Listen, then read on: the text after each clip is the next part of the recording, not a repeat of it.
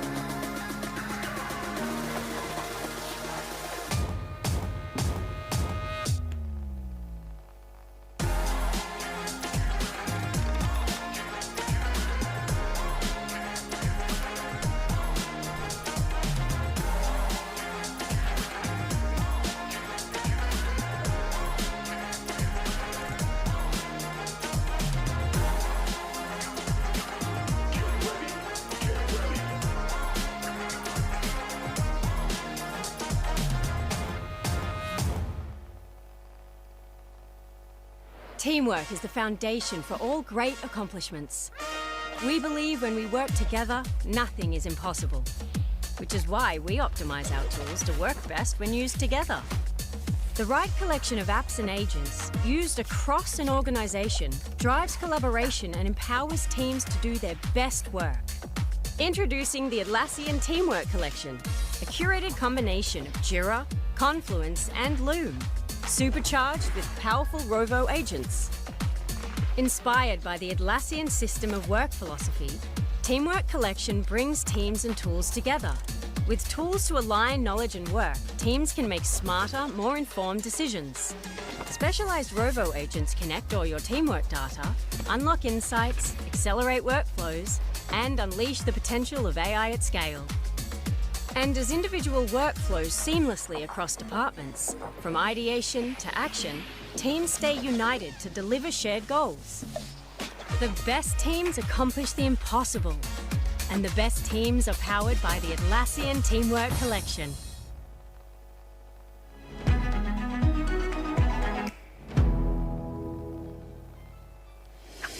Oh, very good morning, ladies and gentlemen. I welcome you all to the best event. That's the AI Innovation Summit 2025. May I please request everyone to kindly come over and be seated in the front rows, requesting everybody to kindly cover the gap. We have a lot of seats lined up in the front. May I request all of you to kindly come over and take over the front rows. Thank you.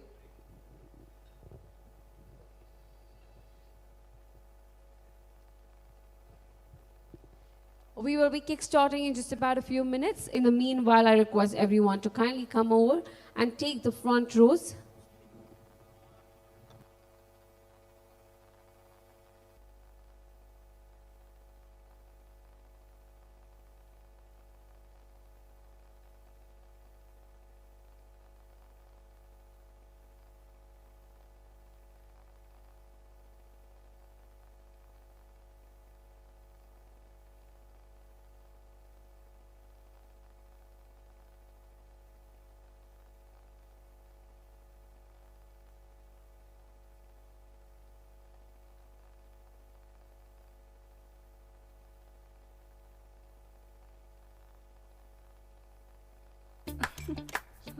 Wow, great choice, ma'am. Thank you.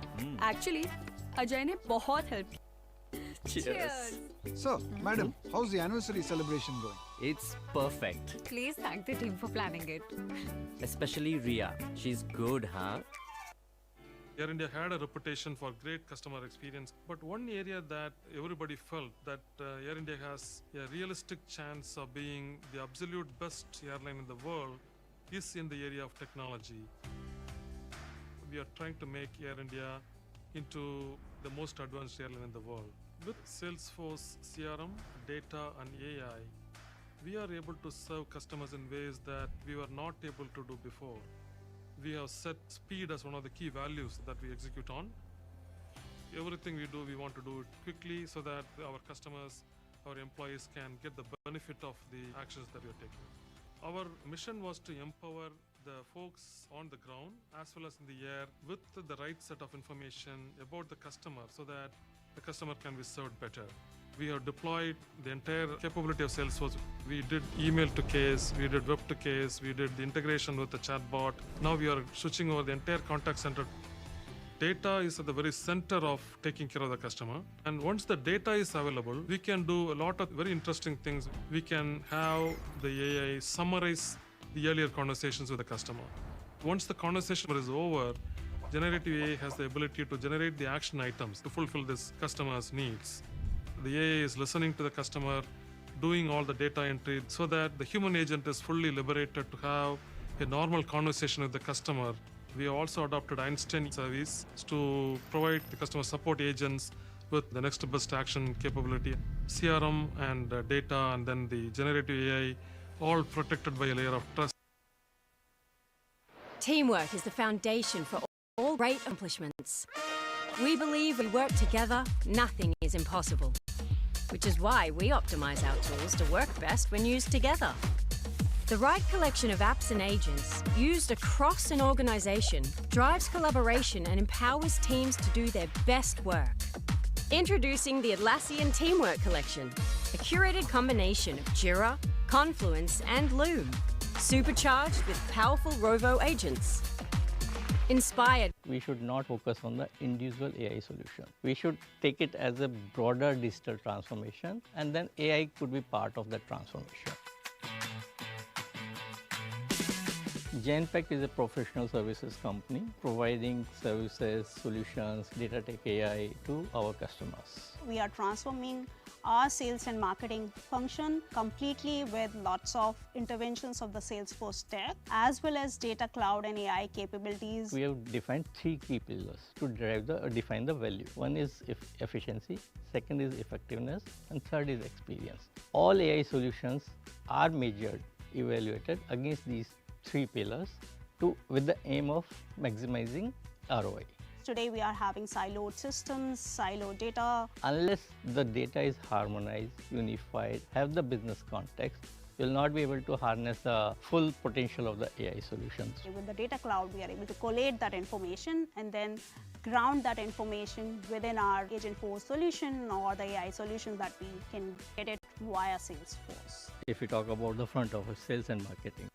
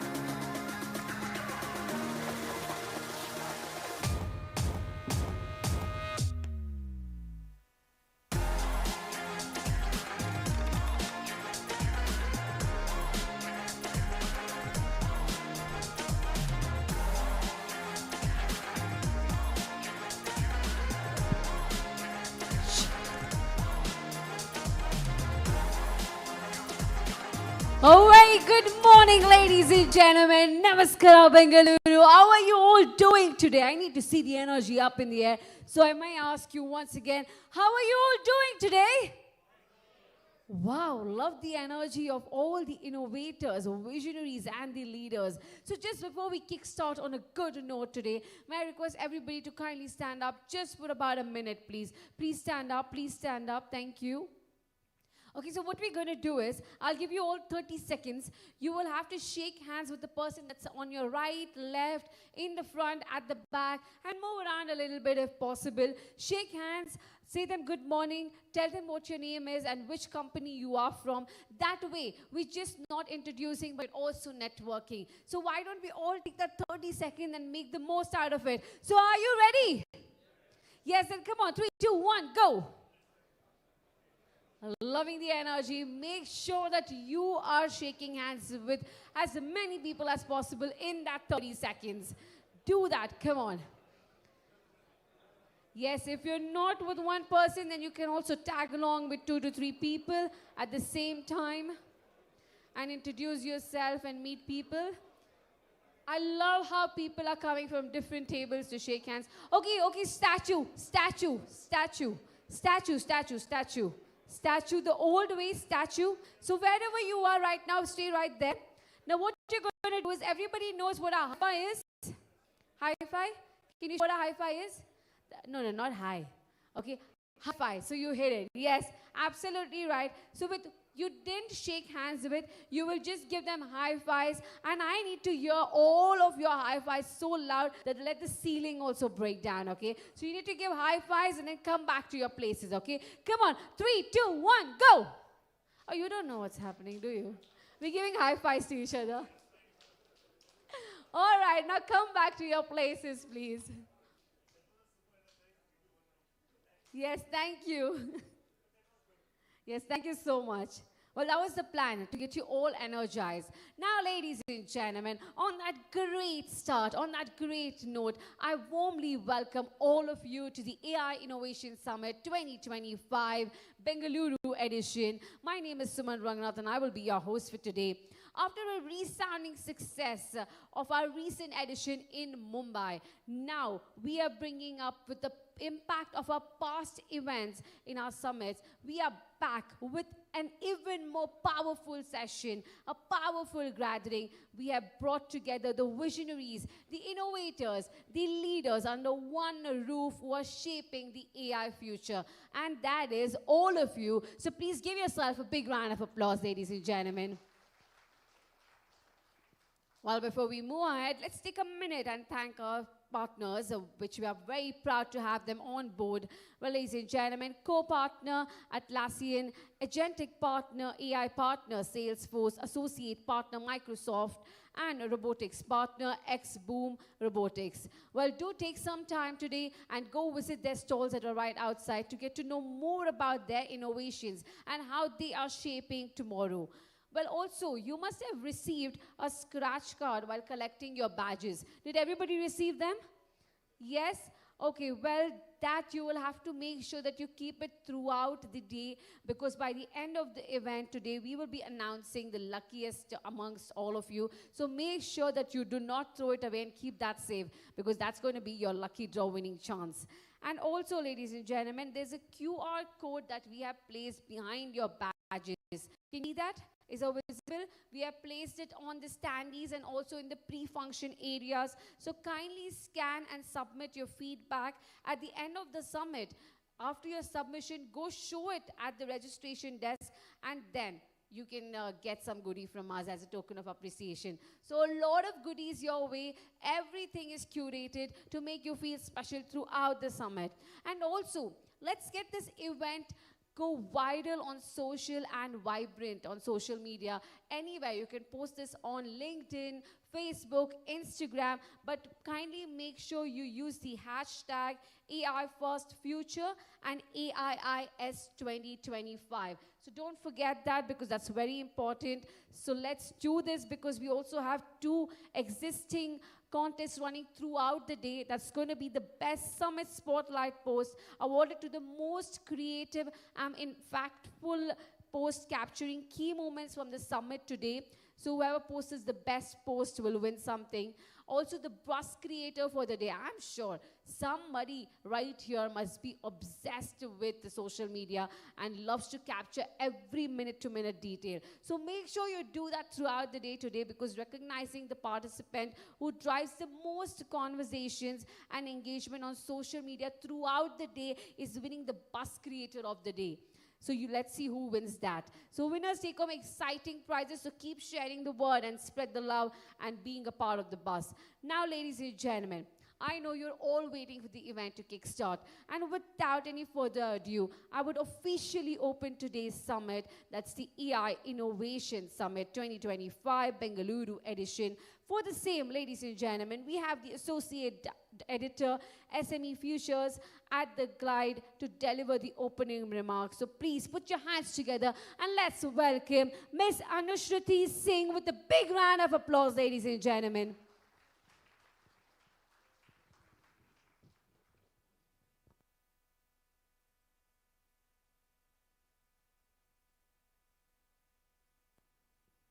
Good morning, ladies and gentlemen, distinguished guests, partners, and friends.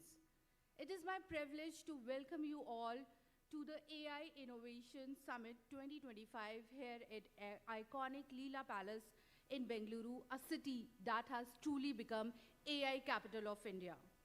Bengaluru has been the nerve center of technology, but today it is much more. It is the crucible where India's AI future is being shaped. With its unmatched talent pool, thriving startup ecosystem, deep R&D culture, and the world's largest concentration of global capability centers, Bengaluru is not just driving India's AI adoption, it is setting global benchmarks for innovation and delivery. What were once back office support centers are today transforming into true innovation hubs, leading AI product development, automation, and global digital transformation from India. Artificial intelligence is no longer a distant experiment.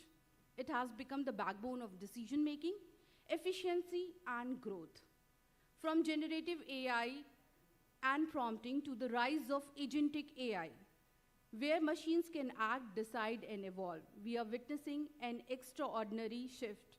What was once about coding is now about co-creating with machines. Atlassian, our co-partner, Microsoft, our associate partner, Salesforce, our agentic AI partner, and XBoom, our robotics partner, reflect the collaborative spirit of the summit. Together, they represent the future of enterprises where AI, software, and automation converge. Let us talk about a few numbers that set the urgency and opportunity we have before us. India's AI market is expected to reach $17 billion by 2027, growing at the pace of 25 to 30% rate.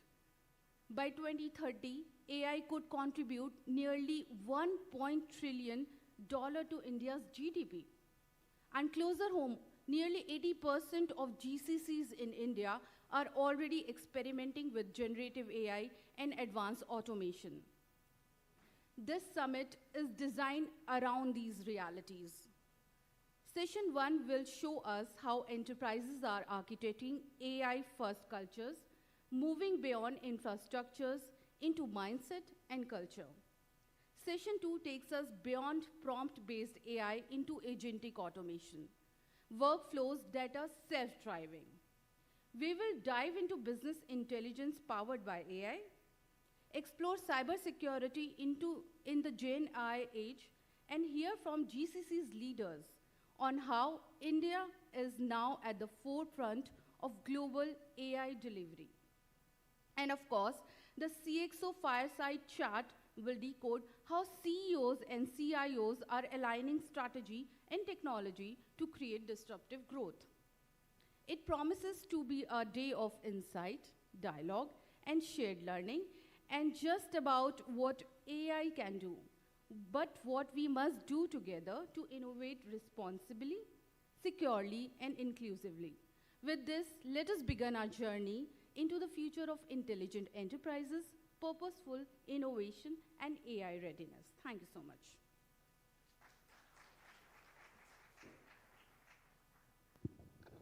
Check. Well, thank you so much. I think that was impactful welcome address, ladies and gentlemen.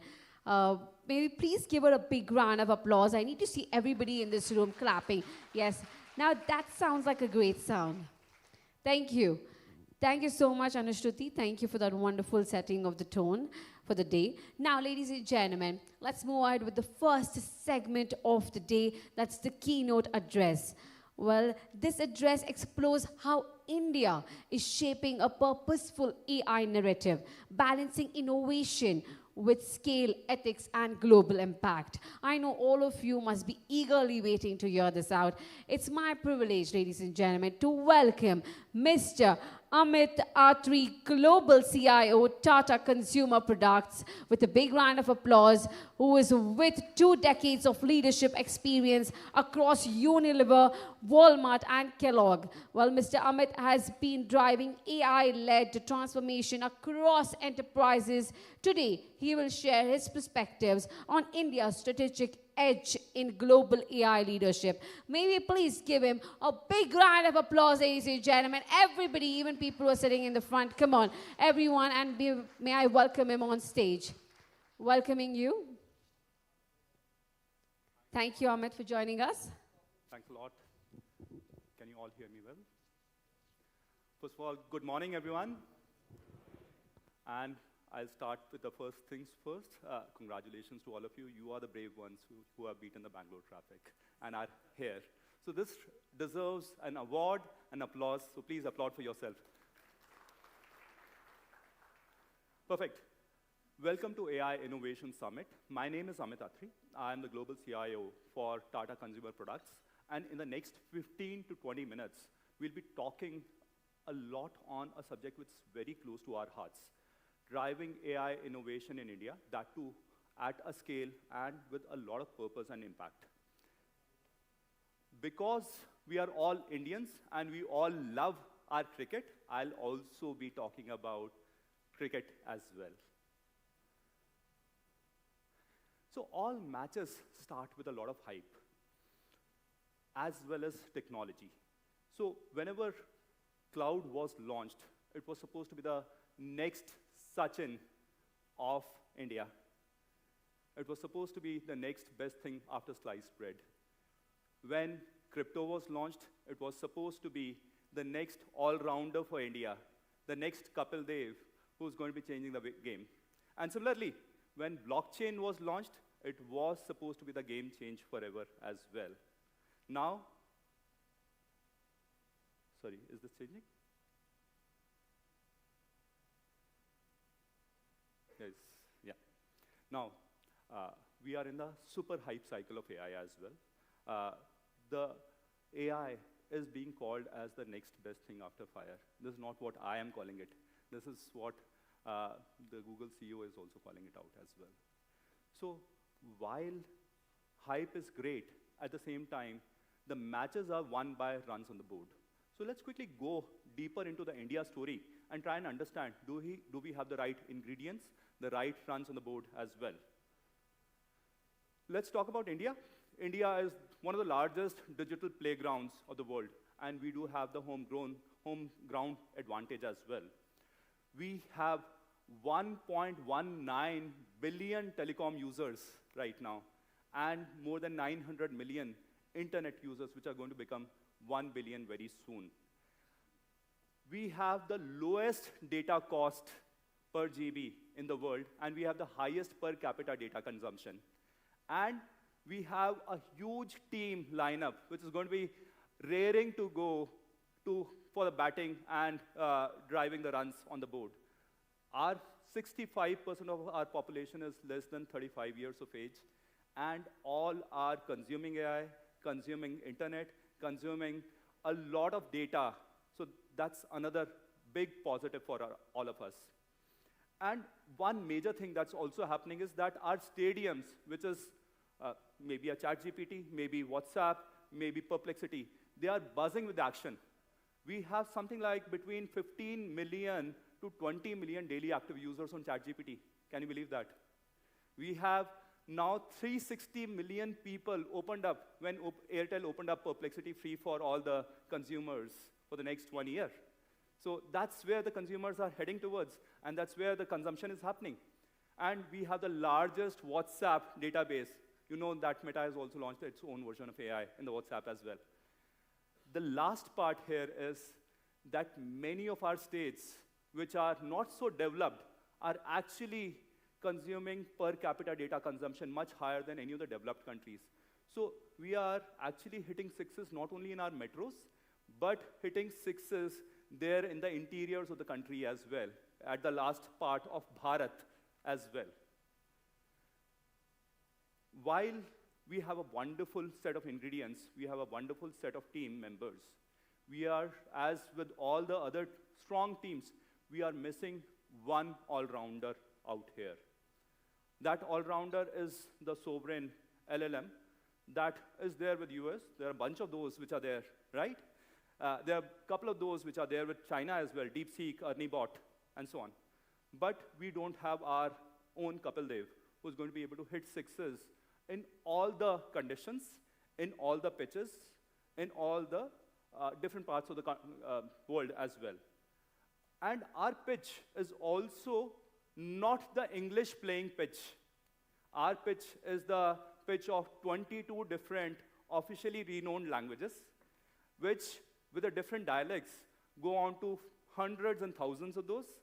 While we have a lot of youngsters who are coming up, Bhashini is doing a great work in terms of getting the Indic languages onto the framework. AI for Bharat, again, working on the 22 Indian languages and trying to deliver AI for Indic languages as well. And there are Servam, there are multiple other organizations who are working on that. But that all-rounder is something that we are all looking forward to coming. That would be the major game changer. The one major thing is that what is the potential of India? For the last year, I was working with a non-profit organization, working with the governments. So a typical potential that we have is very, very large. I was working with something called as Jal Jeevan Mission, where a simple reach out to the citizens that was being done, where they were trying to understand the water parameters or the quality of water that's getting transported to the citizens. That kind of a case at a citizen level of India population is not even possible to be thought about without AI being able to do that.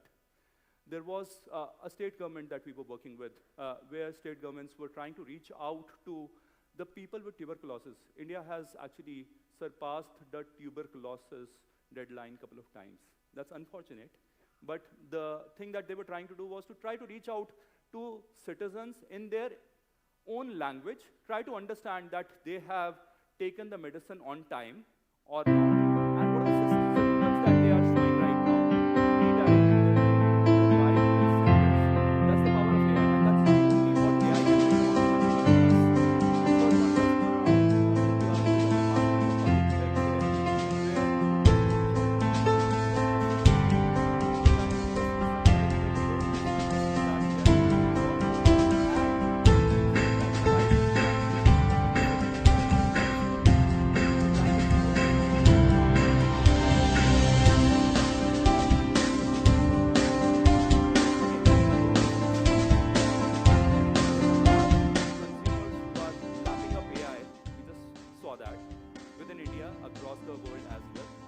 there are the governments who are trying to reach out to the consumers and the citizens and trying to do good from a government perspective as well. There is, for India, AI is also about reach from a government standpoint. And now let's talk about corporates, where we all are from. For corporates, it has been a journey, a roller coaster journey, a mixed bag of journey. Around 92% of the pilots done in AI do not scale up. That's a number which is mind-boggling, but true. And there are only 3 reasons why enterprises have not been able to scale up AI to the extent that they could have. The first one is hallucination, the second one being the weak use cases, and the third one being no playbook. While the hallucinations of 2%, which is inherent for any large language model or any bot, is okay for a consumer, it becomes a large liability for the corporates. It becomes a large impact on the brand as well for the corporates in case they are reaching out to their stakeholders using the LLMs. The use cases originally, which we all started off with, were more around proving some experiments, trying to do maybe IT for IT cases as well, not defining the run rates on the board, not defining what are we going to be achieving. And somehow, we have not been able to land a large impact. While there might be a few cases, across the corporates, I think we have not been able to land a very large impact with AI till now. That's something that's going to be coming up. Last but not the least here, this technology is fairly new. There is no playbook that has been written. There's no secret sauce to success that we have been able to define for AI and scalable AI for us. That's the one thing that we'll be talking about as we move ahead. For the past multiple years, maybe hundreds of years, whenever the technology had been delivered, it had a large delivery cycle.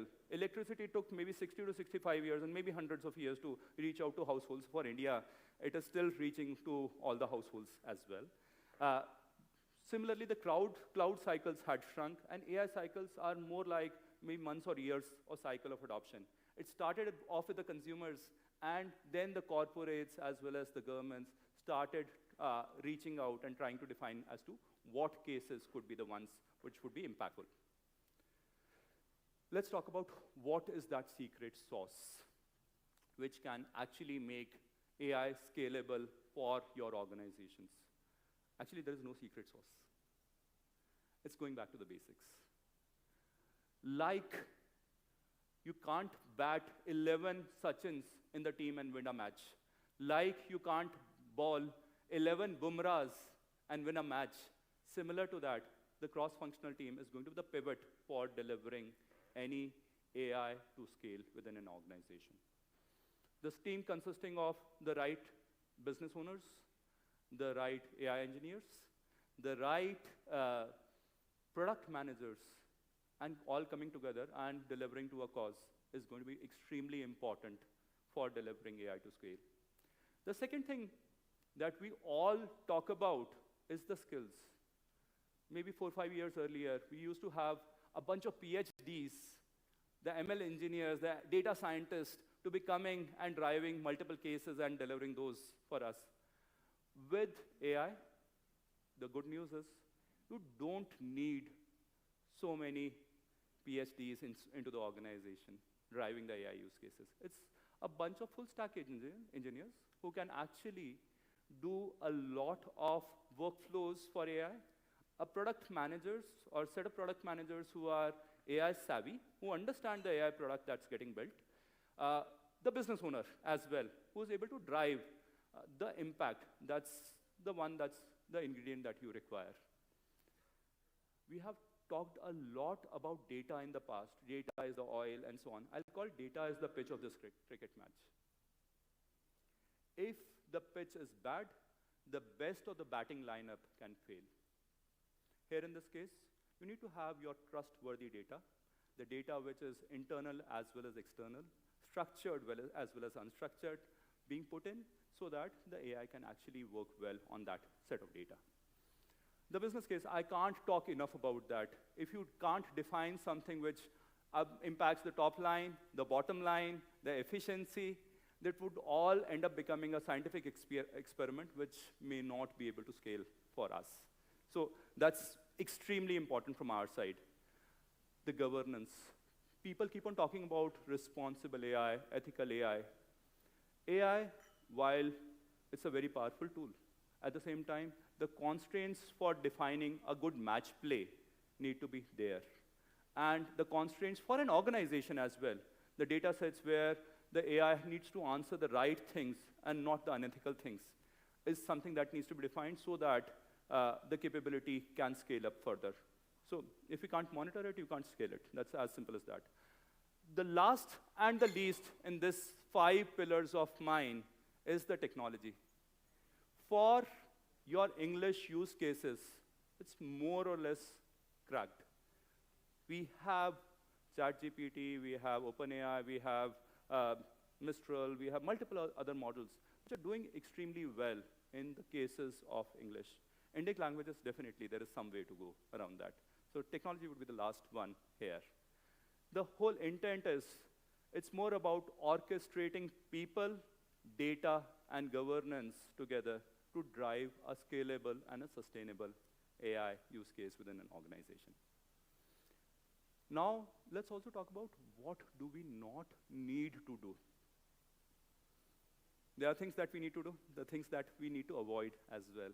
That's going to be the key success for us. The first thing first, please do not lock yourself in with one model or one large language model. There are multiple of those which are there. There is a bunch of innovation that's coming up from multiple partners. Ensure that you have a platform strategy for AI delivery.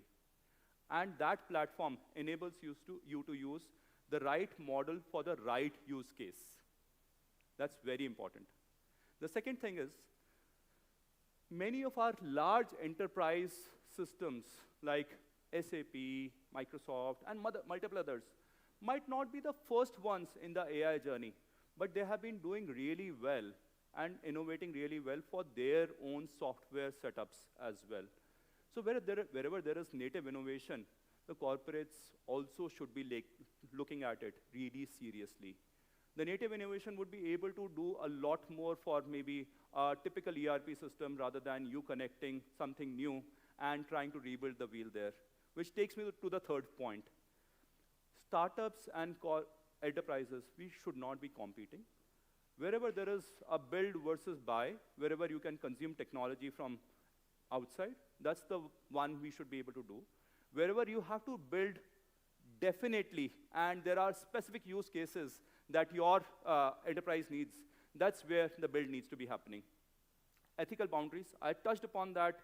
There is a lot more to be discussed around that. But ensuring that AI stays within the constraints The umpires are being respected in the match. That's extremely important.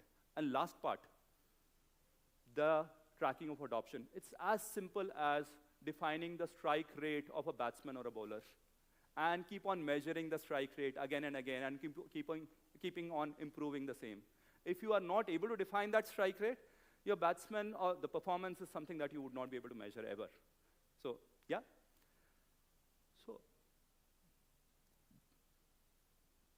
So what's the call for action? See, all of us, governments, AI innovators, enterprises, startups, all of us are in different levels of journeys of experimentations, and we are trying to scale up our AI cases and deliver impact. Also, we do not have a playbook in place, the secret sauce, which is a known thing from our perspective. But what we have is the fundamentals in place, the right use cases, the right data or the pitch to be created, the cross-functional teams having Sachin, Virat, Dhoni, Tendulkar, all across in the one team who's able to go ahead and deliver for you. The boundary conditions, the constraints that need to be there, the umpire's decision or the third umpire's decision that need to be right as well. Do not look at binding yourself to a platform. Measuring your strike rates, measuring your run rates, measuring the runs on the board always, very important. And last but not the least, the technology, ensuring that the models exist and they work and they deliver.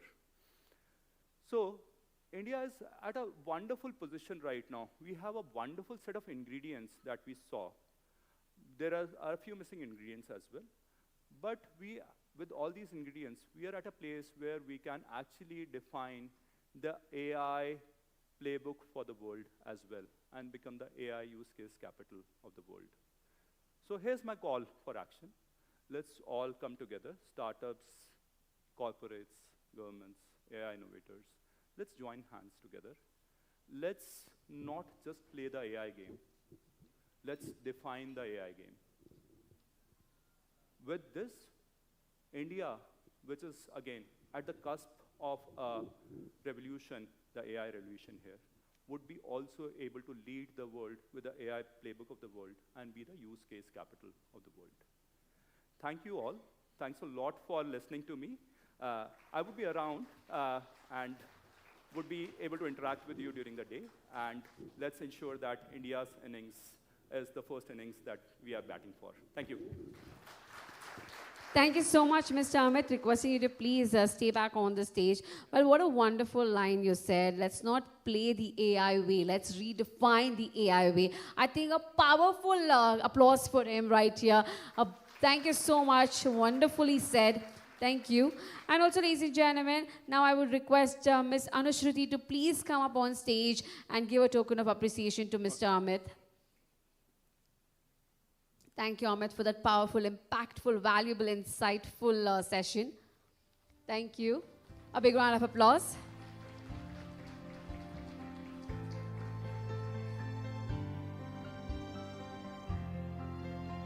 Thank you for joining us. Thank you.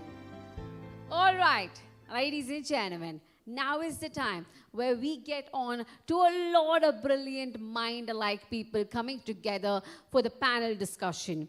Well, topic being architecting AI first enterprises from cloud to culture. Well, this session explores how enterprises are redesigning their architecture, infrastructure, and culture to become truly AI first, from cloud-native foundations to data pipelines and workforce readiness. Our speakers will decode the blueprint for scaling AI responsibly. Well, ladies and gentlemen, to moderate this session, we have a personality who has been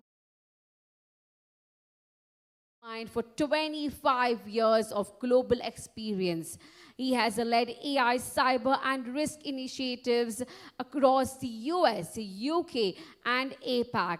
A founder of multiple startups, he combines consulting expertise with entrepreneurial vision to drive innovation. By putting your hands together and making big noise. Let's welcome the personality, Mr. Venkat Iyer, partner, PwC India, who will be moderating this session for us. A big round of applause, ladies and gentlemen. Let's welcome him on stage. Thank you, sir. It's a pleasure having you here. And along with him, requesting the panelists to please come up on stage. And may I please request my audience to kindly applaud for them as I call their names upon. Mr. Rechin Sundaran, Global CIO, Wipro Enterprises Limited. Let the applauses be a little louder. Come on, we can do that. And along with him, Shashwat Singh, Chief Information Officer, BOAT. Thank you for joining us. A big round of applause. Debashish Singh, Chief Information Officer, Persistent Systems, and Anand V, Chief Information Officer, APAC, Randstad, and Vishwesh Pai, Head of Product, JSM Service, and AI at Atlassian.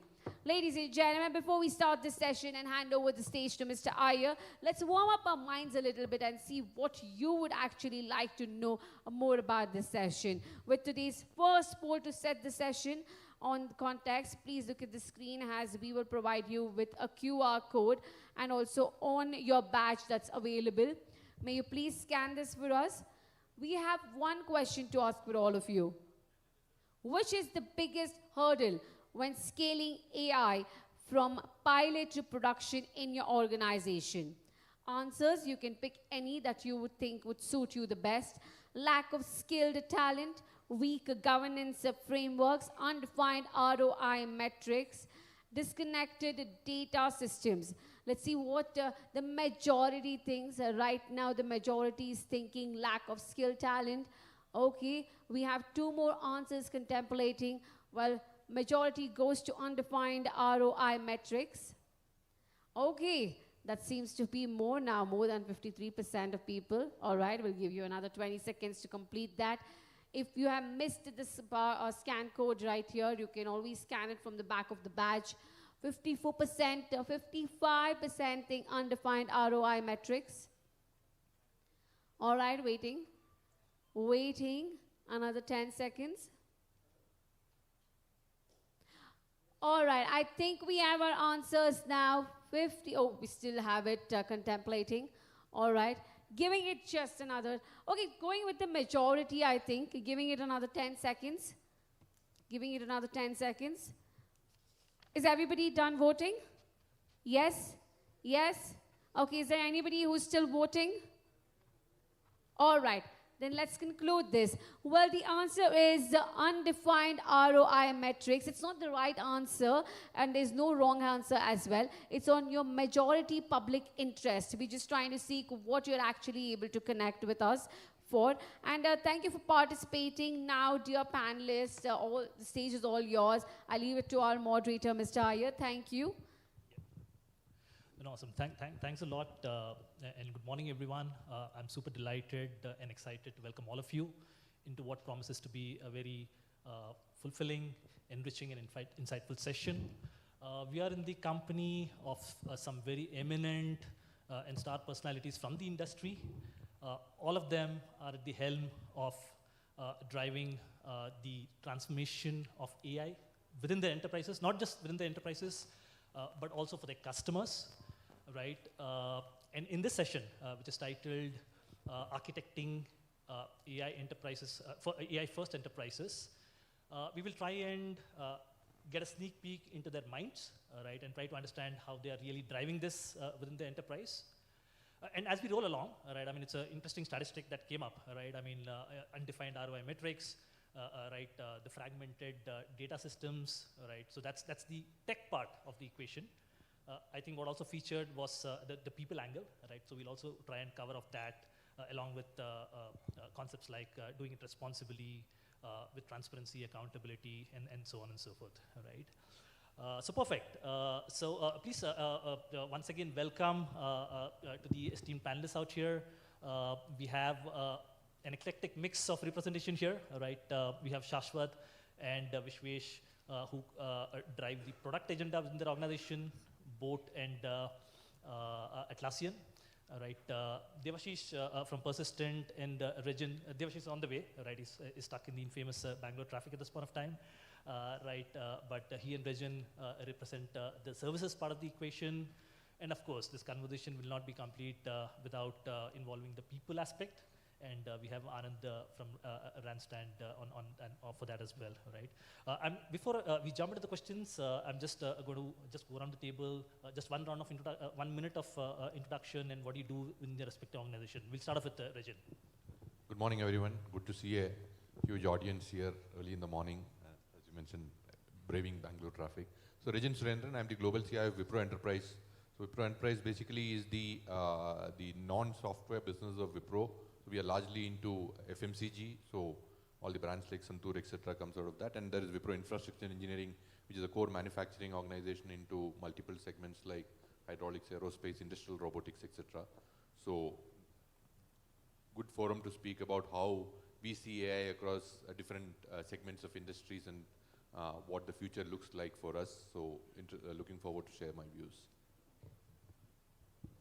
Good morning, everyone. This is Shashwat here. I really wish AI could help with Bangalore traffic as well. I had a scare coming in here, could make it just in time. So I am the CIO at Boat. I've been there with them for about 4 years. Boat is, India's one of the largest consumer electronics major from India, expanding into the world now. I manage everything related to IT and digital at Boat. Thank you. Hi guys, good morning. This is Vishwesh. What I do is I'm head of product at Jira Service Management at Atlassian. What we focus on and what my organization focuses on is building service management and operations across scale for different enterprises, be it in the SMBs, mid-market, as well as the big organizations. We provide the software to help in support, operations, as well as our original superstar Jira, which is part of the dev side. So my specific focus is on the IT side in service management, HR, and all the business users, along with infusing and leading with AI from a generative AI aspect as well as agentic AI aspect. Hi, I'm Anand Vaitishwaran. I'm the regional CIO for APAC at Randstad. Randstad is the world's largest staffing firm. We are headquartered in Netherlands. And my remit covers from Australia to India. And we apply, we are in terms of transforming. Being a people business, we are in the constant transformation. So how to drive the transformation from technology, that's my major remit.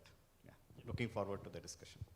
Absolutely, and like I mentioned, Devashish will join us at a logical point in time, right? He is the CIO at Persistent Systems, right? So let me start off, let me kickstart proceedings with you, Shashwat, right? I mean, you are leading this transformation for a very iconic brand, and heartiest congratulations, you've got the nod as well, right, from the regulators for the IPO. And I think it's fair to say that many of us in this room are in maybe not the same boat, but a similar boat, right, when it comes to this transformation journey. So how do you kind of see this, the architectural changes, right, when it comes to, let's say, the data models, the development pipelines, the existing cloud architectures, right? Do you see this as a gradual shift within your product pipelines, or are you seeing some radical changes which are driving the adoption of AI into these architectural models? Sure. Thanks, Venkat. Well, so in my view, I think the enterprise architecture, of course, has to transform to be AI ready, but it starts one step back, right? The organization needs to first start treating AI as not just a standalone enabler, but something which is really integral to the business strategy itself, right? From an enterprise architecture perspective, I think there are 4 pillars which need to evolve as we go along and get ready for the AI transformation, which is around business, data, applications, and infrastructure. Now, let me talk about all 4 of these as to what I mean by that, right? So when I say for the enterprise architecture, the business pillar needs to evolve or transform, what I mean by that is there has to be an embedded AI first mindset while we are formulating the business strategy. while we are thinking about what we want to do tomorrow, I think there has to be an AI-first mindset in business. That's the first and the most important point there. The second bit that I think is enterprise architects have to start playing a wider role as far as value mapping is concerned. Because there's a lot of buzz around AI, generative AI, but if we are not able to map it to an actual business value delivery, I think it loses the steam, right? The second bit that I spoke of is data. Anything and everything, all the kind of LLM models that you want to run, the kind of automations that you want to build, there has to be a very solid data governance in place. It is non-negotiable, right? So master data management and governance and the overall data governance itself plays a really important role there. Now talking about maybe applications, which is the third pillar of enterprise architecture, which needs to transform for AI readiness. The overall application should be API and microservices based. That is extremely important for us to be able to pick and choose the services that AI generates for us and invoke them in the various flows that we want to build together. The last aspect that I spoke of, which is another pillar from the enterprise architecture perspective, is the technology. And therefore, technology being cloud native with very strong CI/CD pipelines, DevSecOps being fully enabled, all of these are building blocks that are needed for you to be able to thrive on the AI journey. So 4 pillars, just kind of summarizing: business, data, applications, and technology. All these 4 pillars of enterprise architecture. Now going back to what you asked, Venkat, the transformation is not really slow and steady, because AI is here and now. And if you really want to get onto that bus, the EA needs to quickly evolve from a static and cyclical enterprise architecture, which we've all been used to a dynamic and a continuous one, which is ever evolving. The second part of the question that you had, I think, was around data pipelines and infrastructure, the kind of role that it plays in the overall innovation. Well, so data, the way I look at it is data pipelines specifically are the circulatory system or the nervous system of the organization now, right? And for you to be able to drive that culture of innovation, I think the pipelines really have to be up and running, working all the time, accurately, bringing in what is needed, real time at all times, yeah? So I think that plays a really fundamental role in how, for you to really be able to think innovatively, you need this basic construct to be in place. The second bit, being cloud native, brings in a lot of advantage around flexibility and reliability, agility, for you to be able to scale as you need, upscale and downscale as required. And therefore, having that cloud native infrastructure in place enables a blue sky thinking is how I would look at it. Yeah. Thanks, Venkat. Yeah. Then absolutely. I'm going to come back to that, but before I do that, let's welcome Devashish.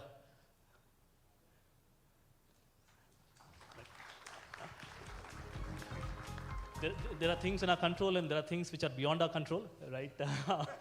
And we'll attribute it to that, but no worries at all.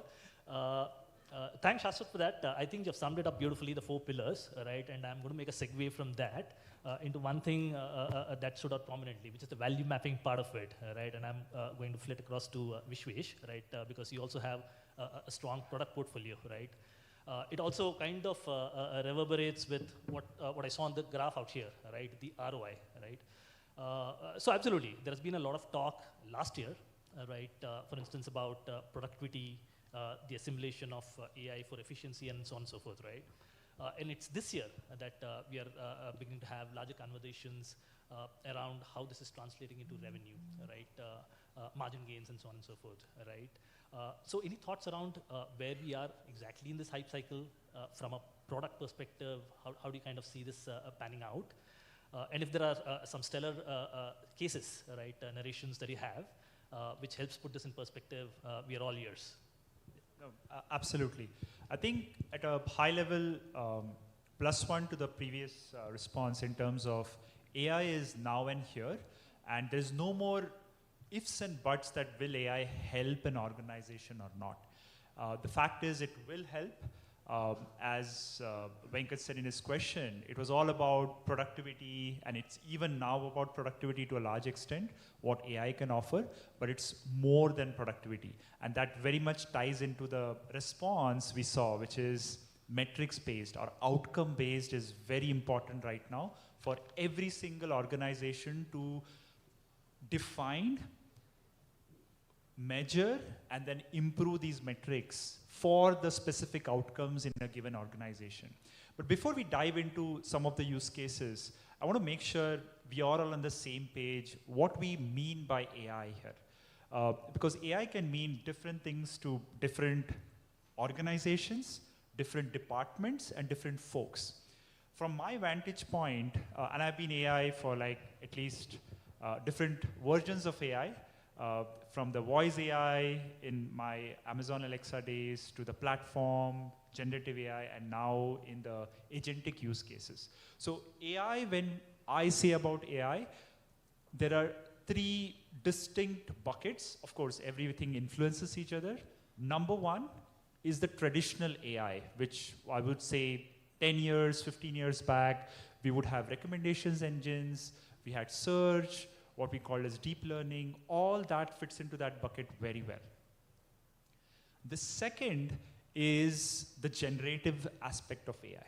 And that wave, as we very well know, started with the ChatGPT, and now we are in the fifth version, or fifth, I would say, ChatGPT version, which helps generate text, then came voice, and now video. So that's the second bucket. And the third bucket is the agentic AI, which is now live and really ramping up in various use cases and organizations. So that's the first mental model I want everyone to hold. And the second, very important, is how have organizations adopted these three waves across these three different buckets of AI? So the traditional AI, I believe, used in regressional analysis and various other aspects, it's there across organizations. Everyone uses it for various point solutions and point use cases. So it's there everywhere. The second one, I think, was the hype cycle, going to the question, last year and year before that, where folks were trying to, again, the number one use case, at least in the domains I was summarizing text or generating basic voice for the BPO use cases or the help use cases. And obviously now, with the latest thing on my mind is the nano banana. I don't know how many have heard about it, but generating video, which is super real and very specific. So the hype cycle for the first wave, I think it's mature in terms of traditional.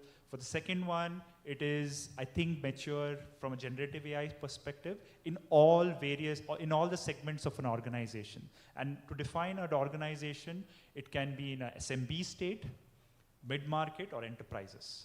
All three have adopted generative AI quite well today. And that's all about productivity, what was there last year. And finally, to really focus on where the hype curve is today in AI, it's agentic use cases. Today, many organizations have defined it quite well. Hey, I want to use to optimize the workflow or optimize my use case using agents. But the question, and that's exactly what the survey says, is folks have not defined the metrics associated with it. For example, just to wrap it up, we define a lot on MTTR, mean time to resolve a use case, for support, improvement in the developer productivity using Jira or RoboDev. Robo is a platform from Atlassian for helping all organizations leveraging this AI, generative aspect as well as agentic aspect. So we have seen a big ramp up in various organizations, be it mid-market or enterprises, adopting these agents to understand how they can solve, and more importantly, and the most important thing is how can they drive an outcome for their business and their use cases. So that's exactly where AI is, especially in the agentic wave. The first two waves are quite mature, and agentic wave, I think, we can talk more in the presentation later as well as some of these questions. I think it's about defining your use case, defining the outcome, and most importantly, measuring the outcomes. And this can only be done by a specific organization and specific team for your use cases. Absolutely. Awesome points, Vishwesh, and I think you've summed up the journey, right, pretty beautifully. Right, and I'm going to put Devashish on the spot, right, the new kid on the block, right, right. So development, right? Development, scaling, right? Like Shashwat and Vishwesh mentioned. These, when combined with, let's say, responsibility and accountability, these are competing guardrails, right? So I'm going to ask you to wear the COPS hat, right? And throw some light on, for example, within Persistent, right? How are we kind of drilling some of these principles into the architectures, right, that we are using when we are building AI, right? How are we doing it? How do we ensure persistence, if I may use that word, right, into some of these architectures, right? Things like transparency, accountability, bias, fairness. And I come from a very strong cyber background, right? And those things are spilling into this domain as well, right? So how do we kind of ensure that they exist meaningfully together?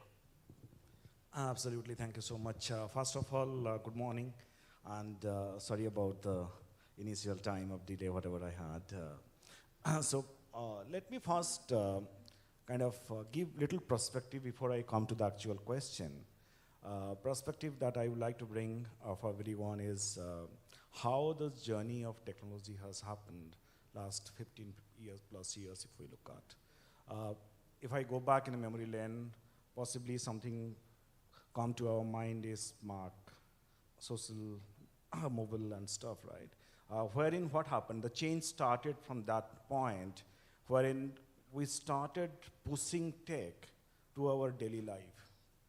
Prior to that, it was there, but not consumed to the large extent. It was a barrier that we had enough and around. So Spark probably changed, wherein the mainstream technology has reached to the typical consumer's hand around 15 years back, 2010 timeframe. Then came wherein the tech started catching up how to make it better. So the era of cloud and data. And that was the foundation for what we see today. What the changes happened during the cloud and data time? We removed so-called perimeters around enterprises, around technology providers, around service providers. It doesn't matter where you are, you can consume a service anytime, anywhere, any place, with the same level of probably the confidentiality and assurance and availability around it. When that happened, the pressure on data started coming up. How will ensure things get connected? Because when you're talking about availability, it is not available of a system, available of the information inside that. And when the data starts coming in, you started joining each and every single dots across the ecosystem. And that is where the ethical part starts coming into it. Because that is where the beginning of AI start coming to the mainstream. AI was always there. At Persistent, we practice AI for possibly last almost 18, 19 years. But it was known in different format, different shape, whatever it is. Yeah, Gen AI was a very, very recent phenomenon, but AI was always there. Definitely with the compute coming in, data being connected in the back end, it has become the mainstream. I will not get into that, enough has been spoken.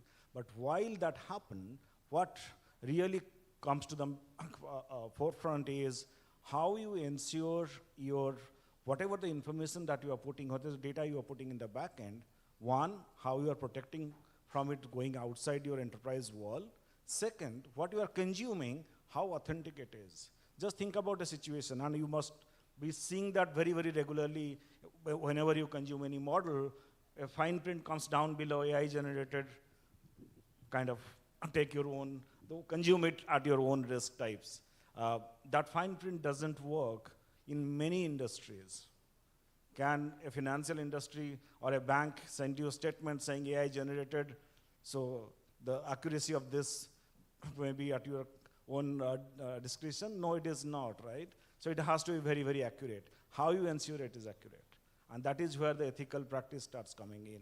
Starting from your basic data that you are using in the back end to your cores, the development, the application, the tools, whatever you are using it, what is that you are using it? Are you kind of aligned to the basic, I can say the ethical boundary lines? And I'll give you a few examples, and that will possibly make the life much easier. In today's time, let's say we are consuming a model inside an enterprise for any business, anything that you're doing a particular team, let's say the sales team. Sales team is definitely kind of will have a front end. There are enough and more data in the back end that was spoken about. So I put a command saying, give me the revenue projection for the current month, right? When the data comes in, it has to give me the information which is relevant to me, number one. Number two, depending on what level of access I am supposed to get it. A CEO asking that question will have a different level of data. A CFO asking that question will have a different level of data. A chief revenue officer asking that question will have a different level of data. And a sales representative on the field asking that question will have a different level of data. How you are stitching it in the back end. And that is where all your control, your guardrails, everything comes in. And that is when you start stitching your ecosystem of different information, different databases, different systems, whatever you have, how you are defining each and every single line, that matters, right? And it is, in today's time, majority of the organization, possibly what I speak in different forums, so I come to know that, well, we are doing it because my CXO told me, my boss told me, hence we have to do something, hence we are doing it. Do it when you have the entire guardrails are defined. Otherwise, you will create a system which will definitely going to give you a lot of insight, but that insight may not be the right intelligence to take decisions. And that is extremely critical. So focus on your guardrails, focused on your data source part of it, and which one is the right source of data. Focus on that. And then coming to the consumer side, when you consume it, let's say, this is one example discussed in an open forum, so I can put that example as well. One of the large IT service player created a model which is essentially an interface for a SOC operator to ask question and get an answer, because that is one of the use case which was there in the industry for quite some time. Huge amount of data, quicker the information comes in, the intelligence comes in, we will be much faster to react. Intent is absolutely clean, absolutely perfect. What happened on ground, when the SOC operator put a command like, give me the list of exploitable vulnerabilities in my environment, within probably 10 to 15 seconds, it lists out 2 to 3 or 5 IP addresses in the organization. Just think about it, that information, those 5 IP addresses goes out of the organization. That organization can be brought down within few minutes. So that is the risk it carries on the other side. So how you put those boundary walls so that who can put which command, so-called the prompt engineering, what you say, how you can bring governance on the prompt engineering side of it. That is very, very critical. So think about all this component, then get into the real solving the business problems. If you start jumping before, obviously you'll create certain models, it will solve definitely certain problems, but it may create much larger challenges for all of us, right? So that is the part I will say. Yeah. Now coming to at Persistent, being a product engineering company, we kind of see across how the industry is shaping up. I will say the ethical part of it and the governance part of it is extremely on the higher side for two industry, of course, by obvious nature, BFSI and life science, extremely, extremely high. Sorry to interject. You make a very interesting point, Devashish, and I'm going to make a segue out here, right? The responsible part of it, and you have captured that very beautifully, right? I mean, there are various shades to it, right? Like, let's say, for example, the fabricated or synthetic information that we feed in the models, right, to come out some output. And this is a question for all of us, right? When we look at development and let's say, the ethics part of it, is the maturity more prominent, right, and more obvious when, let's say, we are dealing with products or services which cater to a B2C kind of scenario, right, where the output is pretty much obvious, or within the architectures that we are building, right, is there also a lot of these dimensions baked in, let's say, when we are dealing with a B2B kind of mode, or let's say when we are dealing with critical infrastructure. I know, Rajan, for example, you're dealing a lot with critical infrastructure. You probably have a lot more insights into what the bot is thinking, right, in your dark factories and so on and so forth. So does the maturity vary across these industries? And again, this is a question for all of us, right? Feel free to just pitch in. So when you look at this part, I look at it in two flavors, as you mentioned, on the maturity part. How do you look at it? One, of course, when we look at it from a manufacturing point of view, or what we are looking at B2B, The way you look at data, the way you look at all the processes is completely different, and that's a very important aspect. So one of the aspects in manufacturing is that traditionally the challenge with manufacturing has been that most of your machines are still older, and anybody who works in the manufacturing organization would know that. You've got equipments which are 30 plus years old, and how do you correlate that with in an era of AI where you want data, and data is one of the fundamental building blocks if you have to build AI use case. And even like any organization, even our organization has got machines where taking out the data itself becomes a significant challenge. How do you live with that reality versus when you're establishing a new age factory where data is readily available? So you have to cater to both the needs. So that's where large part of the design looks at the fact on saying that, and you also look at a hybrid approach where you're looking at operators trained in operating both the modes, where in some place where you're working more in offline mode where you have to train models, give the operator and train in such a way that he's able to pick up data, simple use case like predictive maintenance. You are looking at a case where you're taking out data, the person goes back to his desktop, feed in that data, run models. Whereas newer machine lines, you have almost stepping into a dark factory kind of thing where you got the entire, we have not still gone into the agentic mode because we still feel that leaving machines to be run by agents probably is a bit futuristic and Star Wars kind of scenario. So you got both scenarios where new age factories are able to operate with more real-time alerts. Operators are able to give visual signs to do that. So that's one end of the spectrum.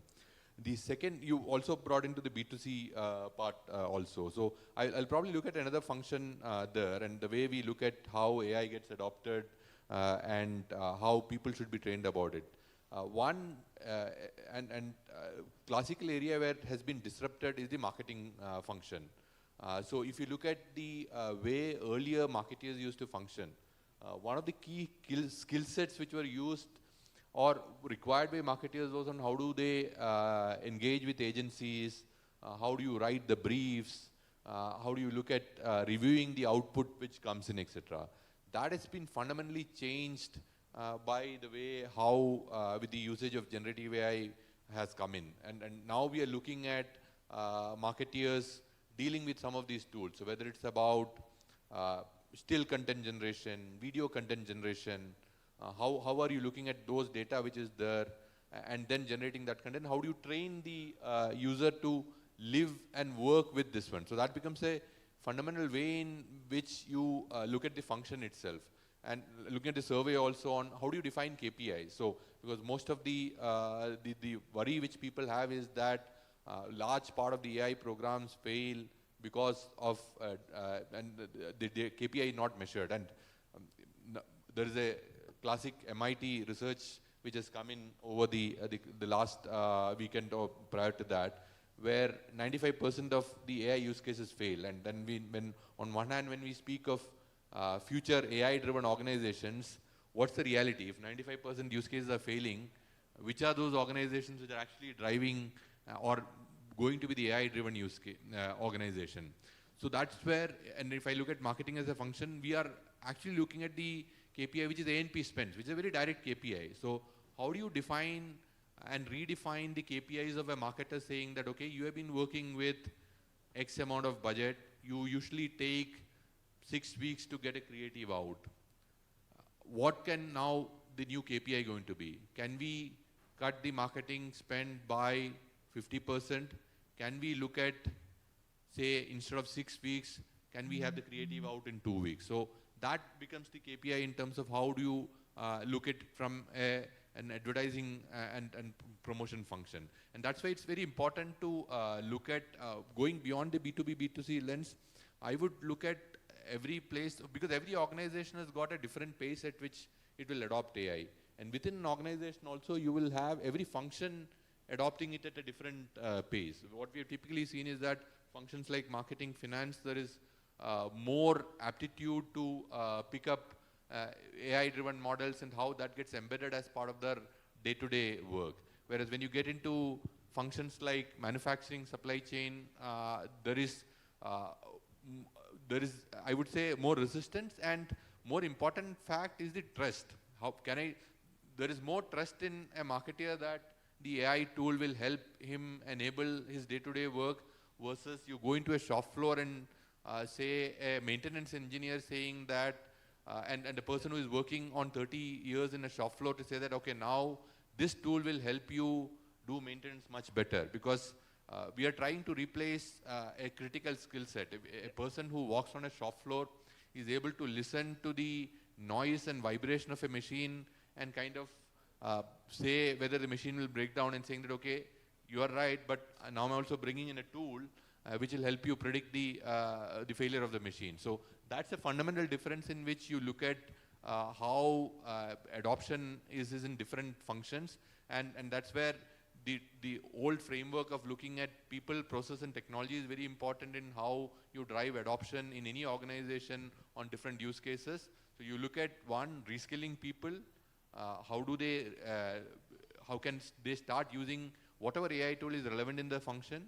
The second part is how do you redefine processes to bring in AI into their life, so you can't continue doing the same process the way you have been doing earlier if you are bringing in new tools. And how do you relook at technologies, because it's not that we have not reached a stage where somebody had predicted saying that is it the end of SaaS softwares or the end of ERPs. I don't think we are anywhere near that. You will still require your ERPs and CRMs continuing. So how do you, but the most critical part is that how do you relook at the ERPs and CRMs? Will we use the native AI capabilities, or will we bring in an additional bolt-on AI tool on top of that? So if you start evaluating all the process adoption in this lens, that becomes a critical framework in terms of whether you look at from a B2B organization point of view or from a B2C organization point of view. In fact, beautifully summed up, Rajan. I mean, if I were to rephrase what you've just said, right, you're absolutely right. The value chain progresses from, even Vishwesh was saying, right, the enterprise functions, the productivity and so on and so forth, right? These are addressing the enterprise part of it. To the customer experience thing, right, which addresses, let's say, loyalty, marketing. A lot of organizations are building chatbots, right? That's the way of starting transformation and so on. And then moving into core operations, which is a little more, I mean, you have to control a lot more risks out there, right? I think that's what you, one important point which was made is the adoption in different units within an organization. So marketing is definitely one of the leaders, but what I've seen is the developer community or the software engineer part, they have adopted massively. And the second quick point I want to make, because those are very good points, is 95% of the use cases have failed, MIT research. Most probably they have a lot of data to back it up, and it is the sense. But I think the important part for us as audience is AI does provide real value. If you see companies like OpenAI or Cursor or Lovable, their revenue has, it's real thing. Their revenue has gone from 0 to 100 million in no time. Yep. So the point I want to make is the use cases are real, and it's our responsibility to identify it, define and measure it to be successful. Absolutely, absolutely. No, absolutely. No denying that fact. In fact, I'm cognizant of time, and I do want to leave some time in the end for questions from the audience. But we have to get to a very, very important cog in the wheel, right, which is about people, and we have probably the best person to start off with that aspect, right, the people part of it, right. And again, I'm going to start off with Anand, but I would request everyone else to pitch in as well, right. When we're talking about architectures, right, like for example, when we had the cloud, right, there were changes in the operating model, right? Infrastructure became code, for instance, right? The real question was, what does this mean for the people, right? Who owns the code, right? What changes happen within the operating model, within the organizations, right? Now with AI coming in, right, like we all agree, right? It's more of a people problem, as much of a people thing as it is the tech one. So what changes when these architectures change, right? And many of us have spoken about it. What does it mean for people? How are you looking at it, right, in terms of the operating model, the coexistence of people and agents, the human in the loop, the absorption, and so on and so forth. So we'll start off with you, Anand, then I would request everyone else to pitch in as well. Sure. Thanks, Venkat. It's a very interesting question because, in Randstad, we took a very deliberate decision to introduce GenAI almost 1.5 years ago as part of our workspace, right? That means everybody gets access to AI. no restrictions, right? Everybody gets, it's a democratic access. So we started with the email, right? Like people were very happy, like, auto-composing emails and everything, right? So the changes, or the things that an organization needs to do falls in three places, right? One is people and culture.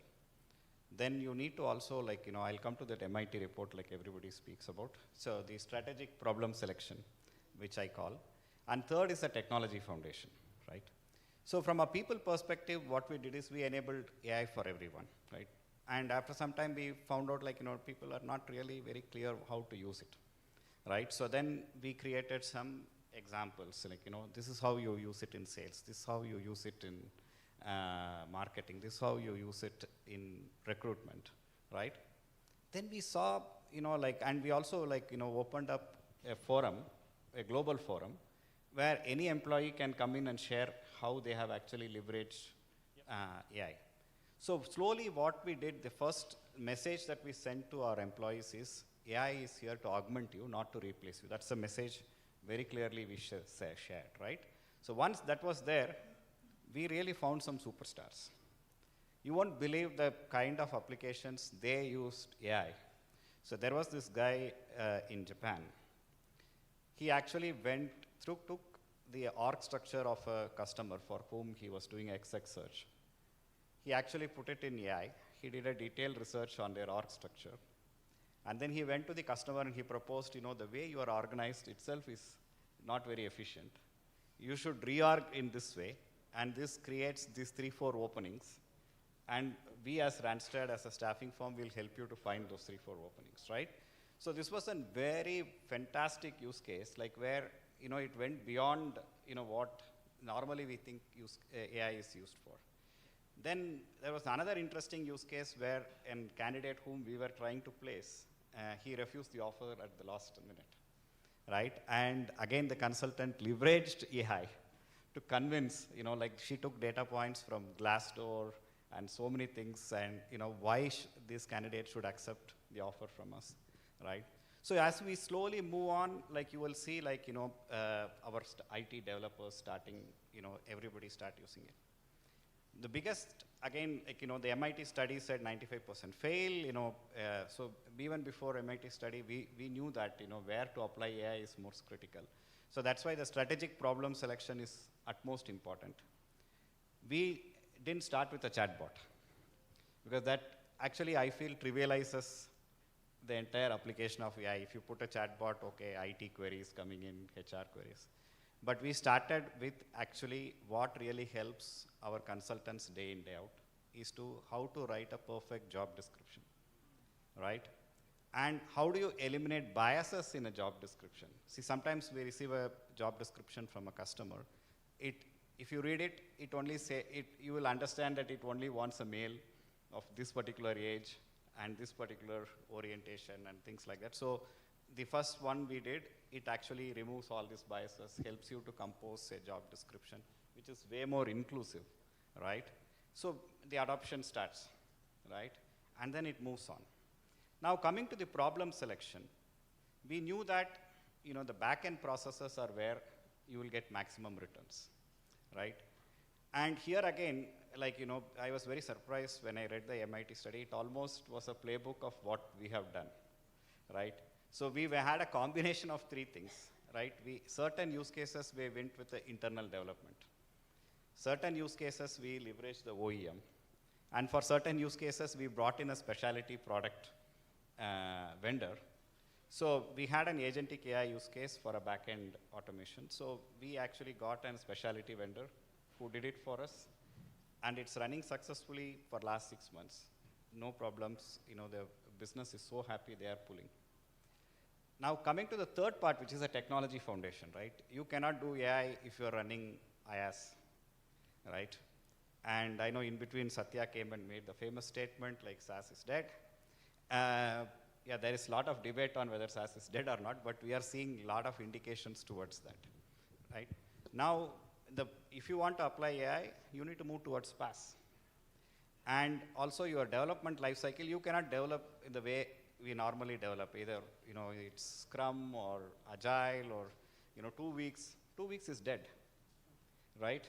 Nobody is expecting, with AI, like my customers are coming and asking me like, with AI, why can't you deliver faster? We actually recently did an interesting internal project where we actually used GenAI to develop the entire prototype, no requirements document, right? And we actually did a very interesting hackathon. And yesterday, the entire development community presented to me. And the most important thing they put in that presentation, prompt is the new code. I think if we are not understanding that, if we are not moving in that direction, then your foundation itself fails, right? That's where it is. No, absolutely. Very well said. Again, the time is ticking away. I do have a couple of more questions, but I'm going to stop it there and invite questions from the audience, right? Anyone from the audience has any questions? I mean, we have an eclectic mix of CIOs and product owners out here. Can we have a mic there?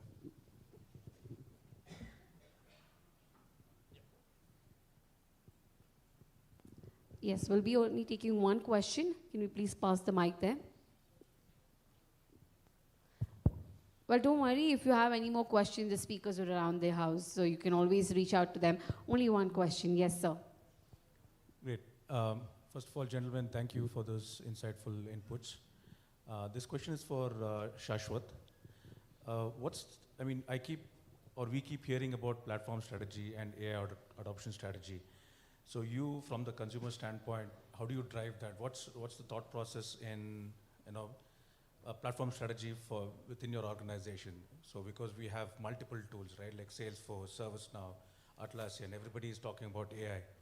So one is that, how do you come up with that platform strategy? And two, how do you do the AI adoption part of it?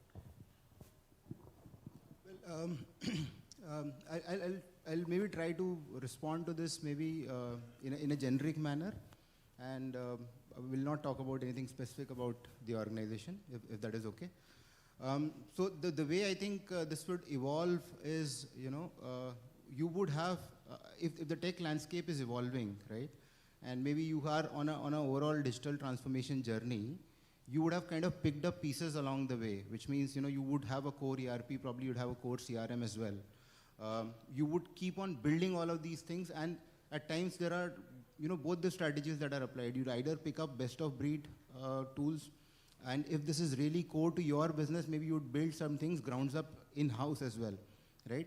So the way I look at it is the platform kind of evolves as you go along, the tech landscape kind of evolves, and therefore you need to, when you're looking at bringing in generative AI enabled use cases, you need to flex it. And again, I'd go back to, the fundamentals of the enterprise architecture that I spoke of. If those 4 or 5 building blocks are aligned, irrespective of whether you've had, all the big building blocks in your tech landscape or you've legacy applications that have been built grounds up, it would still be very easy to plug in generative AI use cases or AI use cases. That's how I look at it. Thank you. Let me just add a line to that particular question. In an enterprise perspective, if you look at, it will be impossible at certain time to have multiple different AI models working inside your environment. There will be, but they will be on the back end. Because just think about an enterprise side. Do you want your employees or user, your consumers to remember different, 10 different or 15 different, 20 different AI front ends where they consume the services? Answer is no. That cannot happen, right? You have to start thinking that from the beginning. When you are selecting a ServiceNow or selecting Atlassian or selecting any product for that matter, Salesforce or whatever, ensure that your front end where you consume the services doesn't stay with that platform. That is where the Satya statement, SaaS is dying, that is what it links to, right? It is the front end which will remain completely transparent, neutral to any of the back-end systems. So back-end may be anything in the back, but they're really back. Only probably the IT team will see it, and few functional guys are going to see that. Nobody else will have the access to the back-end. When you consume the services, it will be the front end, be it your Copilot, be it whatever you call it internally within your enterprise, that is only one front end. That is the architecture. You have to start putting that blueprint from the beginning and adding blocks into that. And that is the way to look forward. And that's precisely what we see from an industry point of view. Thank you. Thank you. Thank you so much, panelists. Thank you so much to our moderator. Thank you for this very informative session. I think everybody truly enjoyed this. Can we please give the entire panel a big round of applause, ladies and gentlemen? Thank you. May I please request you to stay up on the stage as I request Ms. Anushruti to kindly come up on the stage and show the token of appreciation for our panel.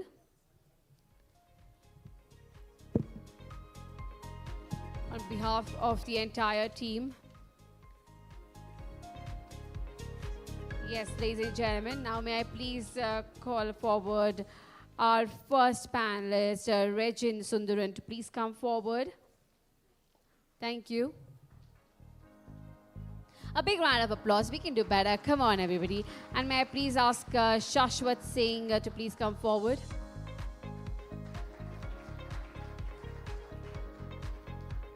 Next, Debashish Singh to kindly come forward.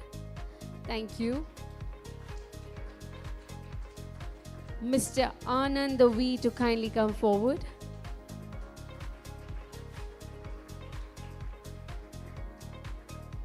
Mr. Vishwesh Pai.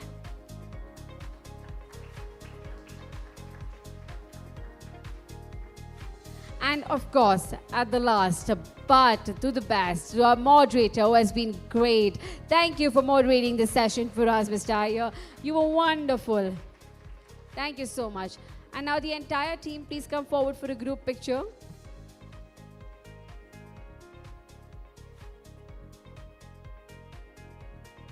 Thank you, Mr. Iyer, once again for moderating the session so well for us. Thank you. Thank you, gentlemen. Thank you. Now, ladies and gentlemen, I know you're all waiting for that tea break, but just before that, we have another session coming up right here. Trust me, another 15 minutes of session, and then we'll let you off for the tea break. But before that, ladies and gentlemen, let's hear for the technology foundations to power your AI transformation. And to hear this out, may I please request on stage, without any further ado, please let's welcome with a big round of applause, Mr. Jaideep, Asia Lead, Dev Platform, Microsoft Corporation, to the stage for his session. With a big round of applause, ladies and gentlemen. On to you.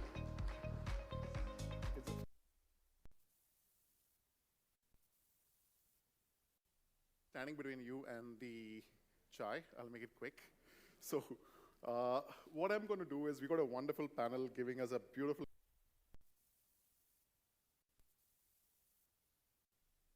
I'm going to dovetail into a very specific agenda, which is how AI impacts developers and the SDLC cycle, right? So I'm starting my clock. I'll try and wrap up in 15 minutes where the tea is open.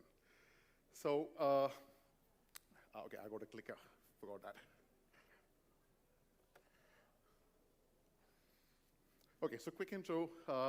Jaideep John, been with Microsoft for about 7 years. I lead the developer platform business for Microsoft in Asia.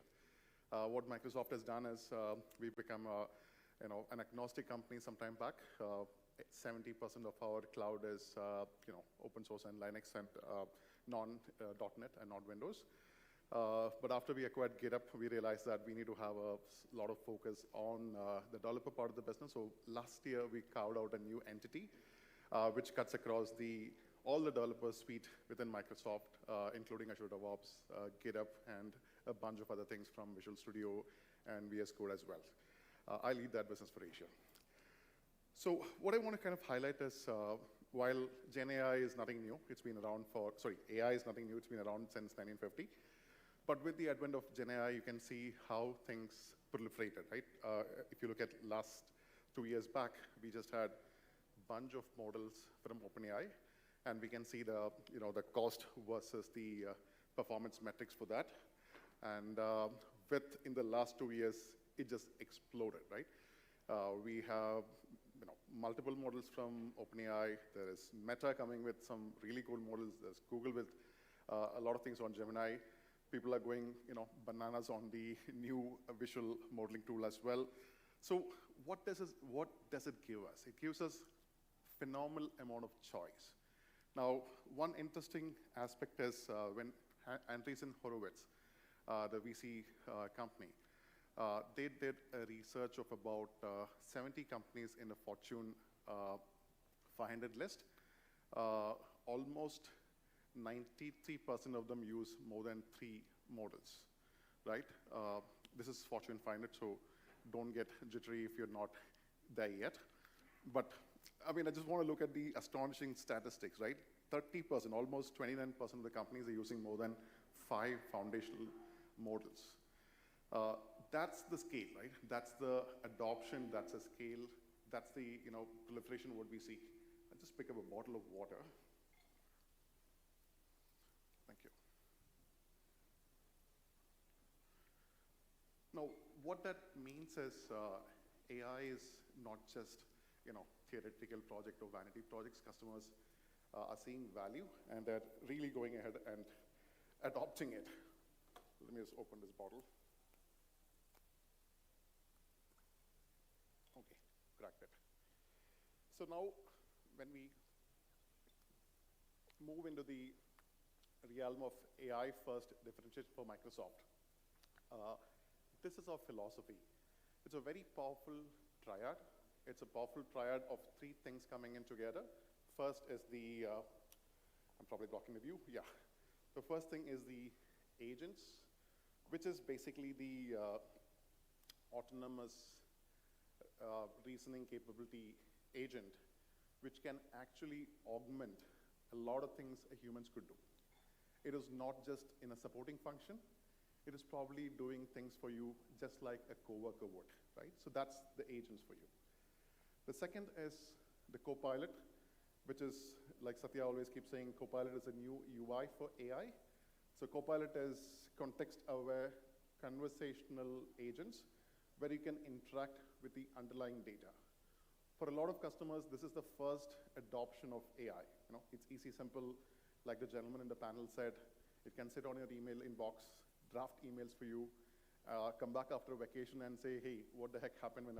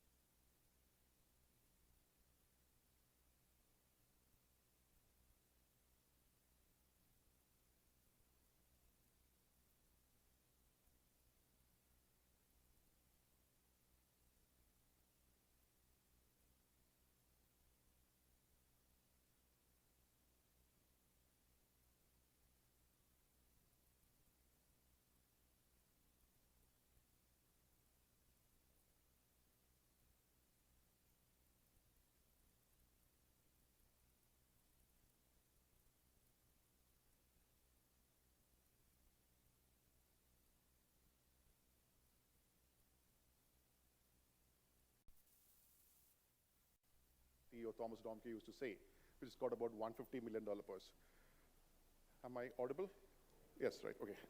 Now this cuts across 2 spectrum, right? The first spectrum is enabling individual developers, how I can come to an IDE, start coding, start building my projects, start building what I would want to, which is write code, test and integrate from an IDE standpoint.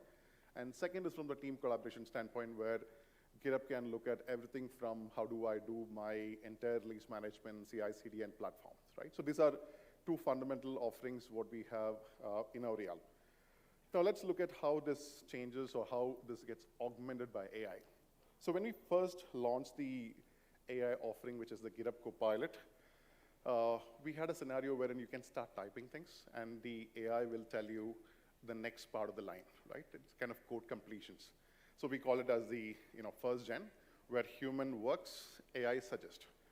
The second was a little more interesting, wherein I got a new project. I inherited a bunch of code. I don't know what the heck it does. I can actually ask Copilot, hey, what does it do? So he can actually tell you, or even create documentation for you, create translations for you. That's the second part wherein human asks and AI answers. Very popular use case, we see a lot of them because it's good for generating test cases, documentation, upgrading some of those, I would say, deprecated files and things like that. We are right now in the Gen 3 from an agentic standpoint, wherein humans and AI are collaborating together. We got agents coming up to do specific tasks. For example, we have technologies wherein I can say, I want to migrate this Java 7 application to Java 21. The Copilot can go and create a plan for you, a migration plan. It can kind of look at the deprecated operators, upgrade the code, and then show it to you for your human approval before it pushes to production, right? So this is the spectrum that would be already right now. Now, yeah, one interesting aspect is we moved from the paired programming to peer programming, right? So AI is now a peer to us. It was not a pair to us, right? So that's the fundamental shift that is happening. Let's take the next few minutes to understand how this is going to evolve over the next few years, or next 2 years, I would say, and what are the things that we should be keeping in mind from a guardrail standpoint.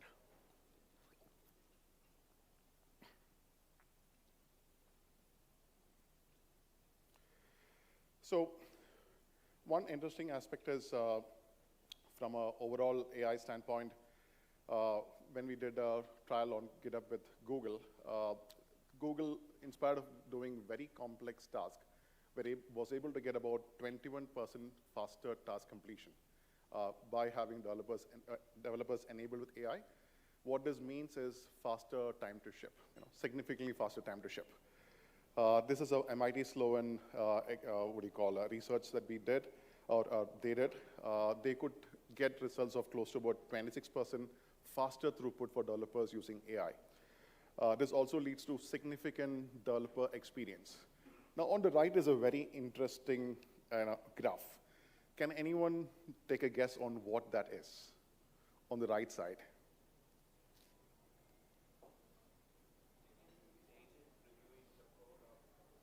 You're pretty much there. This is the actual Microsoft and GitHub internal code commit statistics on who is committing the maximum number of, or contributing the maximum number of code into the GitHub repository of Microsoft. We call ourselves as customer 0. So the number one committer of code in our internal repository is Copilot Coding Agent, far more than many of the humans out there. Number 3 committer of code is Copilot Code Review Agent, right? We're already seeing that adoption, right? Now, this is what Satya also said in one of the earlier meetings, that almost 35% of the code in Microsoft is generated by AI, and this includes the GitHub team as well. Now, this all goes wonderful. This is a great thing. Now, the challenge we find at times is with the increase in the amount of code that is getting generated, we also have a significant increase in the challenges that comes in, because we got a human who has to review all that code that is getting generated by AI. We have to have a scenario wherein a developer is looking at verifying this code. There is a human in the loop.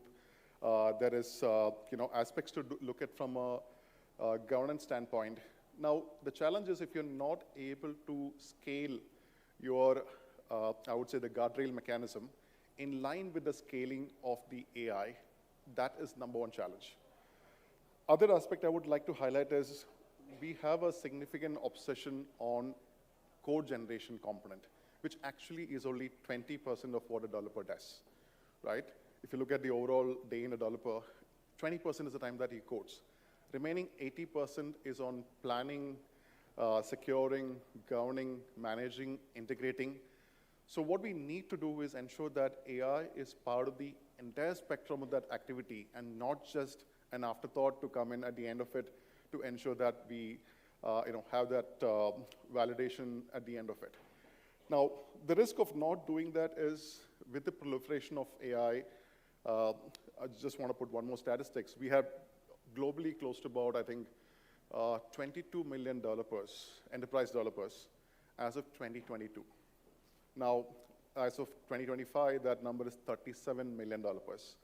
It is projected that this will go to 45 million developers by 2030, of which almost half of them will be in India. What does that mean to us, right? We have, diverse set of developers. We will be able to do a lot more work. We will be able to do a lot more, code shipping.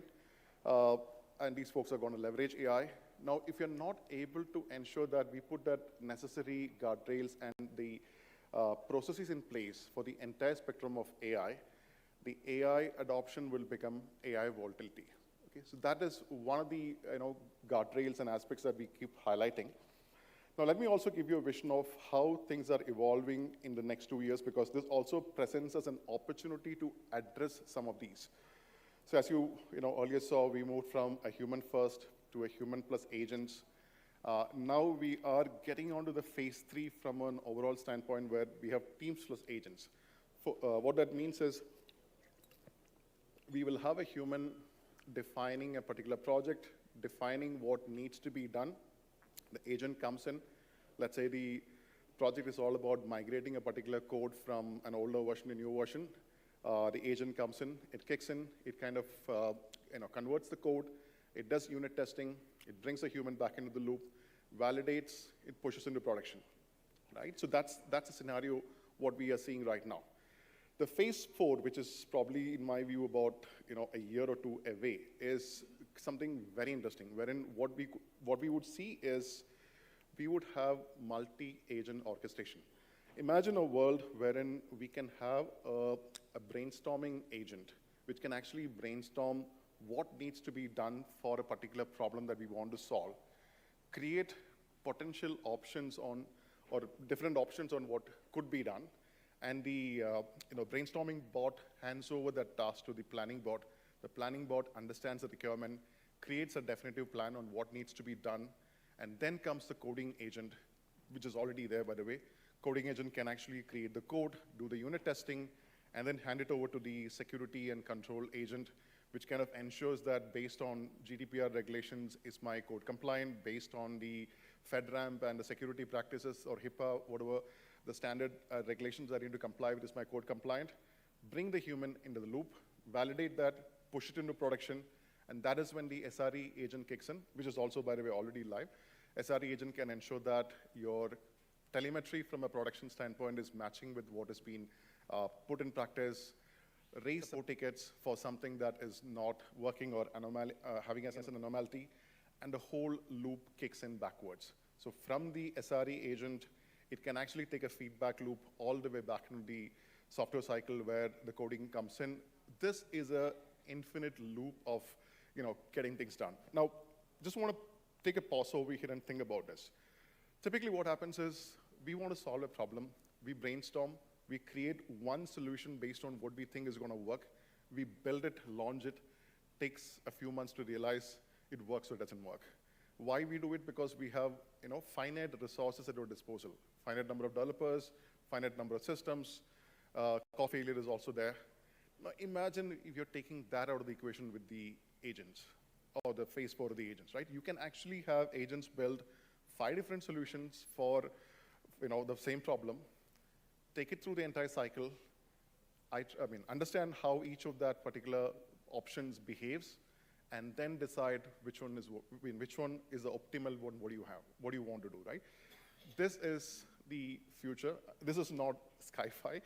The foundation of this is already in place, right? Trust me when I say this, because this is the evolving product roadmap. It's not there yet. Parts of this in bits and pieces are, not all of it, but this is the vision that we are getting into. And this is a reality, right? There's no getting away from that fact. Just want to kind of wrap up with one single slide to show what we are at current stage, which is the stage 3, like I mentioned, wherein we have in the create phase of development where agent mode comes in for modernizing certain applications. And on the collaboration phase, we got certain agents like coding agents, coding review agents, testing agent, and security agent. these are still not autonomous and still not, fully reasoning and fully looped in. That's where the phase 4 comes in.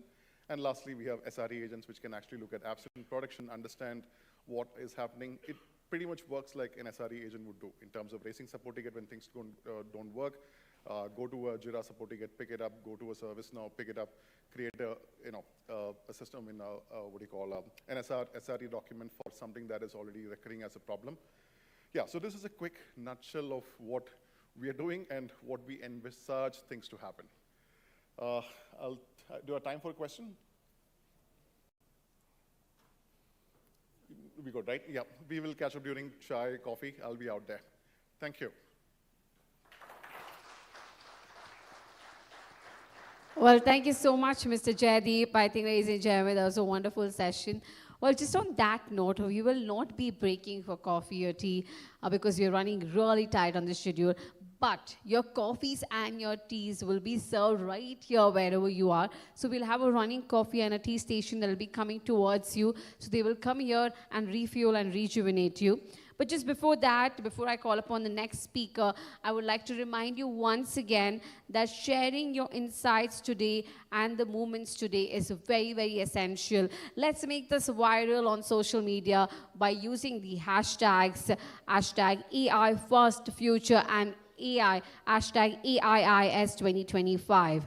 And ladies and gentlemen, please make sure that you keep an eye out on our contest. That's the best summit spotlight post and the best buzz creator of the day so that you can get some exciting prizes. All right, how many of you are actually ready for the next session? Just to energize you a little bit, can I just get all of you to snap, please? It's very easy. You know what snapping is? Can you all snap for me? Okay, can you all snap for me? Okay, and when I say clap, can you just clap once for me? Clap. Snap, snap, clap. Okay, just going to do reverse. When I say snap, you'll clap. When I say clap, you'll snap, okay? Okay, let's see how many of you can get this right. Snap, clap, clap, snap.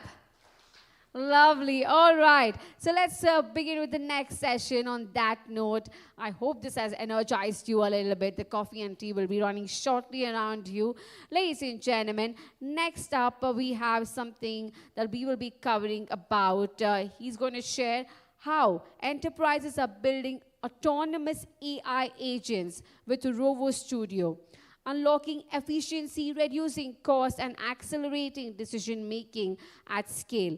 Ladies and gentlemen, please put your hands together as we welcome the next speaker who's powered with this session and bringing excitement to this session. Please put your hands together for Mr. Vishwesh Pai, Head of Product, JSM Service at AI at Atlassian. Please give a big round of applause and let's call him on stage, ladies and gentlemen. On to you, Mr. Vishwesh. Thank you. Hello. Hello.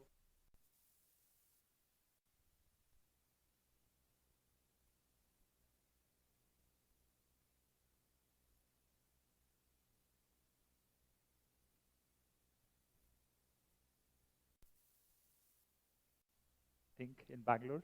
I think this is a common theme I've seen across when we go to any such conference or any events. Bangalore traffic is definitely one of the things which does create some delays, especially as you saw in our panel, one of the panelists was also late. All right, so let's get in the session. So how can, I would say, the focus here is enterprises leverage agentic AI and agentic use cases to accelerate their business and accelerate their outcomes for a given business.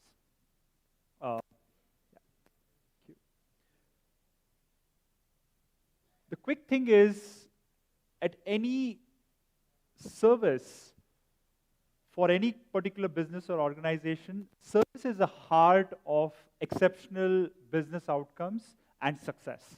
And that's a given in the AI world, and the reason for that is the time to outcome or time to provide value has accelerated in the coming years and will accelerate in the coming quarters as well. So that's a fundamental thing, and I also share some examples in the upcoming slides how that is possible with the AI within a given enterprise.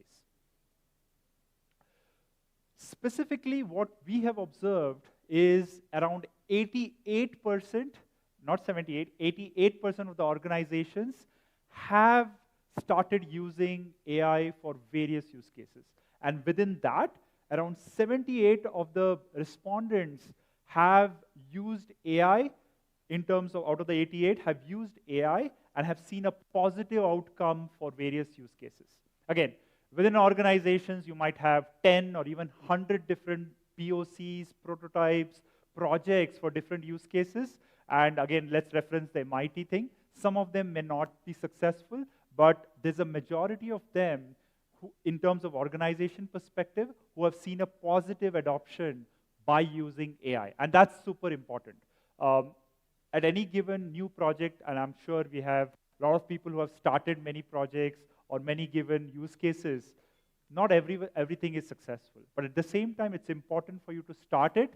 And we have seen a lot of these use cases within an organization have seen a positive outcome. And again, I don't have to tell this audience, generative AI and now agentic use cases is once in a generation moment for all of us in terms of leveraging and defining the trajectory of the change within your organization. Quickly, I want to provide the Atlassian's point of view in 3 buckets here. First of all, most important, do not wait. AI is here. We have an excellent platform from Atlassian, and I think this would help you accelerate in the AI journey. Number 2, not one particular use case, you can't go a pointed solution. AI is not one size fits all. You need a platform approach for your given organization. And third, it needs to be embedded across all the jobs and use cases, or the way we say it, across all teams. Specifically, invest in AI solutions. As we spoke and saw it earlier, define the metrics, define the outcomes before you start your use cases, before you start your POCs. That is super important. I think I have made mistakes. We've all seen that. Start doing, let's say, leveraging, in this case, Robo for a specific use case, but don't do that. Before you jump in, define what your outcome needs to be, define how you can measure it, and then jumpstart a project. Number 2, centralize these tools and use cases which can be used not just by IT, not just by your developers, but across your organization.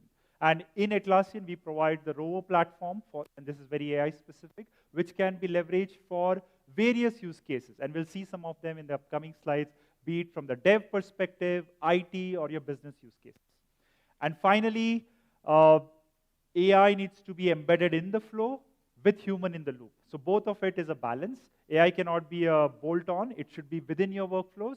And at the same time, it cannot be 100% automated at the current state. You have human in the loop in terms of approvals, processes, checkpoints, data integrations, validity, governance, all of that. So again, these are super important. Start right away, use a platform strategy, and then embed it across your use cases. Quickly, a snapshot of all what we offer from Atlassian perspective. Everything at the base of it, as you can see, is powered by the teamwork graph, which connects all the dots in terms of goals, teams, and various other aspects. Second is we have the platform apps. As we saw before, they can be leveraged by different business units or different teams within an organization. And finally, we have specific apps for service teams, software teams, apps which are used by all the teams. And here you have the Jira, Confluence, Loom. You have product teams as well as the leadership teams. My specific focus in Atlassian is in the service teams as part of Jira Service Management, but these work across different apps and the platform apps for a given business or enterprise. Quickly touching on the teamwork graph. Again, this is the fundamental layer as you saw on the previous slide. Here we have various goals, you have as a team, the work, of course, the data sets and integrations, and within the the various teams, all these are connected using the teamwork graph, which is then leveraged by all our apps, be it platform apps or the specific team apps. As you saw in the previous slide, the service teams or the product teams or the strategy teams. One specific stat here is I would say more than 50%, 55% of the IT leaders have seen that for a generative AI use case to be successful, it needs to be accurate, complete, and the data has to be unified. Again, accuracy, we have the best models. Complete, we are use case specific. And finally, we have a teamwork graph with a unified data layer which powers all of this. How does it fit in? How do you visualize within an organization where all this fits in? We have the dev, where you have, again, our Jira software as well as Confluence and other things. We have the IT, which is where the lot of this JSM use cases fit in, and for the business users as well, be it from a HR perspective, finance, facilities, legal, all of them. There is modern support and operations which fit in the Venn diagram of these, and we support all of them from a JSM platform perspective. All of these support and operations teams are powered by area, be it in predicting issues, suggesting actions, and most important, I have been saying this for a long time, the outcomes or the resolutions you have on your incidents, on your tickets, on various aspects. We power, using support and operations, these teams to do all of these. One of our most powered in terms of the product, we have the virtual service agent, which has helped reduce the human intervention by 85% across the tickets. Again, let that sink in. 85% of the tickets, support tickets, have been reduced in terms of human intervention by our service agent. And again, this is powered by the platform which we saw before. Separately, another interesting stat, we have seen around 55 minutes saved per incident, and this is per incident, and you have like hundreds or thousands of these incidents by leveraging AI and automation. I want to give a broad view of, we are not limited to one or two use cases within an organization. If you see here, you have in the work organization, your OKR generator, we have the code reviewer, we have various aspects. And let me give a couple of examples because I want to make it like specific. How does a product team, which is my team, my organization, use it? Or how does engineers or designers use it? 4 or 5 years back, and I don't know how many of you here are from the technology product teams side? I just want to take a check. Okay, most of them.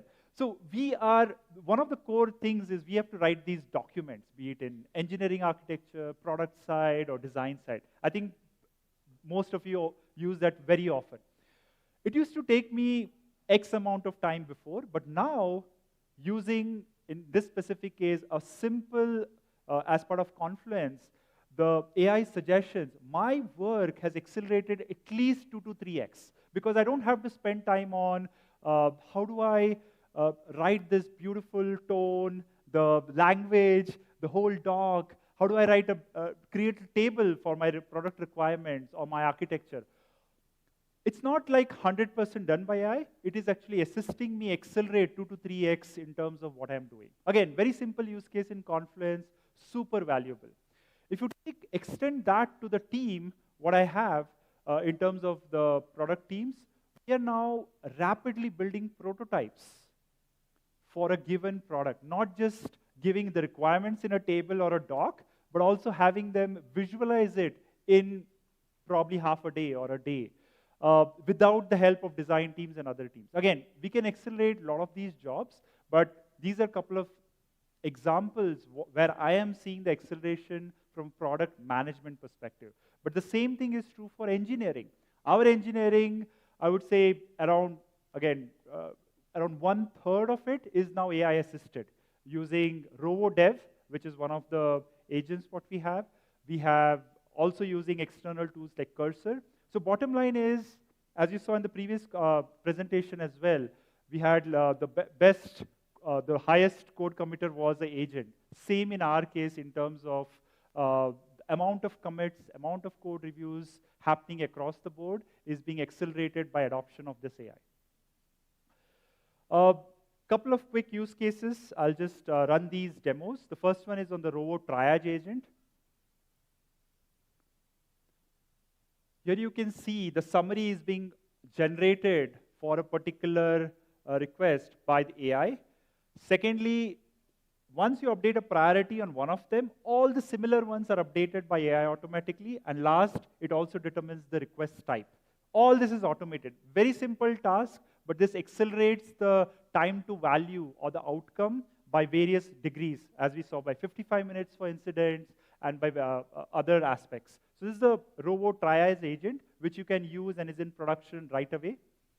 The second one I want to talk about is root cause analysis for a given incident. In this case, a major incident. You can quickly double-click on what the incident is, invoke the RCA agent, root cause analysis agent, quickly understand what is happening, in this case, the billing service, what is the root cause, and you'll find all the specific details on why this is happening. In this case, the checkout API is experiencing an outage. All these task-based robo agents are available today, and there are many more. These are just a couple of examples which I'm showcasing here in terms of triage and root cause, but we have these 4 specific today available for Jira Service Management on Service Request Helper, Ops Guide, Triage, and Root Cause. And again, this is not limited to these 4. As you saw, we have hundreds of other robo agents across other use cases, be it in service team, product team, or for all teams.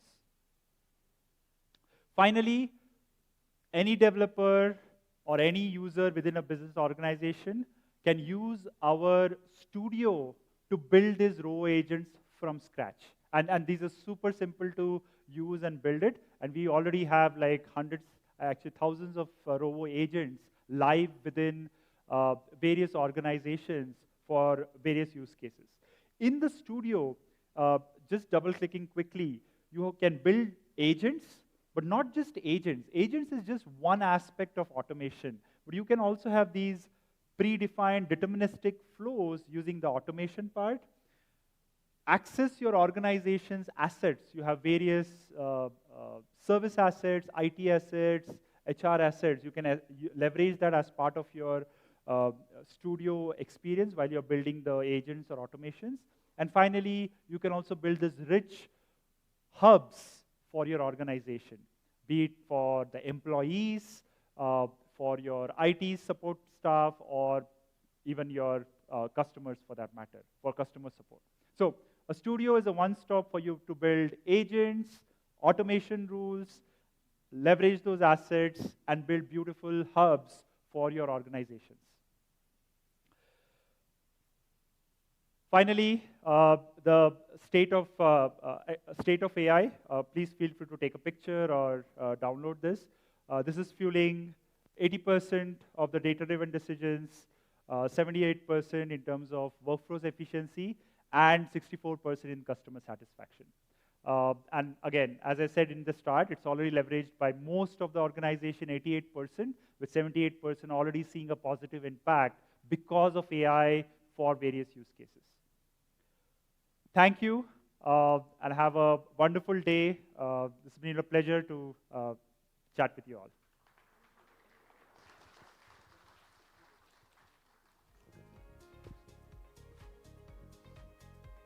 Thank you so much, Mr. Pai. Thank you for sharing that valuable insights. All right, before we begin the next session, how many of you actually wear smartwatches? How many of you? Okay, majority of them. Okay, how many of you actually count your daily steps? Okay, Okay, exactly the opposite, people who wear the smartwatches and people who count the steps. Okay, so what we thought is that we will do a small activity with you, okay? So we thought we will give you all a 5 minutes count of time, okay, where you can just shake it off, go get yourself coffee, while you can actually increase your step count. Yeah, what do we think about it? And also you can go freshen up yourself and come back quickly. Only 5 minutes to just increase and to make your step count a little more. Okay, just shake it off and come back quickly. Okay, you can also rejuvenate yourself with some fresh coffee and some fresh tea. Also, chamomile tea is available if you would like to have that. Okay, just 5 minutes. And we'll see you all back right here. So if everybody rushes, you might have to wait in the rush. So divide your roles accordingly and come back in about 4 minutes now. Come on, quickly. Thank you.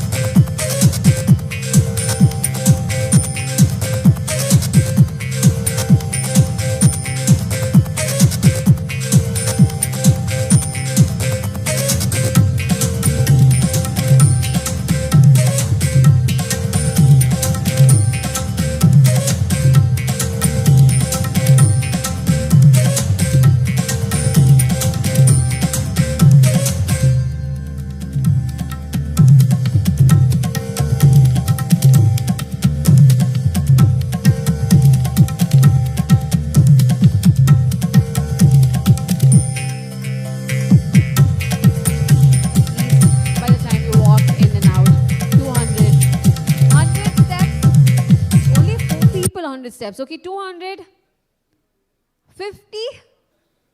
Hey, what about the rest? You were all in gravity, I believe.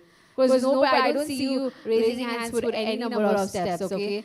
Maybe they all did 1,000. All right. But all right, ladies and gentlemen, let's move ahead with the next session without any further ado. I know you will all be waiting for that lunchtime to arrive then. Ladies and gentlemen, topic. Agentic automation beyond Gen AI to self-driving workflows. And moving beyond prompts, this session dives into how agentic automation is redefining enterprise operations. Expect insights on how AI can act, decide, and evolve to reshape processes and boost the decisions velocity. Guiding this decision and discussion and this throughout the session. Ladies and gentlemen, he's a man with 25 plus years of advising Fortune 1000 CXOs across continents. He's recognized for embedding advanced analytics into C-suite strategies and driving profit growth. Please put your hands together as I welcome Mr. Rajneel Malik, partner and Gen AI GTM leader, PwC India. Come on, we can do better. Big round of applause, please. Thank you for joining us as the moderator, requesting you to be seated where your picture is. And along with him, I request our panelists to come up on stage. And don't forget to keep applauding for them. Mr. Raman Srinivasan, Chief Digital Officer in Mobi Group, with a big round of applause. Geeta Adinarayan, CTO, IBM Consulting, India and South Asia, IBM. A big round of applause. Come on, everybody. Srinivasa Jagumantri, UTO Financial Services, Infosys. Can you please come up on stage? Give our entire panel a big round of applause. And before we start this session, I request you to please be seated. Before we start this session, like you already know, a quick poll. You can be seated, please. Thank you. A quick poll. The scanner will come up on the screen, like we did for the previous panel discussion. The scanner on your badge as well. We have a question. Which area has the highest potential for agentic AI deployment in your enterprises? And the answers are the options are customer service automation, risk and fraud detection, internal decision support systems, workflow orchestrations and operations. So let's see how many of you are voting. Well, we have a lot of 68% already on the higher side for the workflow. All right, 71, 72%. Well, there's only a higher second position comes to the customer service automation. Workflow orchestrations and operations get the higher number of percentage. Well, that's a true issue, I believe. All right. Anybody who's not yet voted, who's still voting? Anyone who's still voting, can you raise your hands up? All right, I believe everybody has. Okay, let's just... I think there are only about 60 people who have voted. Can you all please do it, requesting everyone to kindly take 10 seconds and do that? Kindly take 10 seconds and scan your patches right there. We have the scanner as well. The QR code is present to you. Let's see what the majority thinks. Yes, the numbers are increasing now. Good, we would like to see more participation. We have 64. Yes, everybody else. I see a lot of people still on their phones. Are you still doing it? Are you still choosing your options? All right. Okay. I think we had an answer, and the answer is workflow orchestrations and operations. And now leave the panel to discuss further on this. Thank you. Leaving it to you. Thank you so much. I know we are standing with you at lunch, so we'll keep it brisk. So welcome on a traffic-laden Bangalore. As I can testify, it took me 2 hours to get here, which is why it's part of the reason the panel is starting a little later. But this is an interesting topic because, as we have all seen and heard, I'm sure, AI, the way it is right now, is probably once-in-a-lifetime event. But now the technology is maturing and people are talking about agentic AI. Now, agentic AI is what happens when you get, you send like your first driver's license. It can do a lot of good, it can do a lot of harm, but you have to give it guardrails, you have to coach it, you have to do things with it. And I'd like to discuss this with the esteemed panelists over here. And as we go through the conversation, I'd like to talk about 4 broad themes, which I think, at least in my conversations with clients, that keep coming up. Theme number 1 is, at what point does the agent cross that barrier from being just a technology experiment to being something at scale? That's kind of theme number 1. Number 2 is, under what situations does an agent become cheaper, faster, etc., compared to the traditional ways of working, which is humans plus RPA? Theme number 3 is, what makes agents observable? I know AI has traditionally been something which has been talked about, the black box nature, but as we think about embedding AI in workflows, this is a big topic of exploration. We'll explore this with the panel. And then finally, what's the agent playbook? Is it? Well, let's hear from the panelists. Let me not give you my views. But before that, maybe Raman, I can start with you. One thing that is becoming more and more critical is that if you just dive headlong into agentic without a proper, thoughtful strategy, that seems to be counterintuitive. I know you have had some success thinking about this. What do you want to talk about that, please? Thank you. Thanks, Rajni. I think very aptly put, what you said about the importance of having the strategy right. I think very aptly put. So I would say that the most important area is to completely look at what's your AI or agentic AI or automation strategy totally aligned to the business strategy, which of course today changes very fast. It could be quarterly, it could be monthly, but make sure you're always aligned and get into the depth of your business processes and workflows at all times and have clear KPIs and maintain the focus. It sounds simple, but doing it on the ground takes a lot of effort and alignment and having the executive committee completely aligned. Once you create that, there is a natural pull and you don't get swayed by day-to-day or whatever is the excitement or development. Identify the KPIs, have the strategy and look at wins. For example, for us, focusing on the sales process, the sales automation relentlessly has kind of helped because revenue numbers are always exciting, right? More than operations or other areas which become more difficult, to track. So get some successes and align it to your core strategy and get the right set of people onto it. Then becomes project selection, ROI tracking, the cost, so on and so forth. There might be some surprises, but you can just remain focused on that one goal. Thank you for that.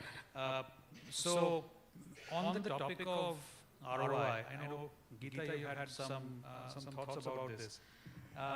If you could talk about maybe a client pattern or an example from the Indian context where you were able to do exactly what Raman was talking about. So walk us through the process. What went on, what went right, what went wrong, how do you measure ROI? So if you could talk a little bit about that.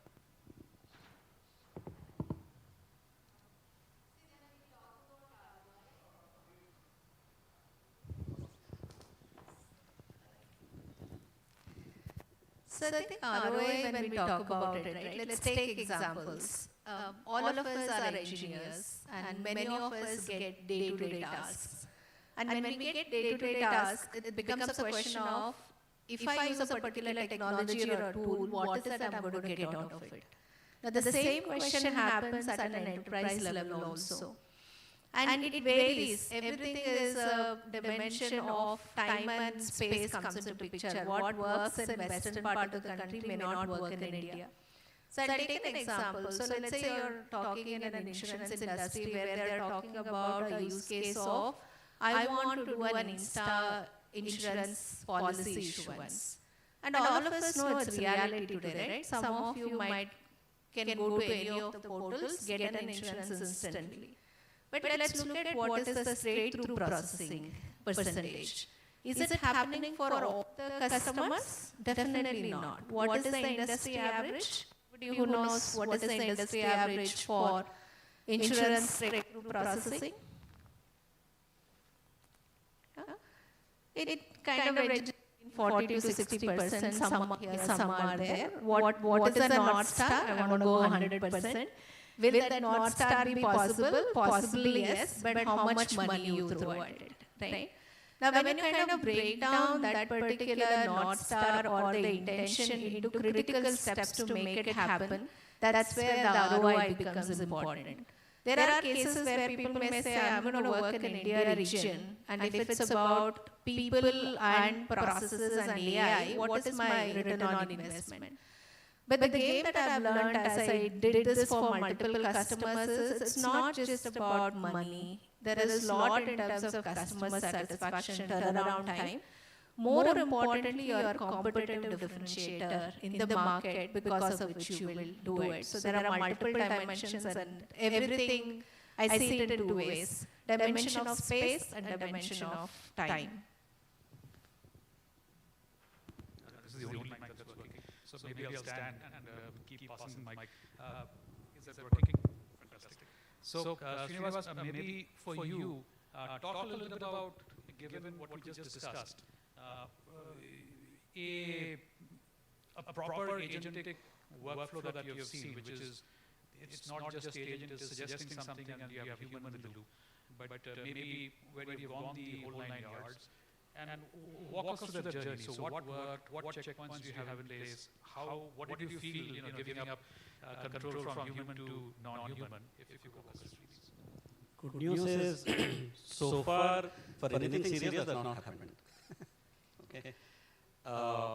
Most of the work in agentic for us is happening in the IT and developer productivity space. Of course, we do have in payments and risk and compliance, KYC is a big one. But a lot of action is happening in the developer productivity. It started with saying, can we do end-to-end from requirements till deployment? Again, we forget that there's a lot of engineering required. Even if you can generate code, that code is more or less disposable. Yeah? Unless it's a small application, new application. If you want to build on something which has been there before, or even if it's a substantially complicated application, the generated code needs fair amount of engineering code. Where we have seen this successful is in, let's say, vulnerability identification and remediation. So you can give it a lot of legacy code. One agent will understand the code, another agent will understand the vulnerabilities. A fourth agent can actually give the fixes, and then the fifth will actually do the fix. And then we are also saying, is there a testing agent which will look at the string of all of these, can validate that. But we have placed a supervisor at every step. If you have identified vulnerabilities, how correct is it? Or is it a false positive or a false negative, right? So when you say supervisor, human supervisor? Human supervisors, right? There's a thought process that this review supervision, can it be automated? Then the question comes on observability and explainability, right? That's one. Second, big experiments that are happening, advanced POCs is in this so-called legacy modernization, right? There are two approaches to that. Look at the code, bring out the explanation of what the code is doing, take that explanation, generate use cases, user stories if you want, code, test cases, DevOps automation, and things like that. And then you can add in a little bit on reliability and security aspects of that. Good pilots have happened. Production is probably a couple of months away. But I'll leave it with this. If you want to do anything serious in an enterprise, don't forget the software engineering part. And like Agile changed a lot of the engineering practices, AI will change the practices. And there's no focus today on that.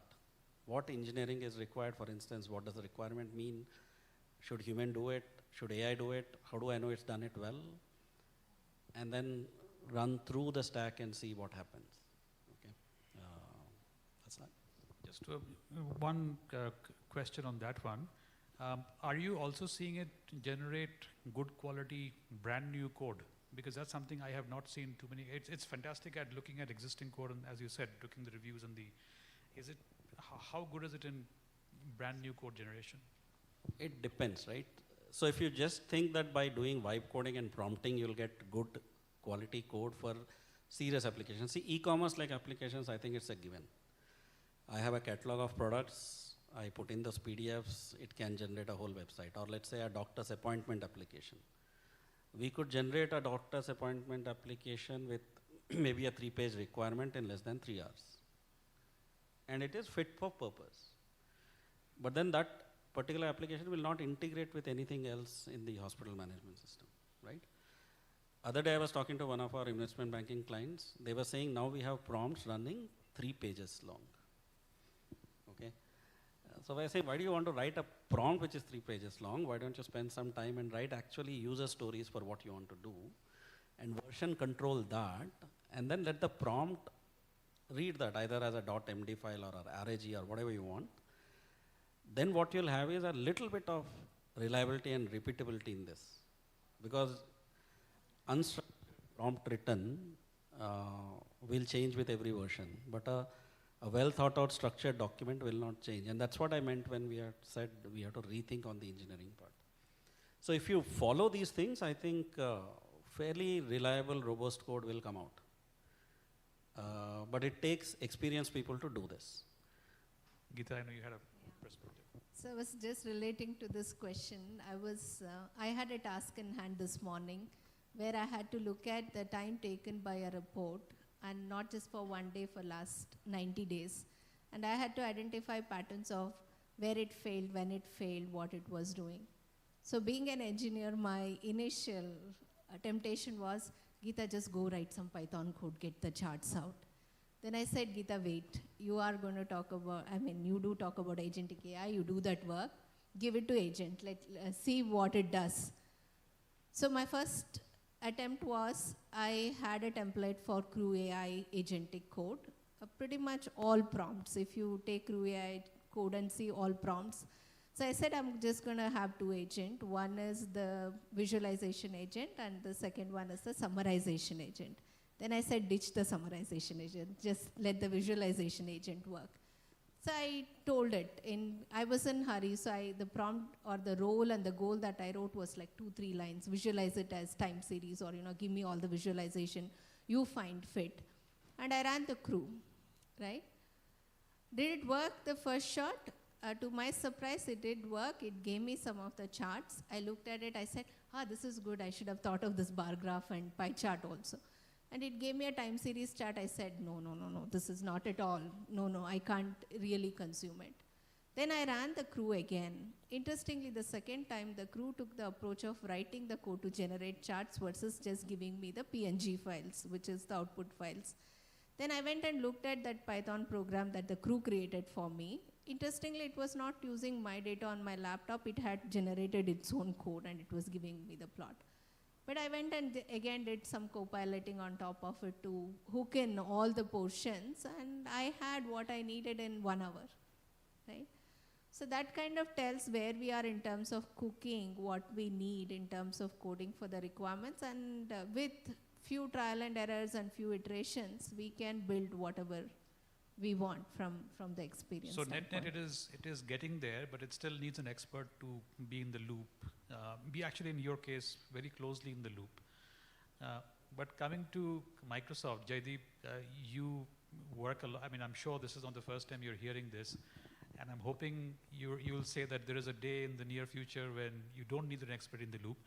But jokes apart, I think, let's take coding as an example. That's come a long way from enablers like Microsoft. Talk a little bit about that journey and what you see that going forward. Sure. I think that's why I had a presentation right before this, and we had a phase 4 of the agentic. I was trying to give a vision of that. Now, let us think about this, right? We have, let's say, like Geeta mentioned, there's an example of I want to build a customer application that can do ABCD with XYZ constraints, and this is the user experience and the outcome we want, right? Now, if you look at the whole process, the first thing that we do is we got a bunch of people together in the room, we do a bit of brainstorming, and we realize that this is my SRS document. We might probably, go with maybe a MVP approach in the beginning, because you can't do the whole bells and whistles in day one because it's gonna cost a lot of money. And we also have a fear of failure, because if I build something and put it out there and the users don't like it, then I have to come back all over again. So I would probably take an incremental approach, right? Now, think about the same thing in the realm of phase 4 of agentic AI, where we have multi-agent orchestration, where we could have agents doing the job from the brainstorming onwards. And then we'd still do brainstorming, we'd still do that part of it, but we can brainstorm to say, I want to build 4 applications, 4 completely different outcomes with 4 different applications to meet one single customer requirement.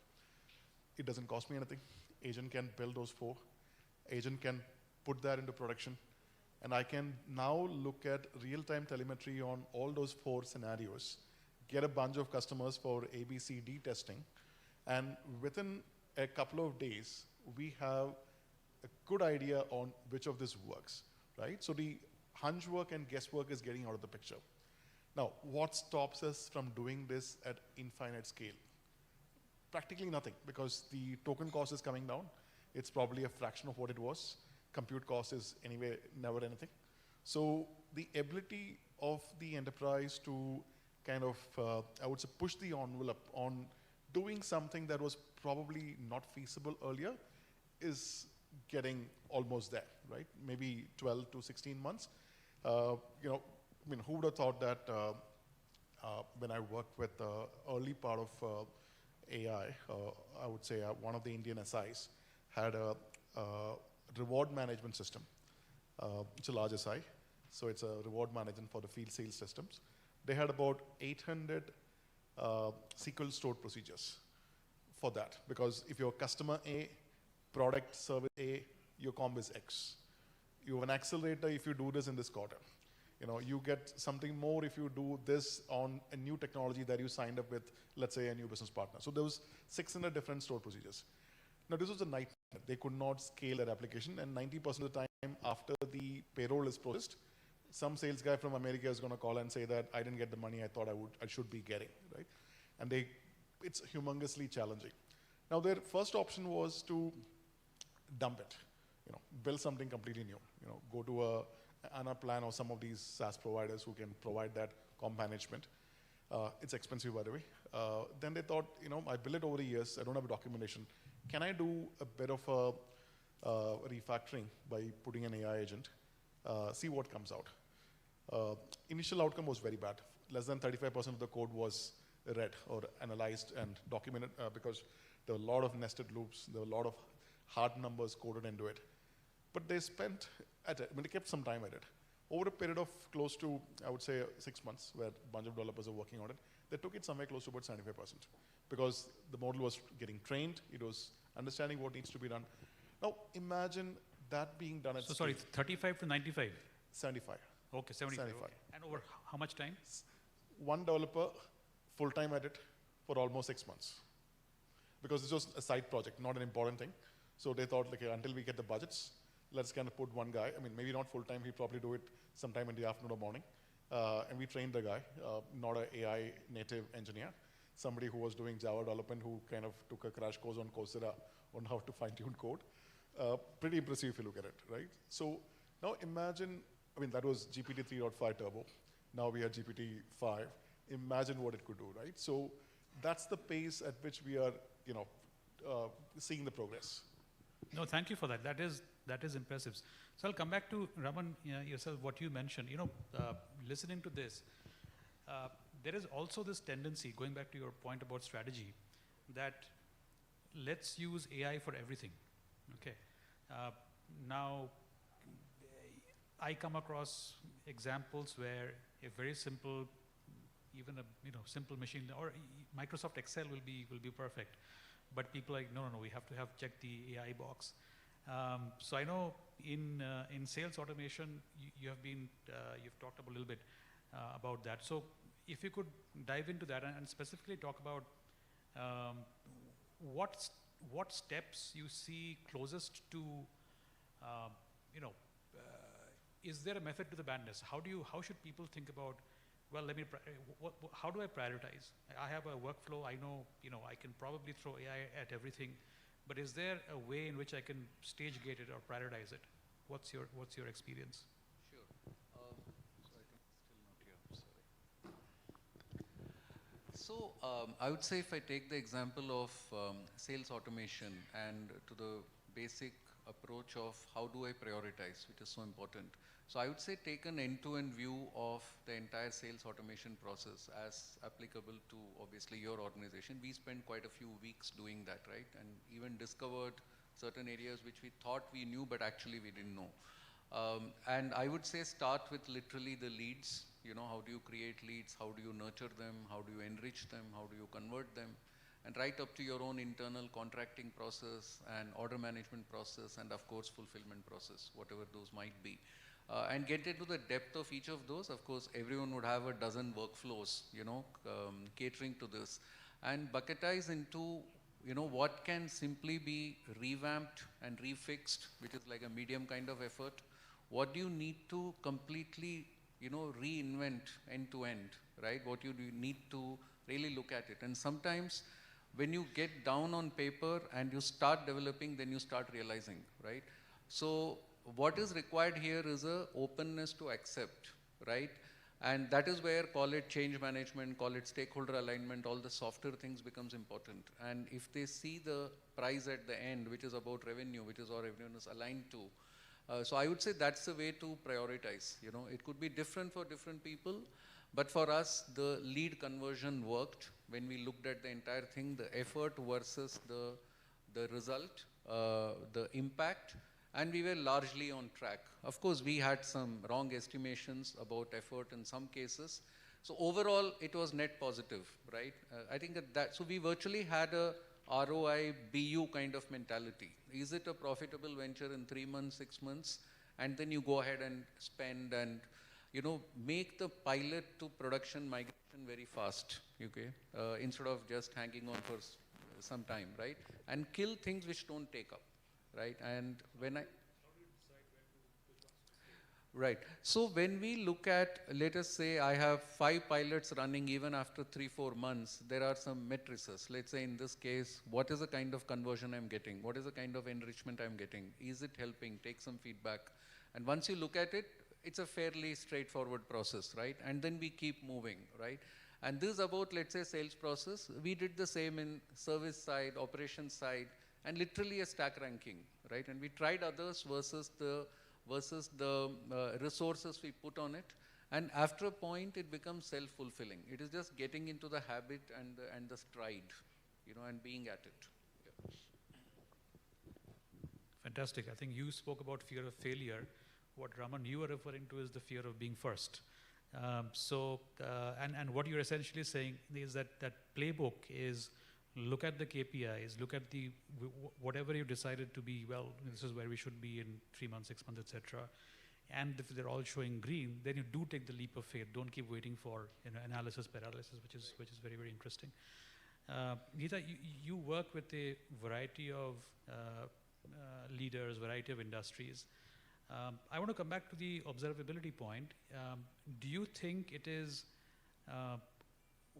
what needs to be made observable in your experience for people to get that comfort? I mean, yes, of course, we can keep looking at things that, yeah, of course, this is green and this is yellow.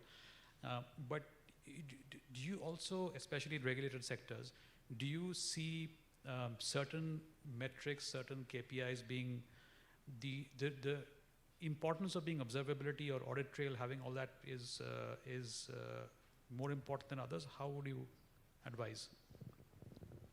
So as we see this, right, if you look at our traditional programming methods, as I was telling with my first example, we can get tempted to go towards what I call as deterministic approach. If a problem is given to us, we would like to define, do A, B, C, D, E, F in order to solve the problem, because that's the engineering mindset.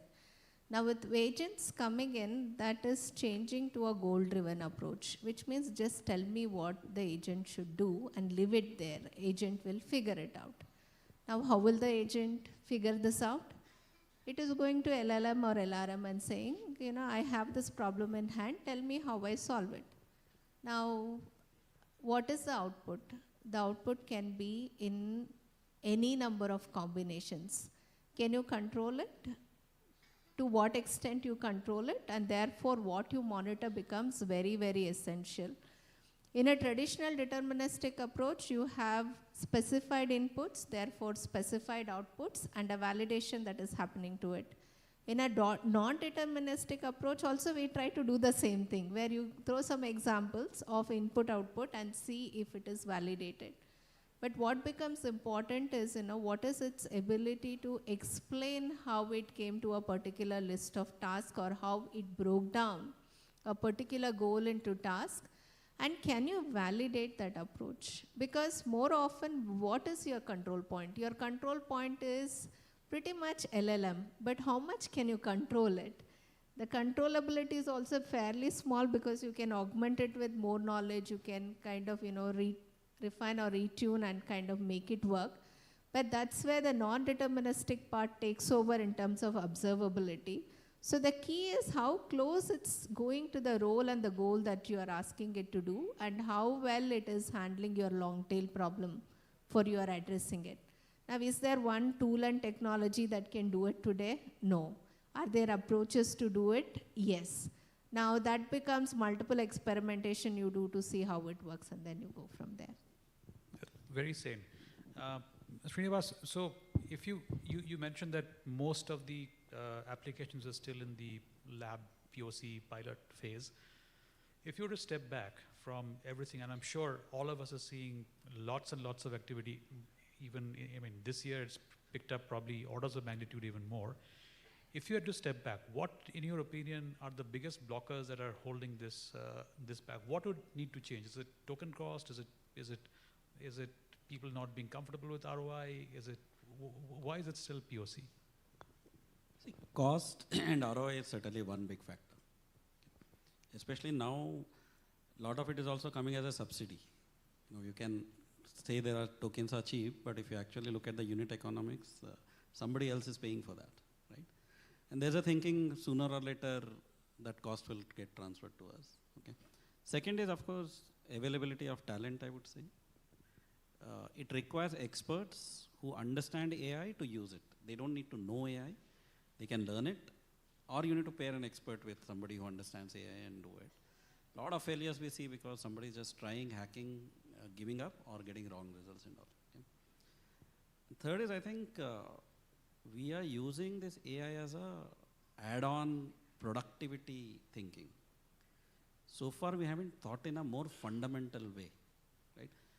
I take this as a, I have the same feeling I used to have 99, 2000 with the dot-com boom and the internet. That time people were thinking this is a channel to sell, and they didn't understand the power of internet. That's why we had a burst, and then 2001, 2 onwards, we actually saw Google's, Amazon's, eBay's coming in, who actually thought how to scale this at a globe level. That kind of a fundamental thinking is required for us to actually get that breakthrough. See, 20, 30, 50% productivity improvement, I think we'll get it done. The problem is everybody will get it done. So where is your differentiation? Okay. For instance, one question I'll ask you, right?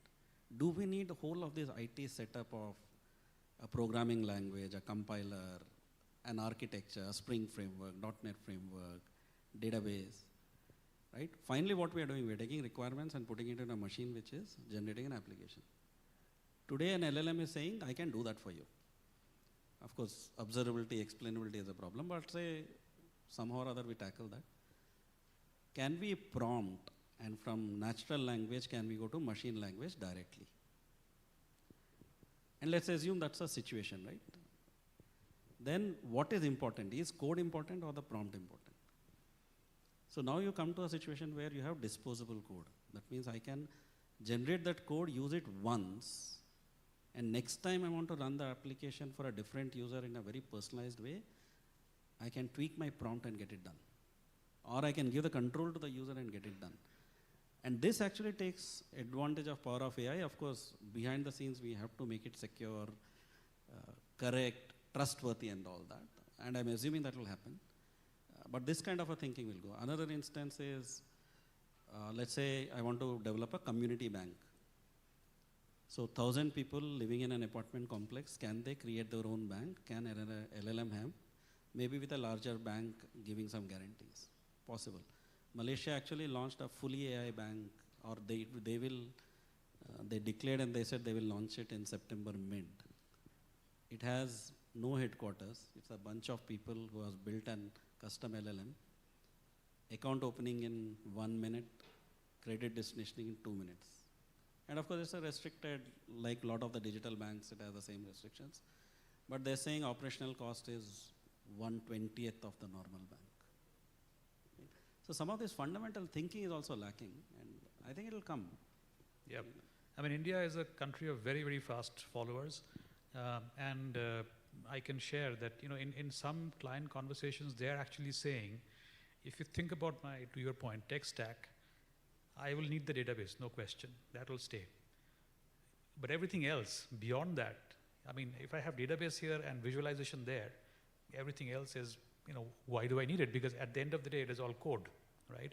It has different kinds of code because the way SaaS applications have grown, etc. But if it is all code, then I can have an agent do that. Provided you can take care of the integration aspects. Provided, yes. But that is also with MCP. But that itself, AI can come in, right? So for instance, when microservices came, we went into dumb pipes and intelligent endpoints. I think it is now time for the pipes to become intelligent too. And then you can have actually integration. Of course, this is a little bit into a midterm future. Immediately today, not possible. But I think a year, 2 years down the line, we should start seeing these things. Jaideep, so what's coming? So you've heard, token costs are coming down, but not as fast as we would like.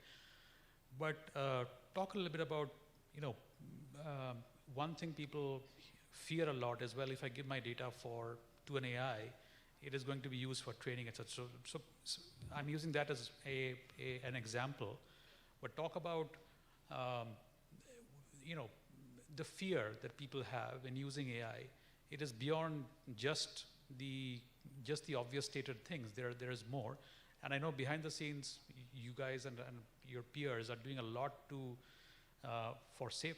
Obviously, token cost is coming down, but that needs to come down as well. But what's the future in terms of safety, guardrails, in terms of just the sheer power it takes? There are also people who recently, I think it was one of your peers who released this paper on how much water it takes and how much electricity it consumes. What should we expect in the next, I was going to say 5 years, but I was going 5 months. Yeah, 5 years is too long a window, right? Yes. I think when I look at customer adoption, I would probably think there are 3 things that I see as something holding customers back. One is the regulation around that is not very clear, right? So a lot of customers are in regulated industries like banking, healthcare, financial services. So except for very few countries, there is no clear black and white on what could go into a cloud LLM, what could not, right? So it is left to some sort of a gray area. We find a challenge both in the developed markets as well as the growing markets as well. So that is one of the clear challenges because whether we can put a lot of data DPR regulations, but at the end of the day, the LLM is not a resident in your tenant, right? The LLM is sitting elsewhere. So even in countries like India, where we have India, Australia, or many countries, we have pure data residency. Actually, explain that to the audience. I'm not sure everyone understands what tenancy and sovereignty. Yeah, so data residency is, a lot of banks don't want the data to leave the country. So you are doing coding on GitHub. We can ensure that the GitHub tenant is holding all the data in India. It's available as part of GitHub Enterprise. We launched that as call of Optima, and it's there in many countries, close to about 16 countries right now. India is one of them. Now, while the data is resident, the vector DB, which is where your code is being converted into, that still goes to a LLM that goes into a different country. The reason is very simple. We need at least 5,000 GPUs to be able to provide an OpenAI service in a country. And that's a lot of GPUs. So you cannot have all that 5,000 sitting in India or, let's say Singapore or Europe for that matter. So it's kind of load balancing real time based on how much of tokens coming in, how much of calls are coming in. It does a global routing. Because of which we cannot exactly say that, your LLM query that you just send in is only going to one country, right? This is something that is sticky for a lot of enterprise customers. I mean, I'm working with some of the large banks. We went through whole sort of things back and forth. Interestingly, banks in Australia adopted it. We got NAB and a couple of those banks, including ING, using it in a big way. Probably they took the innovator approach and decided to do it. So the first one is the, I would say, the compliance aspect. The second inhibitor I find is more about, there's a lot of notion about, 80% of AI projects fail, or X number of projects fail. So that keeps a lot of customers at the curb, right? Because what they hear is a lot of noise around that did not work for X, this did not work for Y. So that kind of becomes a challenge. Now, the answer that I kind of always tell myself and my customers is, what differentiates a very successful customer project and somebody who's just on the fence is what process they went through when they choose that particular use case. Is it being driven based on priority? Is it being driven based on impact? Is it being driven based on purpose or motivation? If you're just trying to put an AI project for the sake of it, you probably end up somewhere else, right? So the second point is about that particular aspect of getting not the right value or the perceived lack of right value. Third is, to some extent, cost does come in, because while we look at the token cost coming down, you just go and build an application which has got millions of tokens going back and forth, it is definitely going to hit you. It comes back to what you started, Raman, by saying that you need to think about what exactly you're trying to build and how do we get there.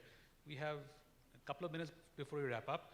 I'll ask you maybe one question, and then for the rest, I'll tell you what I'll ask.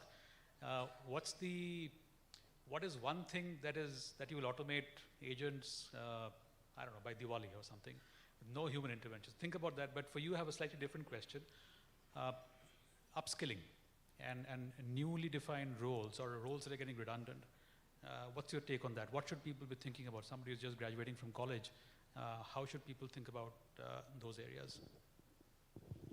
Yeah, so upskilling, as we know, is a very integral part. So for us also, it took us some time to realize, but whether it is end user community, we surely had to educate them on multiple rounds of upskilling, right? Exactly what exactly can AI do, agentic AI do. So it's purely from the end user side, we need to have clarity on how roles are going to change in the next 6 months, 1 year, and what do they need for it. As far as the technical team goes, again, we had to enable the different IDs that we have today to enable them to code better, and the entire software engineering process, and of course for the different product teams. Talking of young graduates who come in, and of course it requires once again this employment capabilities, opportunities. It requires right from maybe curriculum relook, or at least industrial training, and we have made some headway there also. So this is a very important area, of course. Yeah. So coding as a discipline is not there, is what you're saying, net. No, I would say you can just enable it with the different tools and be very focused, but I think it's a larger end user community that has to be looked at, and the different roles, of course, will get reshaped. So you have to prepare them for the new roles. Yeah. Thank you. We're just at the edge of time. So very, very quickly, one thing that you think is going to get automated in your, either at your clients or at your organizations by Diwali, where you see no human intervention at all? Diwali greetings will be by the agent, with your name, sometimes with your voice also. Well, that was an ending with a great note. Thank you so much. Thank you to the entire panel. Ladies and gentlemen, please give them. Can we have them also? Sure, yes. Sorry. Yes. Not sure by Diwali, but I think most of this call center and service center, lot of agents will get into production soon. Okay. Thank you so much. You've been a fantastic panel. Thank you for bearing with us. Thank you. Thank you. A big round of applause, ladies and gentlemen. We can do better. Thank you to the entire panel. Requesting you to kindly stay on the stage. Yes, a group picture first on that note. And may I please invite Ms. Anushruti Singh to kindly come away and give the token of appreciation on our behalf to the entire panel. May I request Mr. Raman Srinivasan to kindly come forward? Thank you for joining us, sir. Geeta Adinarayan, thank you for joining us, ma'am. Srinivas Jagu Mantri, thank you for joining us. Jaideep F. John, thank you for joining us. And finally, to our moderator, who not just gave us insights and also was a great moderator, but got in humor as well. Thank you, Mr. Rajnil Malik. Thank you. Thank you to the entire team and the panelists once again. What a wonderful session that was. Ladies and gentlemen, why don't we give them another round of big applause? Come on, for all the effort that they put in. Applause. Come on. Yes, lovely. Thank you. All right, moving on to the next session now. Partner session again. So ladies and gentlemen, becoming an agent force company, humans and AI agents driving customer success together. Very interesting topic, right? And I am so delighted to welcome this personality who's going to be talking about this. Well, she will be sharing her valuable insights and experiences, offering us deeper understanding of her perspective and expertise in this segment. Please put your hands together as we welcome Shalini Sriram, Regional Sales Director at Salesforce, with a big round of applause as we welcome her. Come on, I need to see everybody clapping for her. Thank you for joining us, ma'am. On to you.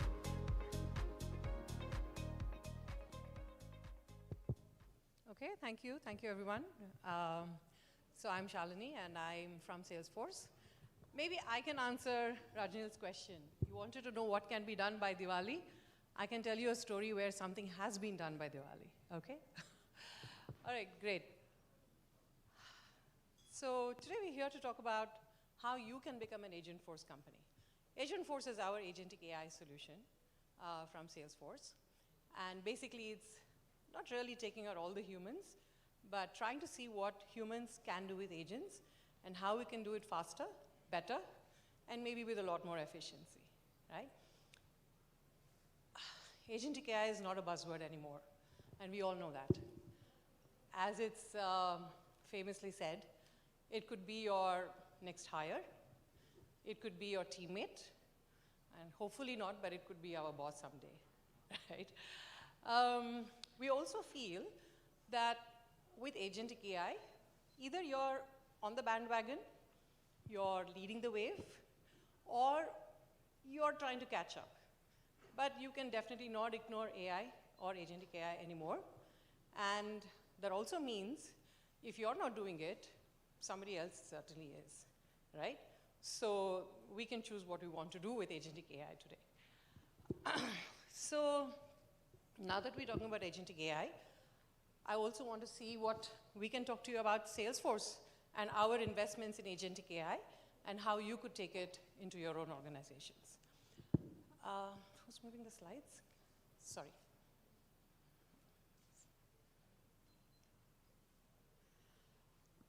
At Salesforce, we always begin by saying a big thank you.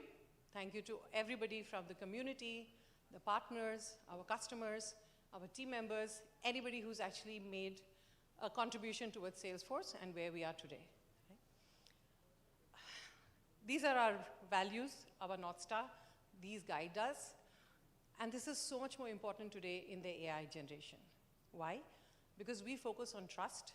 We focus on customer success. We believe that this can be done with innovation. And, of course, always focusing on equality and sustainability. Why is trust such an important thing today, especially, possibly in a forum like this, right? You're all using agentic AI models. These models are consuming your data to make their own models better, which also means your data is in some way, in some form, a part of their product. And that is something we at Salesforce definitely assure you that we will not be doing. In our entire philosophy, we are based on the fact that we will not be using your data to make our product better. And that is why today in agentic AI generation and anything that else we do, trust is the first thing people are concerned about when you're looking at, can I bring agentic AI in my organization today, right? So where are we today, right? I'm in sales, so as you can expect, we're talking to so many customers day in and day out, morning to night, that's our job, right? Customers are facing this scenario where their customers are expecting everything, right? Today I call up a call center, I want the response to be personalized, I want it to be empathetic, I want them to know why I'm calling them, I want them to know the context, what are the options for the problem to be resolved, can you help me make those selections? I want all this real time, please don't call me back or ask me to call you back. And I want all this available 24/7. I'm sure you all C-level execs here also have a cost pressure. I don't mind giving you all this, do I have limitless budget? None of us have that luxury, right? So what are we doing? We also, of course, are having these challenges. We have a fixed capacity, whether it's people or money. We obviously can't focus so much on productivity because a lot of things are still manual in the organizations that we have. A lot of the processes, a lot of the repetitive tasks that are there. Obviously, this results in burnout. We are seeing that happening. And we have a lot of other challenges with regards to how the architecture itself is with regards to giving the systems to the people who are managing this, right? Is there a solution? Partially, yes. So this is where we are going to bring in our investments into AI, right? Salesforce from 1999 has always been making sure that we are investing in giving a better and a more sustainable system for all of you to serve your customers, right? So these are the famous waves of AI that we all possibly are familiar with.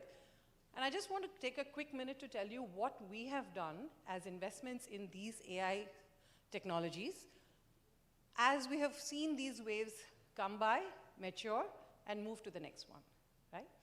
So let's look at predictive AI. When predictive AI came in, we brought in the Salesforce's Einstein technology, right? Einstein is our predictive engine, and I'm so glad to tell you today, Einstein is delivering 1 trillion predictions per week. That's across all our customers and including Salesforce ourselves, right? And then came the generative AI. That's when we brought in our GPT technologies. What did this do? To anybody who was using our CRM, we gave them better context, right? So give me deal insights. Give me a sneak peek into the industry trends. Can you tell me what else somebody else in that industry is doing? What is my customer doing? Is he acquiring somebody else? Is he planning to initiate some new technology? Is he planning a new initiative which is going to take his company ahead, right? Give you those insights. They give you briefings, we give you summaries, and we give you all that, right? That was the GPT era. Now we're definitely into the agentic AI era, right? And that's upon us.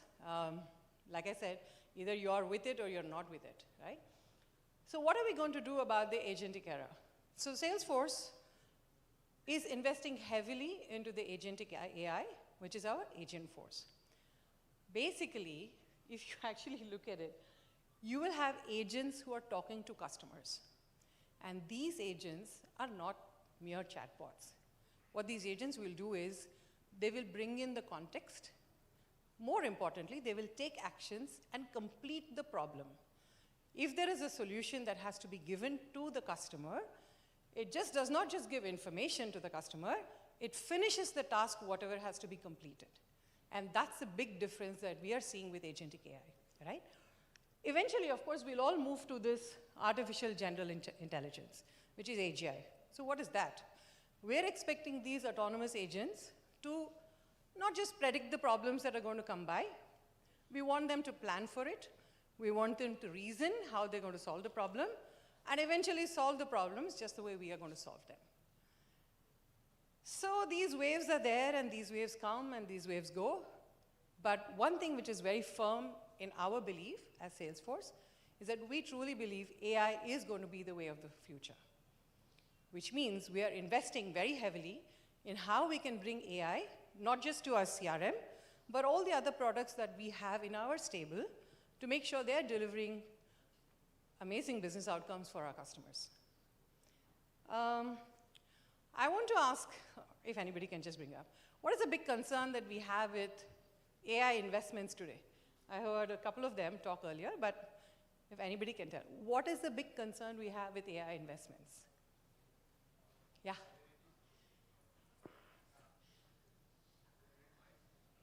Yeah.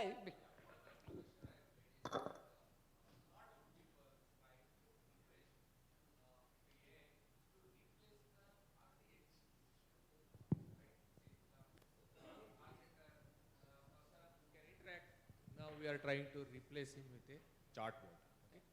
Are we trying to do investment where we can deploy AI where humans are not there or humans are not required? Right. That's what it is. Absolutely, okay. Anybody else? That's a great answer. Okay, the biggest concern that we have today with AI investments, and we all know, we hear Meta pumping in so many millions of billions of dollars, and the question is, what is the outcome? Are we getting any real tangible outcome on this, or is it all just going into a black hole, which is giving some result, but really not tangible results? And that is a concern that is there in the AI world today, right? So I want to talk to you about, these are our investments. Sorry, I think I skipped this slide. These are the investments that Salesforce has made over the years. And this is just a slide that talks to you about what we have. So I want to talk to you about a tangible benefit that one of our customers got. I picked this up because I think all of us will relate to this, right? Hero FinCorp is a loan processing company. They process about one loan every 30 seconds. They have already touched about 11 million lives, bringing in mobility, the dreams of being able to own a vehicle to Indians already, right? So loan processing is time consuming. It is prone to error. Why? Because 25% of their loans come from two-wheeler segments. Most of the two-wheeler segment loan applicants are the tier 2 kind of customers who don't have a lot of documented evidence about their earnings. Their Aadhaar is sometimes not there, their salary slips are from companies that don't exist, or salary slips are there, but GST number is not there, no PF number, etc., right? Normal verification process problems. And then they have 4,000 dealers across the country who is recommending Hero FinCorp as a loan processor. If they don't process this on time or fast enough, those dealers just want a sale. They will just go to somebody else who can do it. Let's look at their process. Their process is their sales executives gets the applications. They look at all the documents, verify what is missing, what's not missing, and then they have to go back to the customer to say this is not there or whatever is not there. They manually upload it in the system, and this itself takes time. Once a loan is processed, they also have to make sure that this loan is disbursed to the right bank account, and it has gone to the right person, and it's made sure it is done as fast as possible. This is a happy application where everything is going smooth. Let's assume there's somebody who doesn't have a flat number, or he doesn't have the address, or he doesn't have a company that has an existence anymore. He used to work in that company before. That gets into a loop, which means the person has to go back, get the documents and the verification done, which is 75% of Hero FinCorp's applications that come by. So that means that is added complexity and added time that is taken for them to process the loan. Clear so far? This is usually taking them 2 days to process. Let's add the complexity. Everybody wants to buy a vehicle during Diwali, Dasara, our festive season. September to January, and this is for Ajnal, September to January, they see a major spike in how many people are applying for loans. Normally, they process 75,000 applications in a month. Festive season, 75,000 applications a day. Now, this is also the time when their employees want to go on holiday. After all, it's Diwali for them too, right? Now you're asking them to work harder, work longer, stretch, make sure you're delivering everything on time.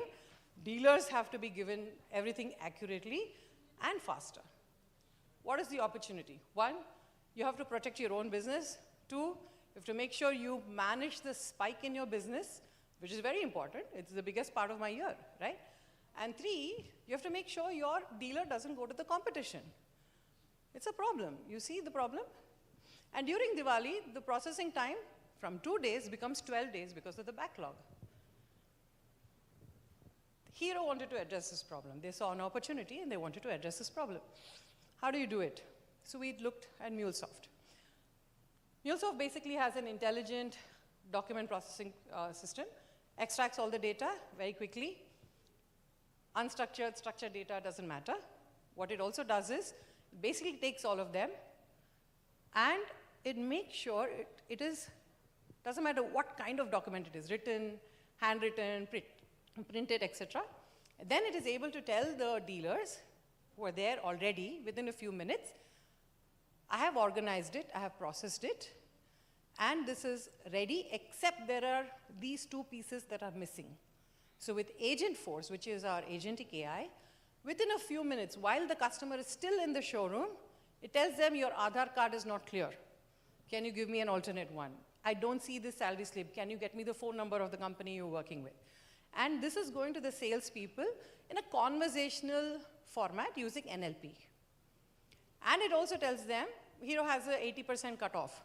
You don't have this document, I'm okay to process. You don't have this, I'm okay to process. So it tells them, I have judged all your parameters. I'm okay to process this even if you don't have this document. It's very easy, right? You can solve this problem. Now what we do is all the data is put into a structured format and sent to the downstream systems real time. What used to take at least a day has now been reduced to a few minutes. And now we come to post-disbursement. What are we doing? As soon as the loan is processed, we are now saying this goes to the right dealer by doing dealer mapping, Agentforce again. It is picking the right scheme that we have for loans to be sent, again Agentforce. And finally, everything is disbursed to the right bank account, manual uploading of documents, everything is taken care by Agentforce. Hero FinCorp brought down their processing time from 2 days average, 12 days average during festival times, to 30 minutes. That is the power of agentic AI. Now there is pressure on everybody else around Hero FinCorp who are in the same business that I have to catch up. Because I haven't done it, but somebody else has done it, and dealer finds it easy. I'm able to process a loan in 30 minutes.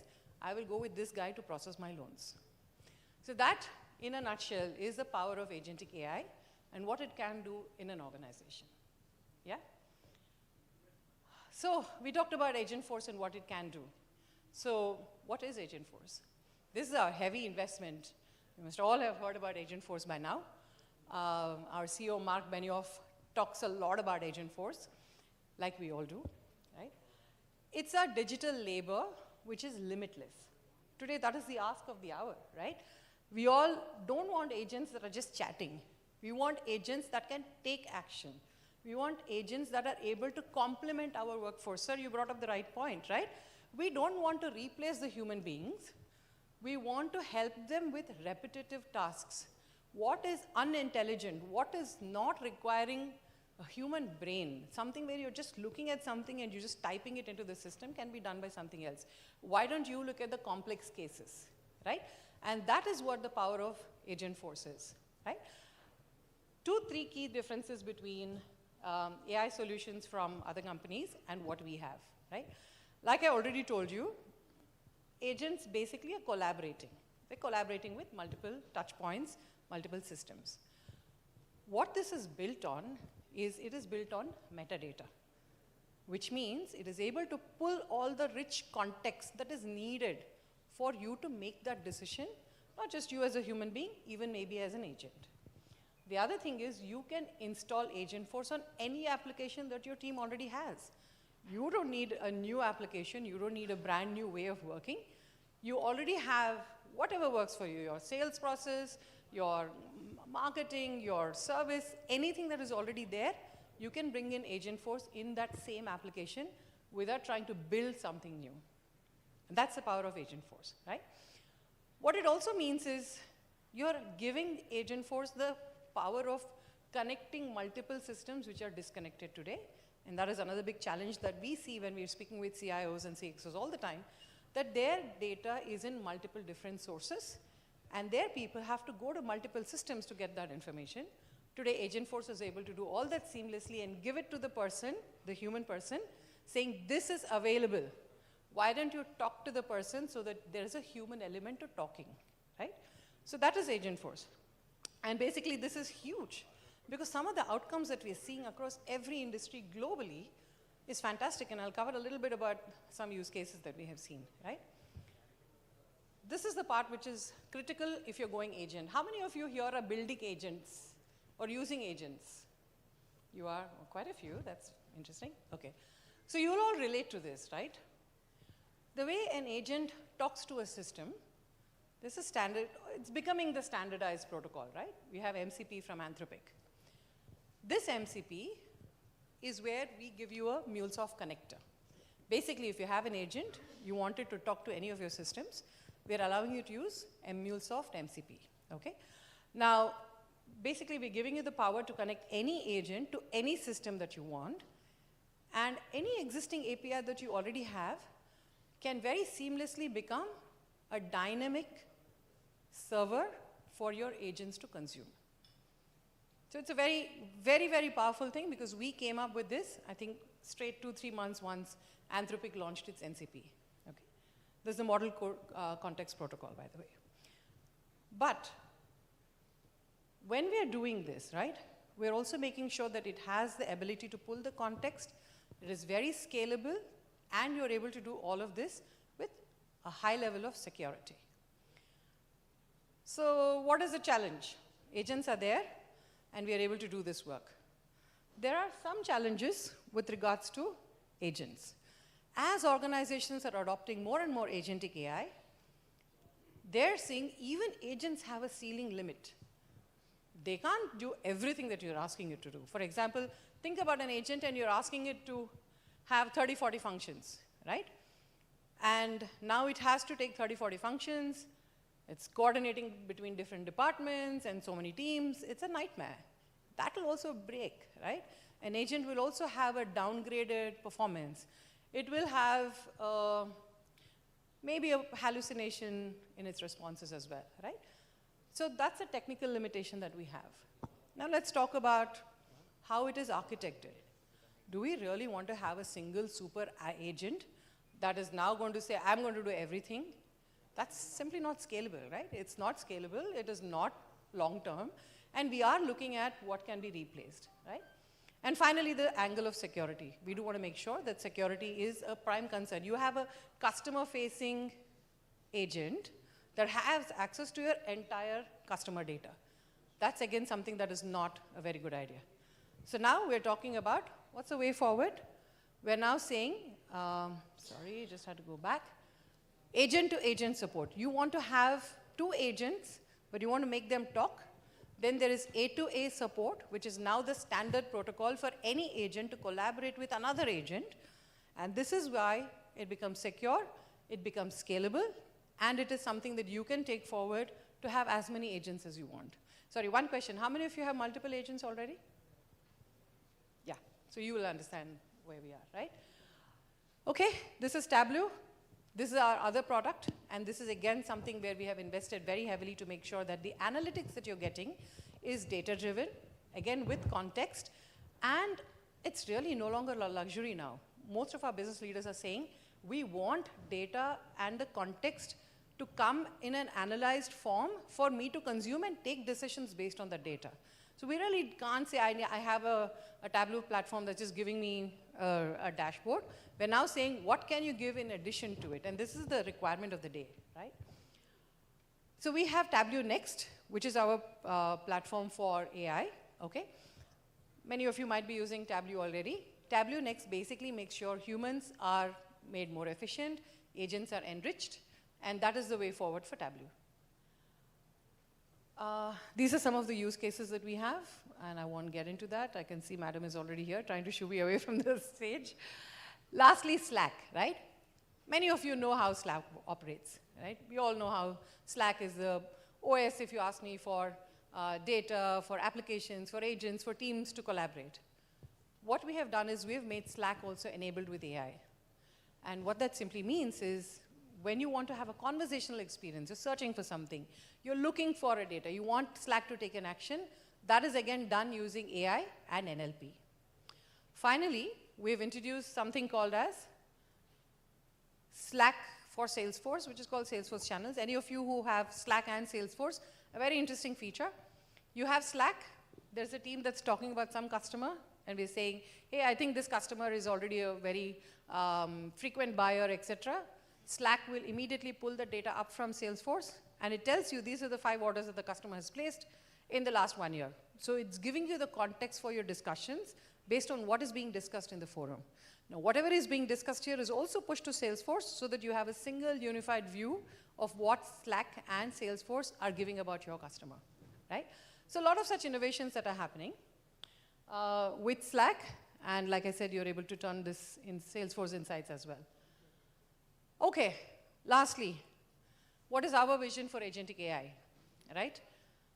We are investing in all our products, of course CRM as well. We've invested a lot in how CRM works. We firmly believe agentic AI is the way of the future. What are some of the examples? One of the food tech companies is using AI, Agent Force basically, to make sure they're responding to deliveries. We have Uber Eats that is using it to resolve disputes. We have a telecom company that has brought down their quoting process from 4 days to 4 minutes. We have RBC Wealth, which is onboarding customers in 24 minutes. We have a customer, we have Volkswagen, which is basically mapping their entire customer journeys through different markets, different channels, different countries, and different dealers. We have a food delivery app, another food delivery app that is basically making sure that all their queries are handled by one particular interface. We have an edtech company that is mapping a mentor to a child. We have a HR company that is basically looking at all job seekers and saying, how can you map the right guy to the right job? And these are some of the use cases, right? There could be so many. All of you in your companies have processes which you know are not supposed to be going the way they are, right? So I just want to end by saying, I think many leaders today, every tech leader who's worth his salt, has some kind of an AI vision. Some people are saying, anything that moves will be autonomous. The only way we'll talk to computers will be through AI, and so on and so forth, right? Our own vision is based on agentic AI, and we truly believe that we want to bring in 1 billion agents that are live in customers this year. And that's what we're working towards. We have about 8,000 plus customers who are using agentic AI already for different use cases, and that is firmly our belief and the direction that we want to go, right? That, in summary, ma'am, I have finished giving you a quick sneak peek as to what can be done with agentic AI. Happy to discuss how to do it. We have a team outside. If any of you feel you have manual processes, repetitive tasks, you want to automate, because if you don't, somebody else is doing it, you can always visit us, and we're happy to engage with you. Yeah? Thank you. Thank you so much, Ms. Sriram. I think that was a wonderful session. I request you to please stay back on the stage as I request Ms. Anushruti Singh to kindly come and give the token of appreciation to ma'am. Well, ladies and gentlemen, I think that was a very interesting topic and a touchdown. She's always available at the booth right outside, so you can connect with her for more details. So I'd like to felicitate you. Yes, our team's right here. Thank you for being a part and giving your time. Thank you. A big round of applause once again. Thank you. All right, without any further ado, let's move ahead with the next session. And that topic is data, AI, and the new age of business intelligence. I know a lot of us are running through this topic right away.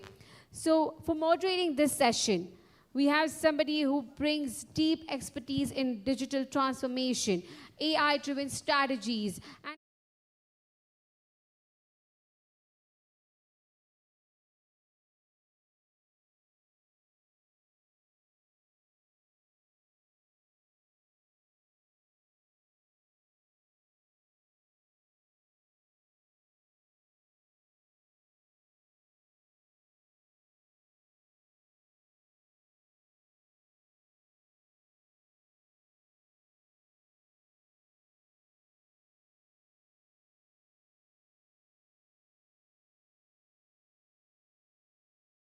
along with him, Kaushik Kadidal, Chief Data Officer and Head of Insights Business, pay you a big round of applause. The applauses keep coming in. Vivek Rajagopal, Group Chief Analytics and AI Officer, Narayana Health. Thank you for joining us, sir. Chandramouli, Head of Architecture, Retail and Program Engineering, HDFC Bank. Thank you for joining us, sir. Matangi Shri Ramachandran, Chief Data Officer, UB, to please join us on stage. Thank you for joining us. Ladies and gentlemen, please give the entire panel a big round of applause. All right, just before we kickstart, I request everyone to kindly be seated. Before we kickstart, you all know the drill. We will have the QR on the screen and then on your badges as well. So kindly vote. The question is, what is the biggest challenge in transforming business intelligence with AI? The options are data silos across departments, resistance to analytics adoption, real-time data integration, lack of AI model interpretability. So let's see. All right, a lot of votes coming in. May I please request everyone to kindly take your phones and start voting, please, everybody. The scanner is on your badge if you have missed it on the screen. Kindly scan from the back of your badge, you will find the QR code. You can use anybody's scanner. Yes. All right, we have 18. We have 181 people, and out of that, we have only 23 votes as of now. Come on, I want to see more votes. I want to see everybody taking a part. If you haven't already, then kindly turn your badge around and you can see a QR code. Kindly scan that and kindly, please, go through this question and give your opinions, and let's see what the answer is. All right, 38 people, number of people increasing. Good. I think we're about 50 people or 60 people in the room. At least a minimum of 59, 58. Come on, the numbers are increasing. That's a good sign. 46. Yes, any more votes? Anybody else pending? If you haven't done that, can you just turn around your badge and get the QR code? 48, a good number.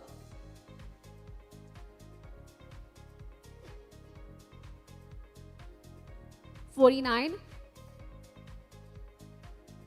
That's it. All right, ladies and gentlemen, the answer is data silos across the departments.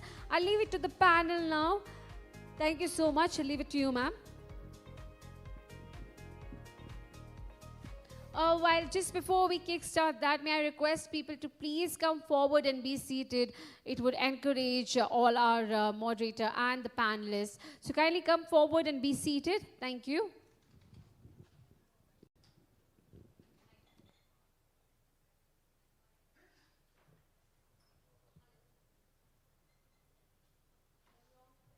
Press until you find it green.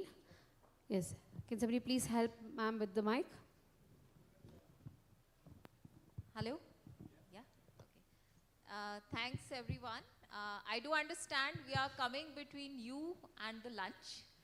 Unfortunately, fortunately, so we'll try to make it as engaging, interesting, entertaining, and relevant as possible. I think the topic is absolutely contemporary. When we look at business intelligence, it was all about looking backwards, looking at dashboards, reports, but now AI is changing the rules of the game. We are moving from hindsight to foresight, and from information to quick gratification, quick action. Everyone wants to see it now. They don't want to wait anymore. And at the same time, we are so unforgiving to any error that can happen as part of our business intelligence outcomes. So I think today, as part of this discussion, we'll explore how AI, Gen AI, emerging agentic systems are transforming business intelligence into something more dynamic, interactive, and impactful.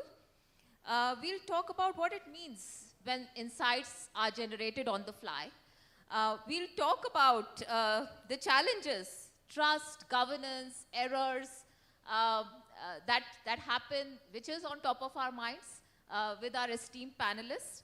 And then, of course, I do hope our panelists will share their bold ideas practical examples and predictions on how this new era of intelligence will shape up. And just to introduce my esteemed panelists, we have Sridhar. He is the CTO of overall AI delivery in IBM. We have Kaushik. He's the CDO. He talks data all the while, and he's head of insights at PayU. We have Vivek. He saves lives. He's part of Narayana Health, and he's the chief of analytics and AI there. We have Chandramouli. He holds our money. So he's the head of architecture practice for retail in HDFC. And we have Mathangi. She's the co-founder of Uverse. So I think the most youthful amongst us, if I may call it. So thank you everyone for your time. And I did promise them that I'll ask them tough questions, and I hope I have your support in there. So maybe Sridhar, with you, we moved from dashboards to predictions, and now we are talking with data. So just wanted to understand your perspectives on how do you see AI, Gen AI, reshaping the very definition of business intelligence as we understand today.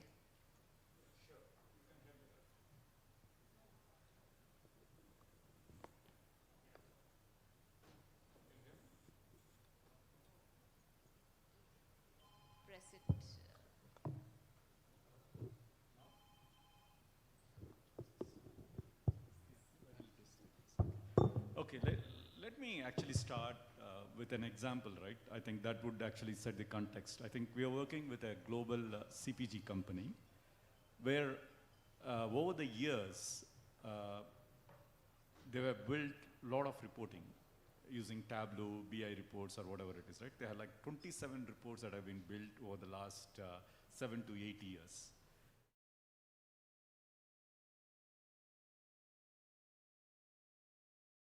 We found is that like out of the 27,000 reports that they have in this global organization, 80 to 85% of them have been used once in a while, actually. So once in a month, once in 3 months, and some of them in once in 6 months, etc.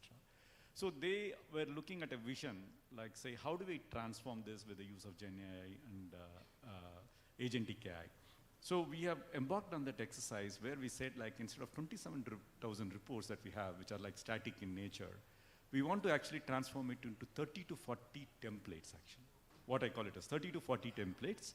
And these 30 to 40 templates, actually, so any of the departments can come in. It's maybe marketing, let's say the sales or the research teams, they can come in and use one among these 30 or 40 templates, and then they can actually start generating the reports in a dynamic manner. What happens is that somebody can ask the question in a natural language way, and then the question actually goes to the large language models. An agent will pick that up, and then it will translate into an SQL syntax. The SQL syntax will go and hit your Databricks or Snowflakes layers that they have. It actually brings the data out, and then there is another agent which will take the data, generate the Python code, and then it will generate the graphs and the reports. So you think of like today, if you have to build a report in whichever reporting tool that you takes, you have to send a request, somebody picks the request from the IT team, they have to go to the tool, build the report. Anywhere it takes 3 weeks to 4 weeks. So that is a time. Now you have 30 to 40 templates which can actually do the work, and then you can get the report in the next 15 minutes or 20 minutes depending upon your complexity of the query. So that is the shift that this organization is actually made. That's the key difference that we are trying to bring. One is that you are going to have the productivity improvement in the sense that like you don't require 3 to 4 weeks to build. And the other thing is the business opportunity. You are getting the insights right at this moment, and then so that you can take decisions. That's a different shift that you're going to have on top of this BI reporting as such, I see. So with that, I'll just hand over. No, thank you, Sridhar. I think very well articulated. There's a lot that now we can do creatively, and I think we were discussing in the room just some time back that it is all about accentuating the human experience, the human capabilities, and bringing in aspects of collaboration rather than us fighting on numbers. So I think thanks for that. Maybe Vivek, I'll come to you. Generative AI is obviously making BI more accessible, just like what Sridhar said. Today you can get information on your tips. And now we have agentic, which is coming, and it's moving a step further, where it is also enabling a machine to work for us, think for us. And you are part of healthcare industry. So how do you bring the balance between human decision making and machine driven insights? So how do you bring that trust and action as part of this? So BI or data intelligence implementations itself, you know, the success rates are abysmally low. As he was just saying, out of some 27,000 reports, 80% odd reports are used only once, infrequently. With any data intelligence system, that is a huge problem. How do you get adoption? That is the fundamental problem. Every organization that we've seen has some BI, some dashboards and reports built. Nobody uses it. If you ask the tech team, they will say top of the line, we have all data. If you go to business, they'll say we have no data. All data is wrong, we just use Excel sheets. That's the fundamental problem, which means all the data intelligence that is available in the organization is not actionable. There is a team that builds it as a hygiene factor, but no one uses it. Two goals that we set out when we set out to build our data intelligence journey: democratization and institutionalization. When we say democratization, every role in the organization will have access to the right data or right insights to drive their actions. And when we say institutionalization, data intelligence is not a choice, but the process. Until it was dashboards or reports, institutionalizing it was very, very difficult, because a person can look at a dashboard or not look at a dashboard and still go ahead and make their decision. Because you will need to have a huge training arm to get everyone on board to what the thought process of the person who designed the dashboard was. And over a period of time, dashboards tend to go to sleep. People will not use it, and then people will stop maintaining it, and finally the data is wrong in all of your dashboards. AI is fundamentally changing it and helping us institutionalize it. Instead of people going and checking data on a daily basis and trying to infer something, looking at this chart, finding out this is low, okay, now I need to go to another dashboard, do another analysis, find 4 things, keep that in mind or note it down, go to another dashboard and do something, and then finally come to my action. AI is now able to dynamically generate action, as he was saying. You have a lake house or a data warehouse that is there. There is an agent sitting on top. Not just conversational AI, where the user needs to ask questions, but as you mentioned, agentic AI, where there is an agent that knows what to highlight to the user. So instead of a pull system, it is helping getting to a push system, where it automatically figures out what the next action needs to be and automatically triggers it to the user. That is what we are all running towards. And in the next few years, there will be a lot of agents that are there in your data system that is able to tell users exactly what the next action is. And this is not just from a business intelligence standpoint, but from our industry, also from a clinical intelligence standpoint, where it is able to tell every clinical care worker what they need to do next and why they need to do it. So that is the transformation we are seeing. Yes. So what I hear, Vivek, is that you are bringing in some level of guardrails, where human in the loop is a must. And then, of course, when the human is acting, at that point in time, the machine insight is a must. So it's a very collaborative give and take, which we will see. Is that right? Absolutely, especially in the clinical context. In the business intelligence context also that is true, where agents will be able to take actions, but within certain limits. And when it goes beyond the limits, you will need a human to come into the loop. Clinical intelligence, more so that guardrail is necessary, because the final accountability lies with the doctor. None of us at this point would want accountability to lie with AI. We will want accountability to lie with a clinical staff. So more so human in the loop is critical, but it is saving a lot of time in terms of administrative workloads for those humans that are required to act. Sure, thank you, thank you. So maybe Kaushik, come to you because we are talking of data. So if data, we say, is the new oil, then AI is now the refinery, right? Which is churning that data into multiple facets. So with this new kind of value coming in for businesses, and that to a business like yours, which is now where you are able to give in more predictive, generative, autonomous insights. Can you give us some examples how the business models are changing through the insights that you are now able to provide, and how it's impacting the overall ecosystem of payments? Yeah, sure. So I'll tell you, I'll tell you, look forward into the future, right? This is an idea we sort of started working on. The product is not ready, but just to give you a sense of where it's going. So let's take in the credit business, right? There is a manual underwriting team that helps us make the decision, right?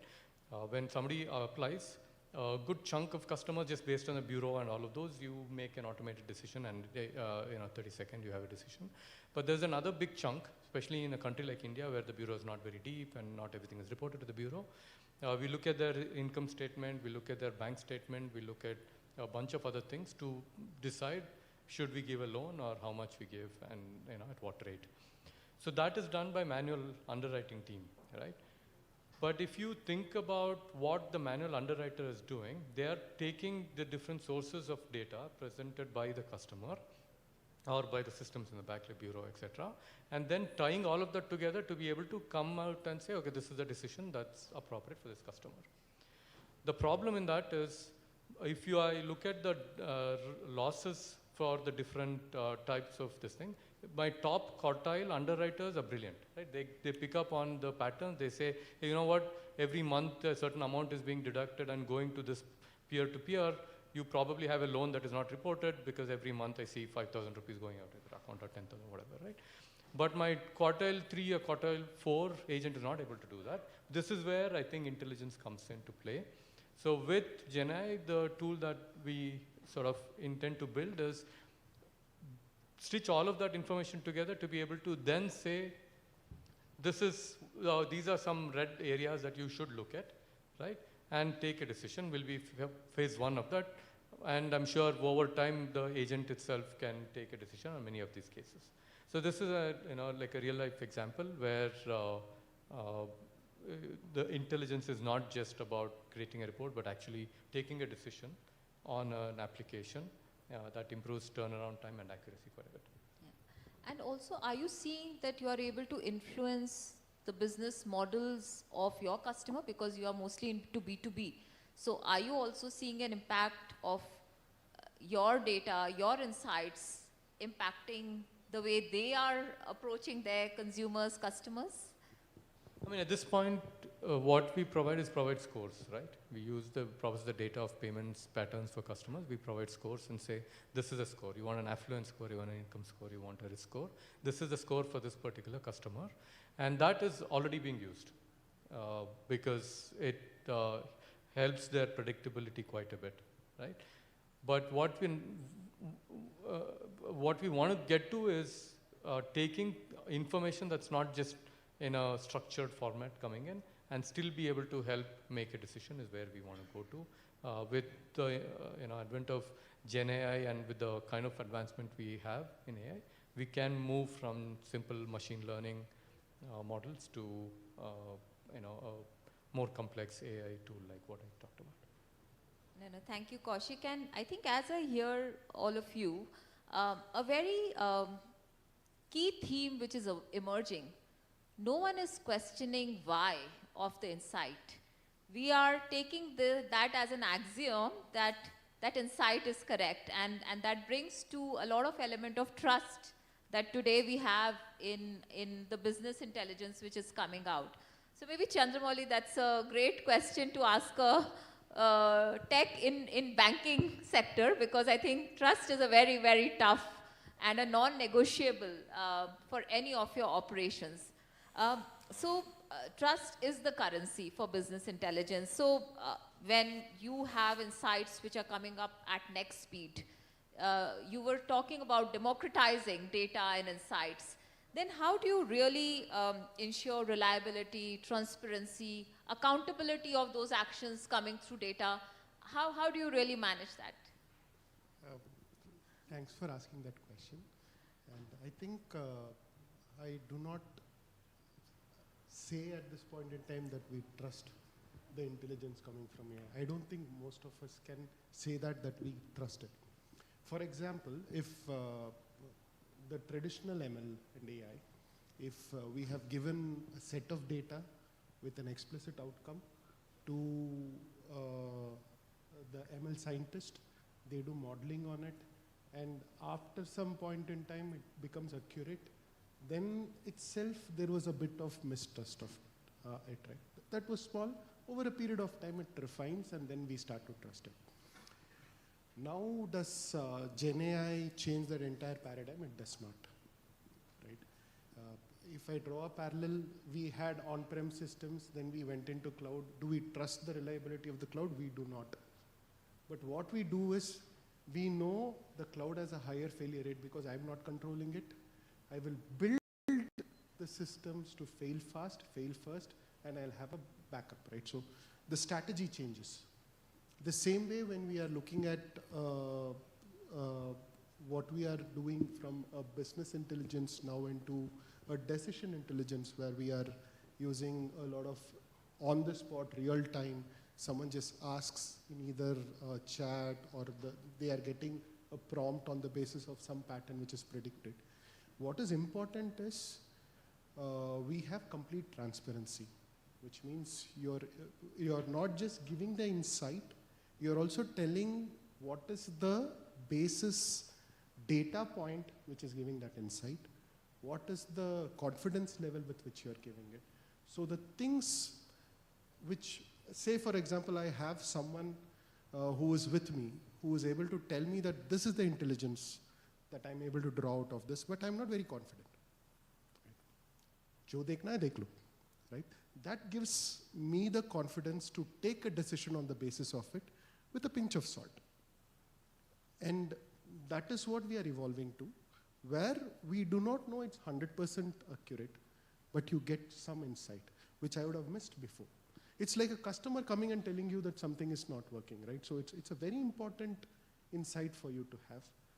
But you take it with a pinch of salt. You go back and do the analysis till you understand it completely. So at this stage, there is a definite human intervention needed, who reads the signals, understands what it stands for, is able to translate into an action quickly.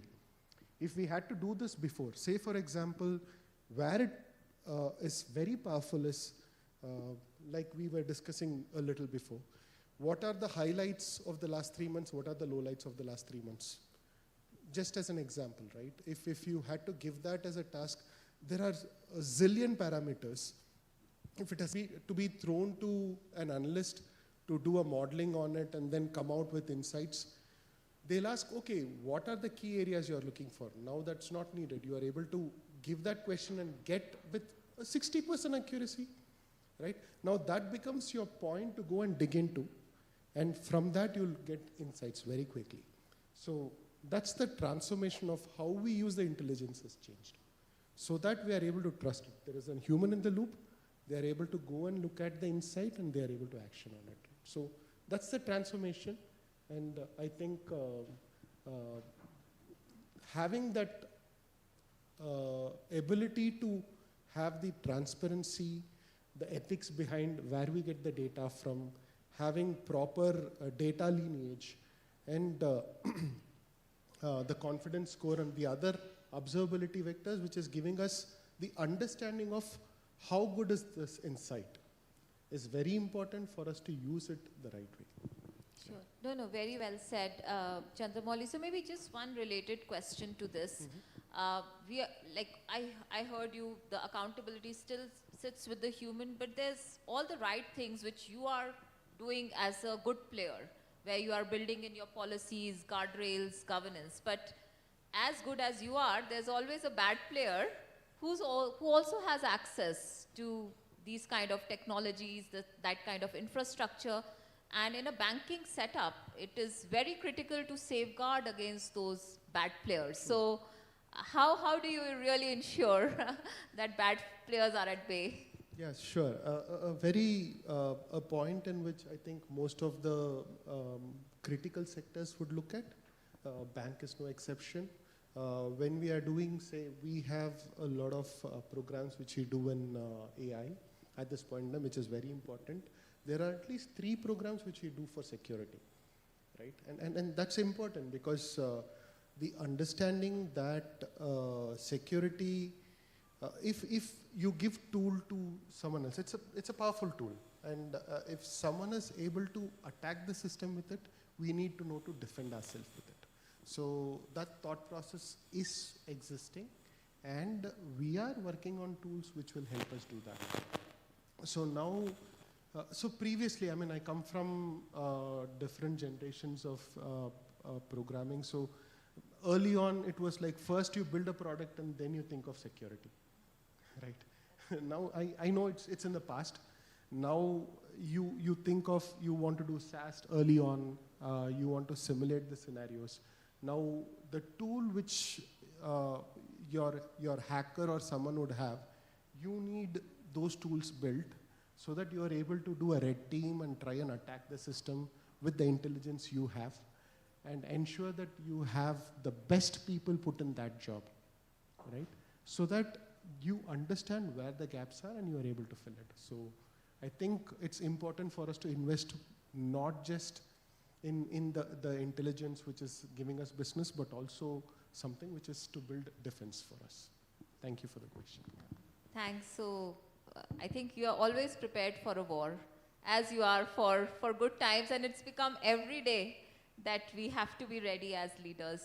So maybe on that, Mathangi, coming to you, we all are sitting here, are there to earn business, win business for our firms, and now with AI and now Gen AI, agentic, things are moving very fast in terms of insights. What our customers expect from us is what will come, in days ahead. So as a co-founder of Uverse, how do you really, manage the changing AI landscape and its impact on your customers and its impact on your current services portfolio that you kind of deliver? Sure. Good afternoon, everyone. I'll give a brief on what Uverse is, then I will answer that. So Uverse, we are saying, is an AI canvas. We started out with banks and financial institutions, and then we are moving into areas of non-banks as well. Right from scorecards to document processing, especially we are big on conversational AI, where anything that a human-human conversation is happening through call centers, that, we convert that into a conversational AI which is bot-led and over the telephony. And we recently also launched a product on video generation. So for every customer, there will be a video that's generated for that customer. So it's about personalization of how you can communicate to a customer. So across these, our value proposition is what I would like to call as a last mile AI, where we are taking these solutions to an end customer and to our client, and hence to an end customer, where it actually makes a difference. So we are making AI kind of show that impact or AI actually show its true meaning to how it can make a difference. That's the layer we play in. So hence, AI is bread, butter, and life. That's what it is for us, and it's been an excellent time and excellent space to be part of, because what you think of an idea today is a reality tomorrow, right? So, and having worked with some of the largest banks in India, HDFC being one of our important customers, we have figured out just the potential that's just waiting to be untapped with AI, right? So there's enough and more use cases, enough and more problems that can actually solve that problem. And I believe in any technology is worth its salt only if it actually makes democratization possible.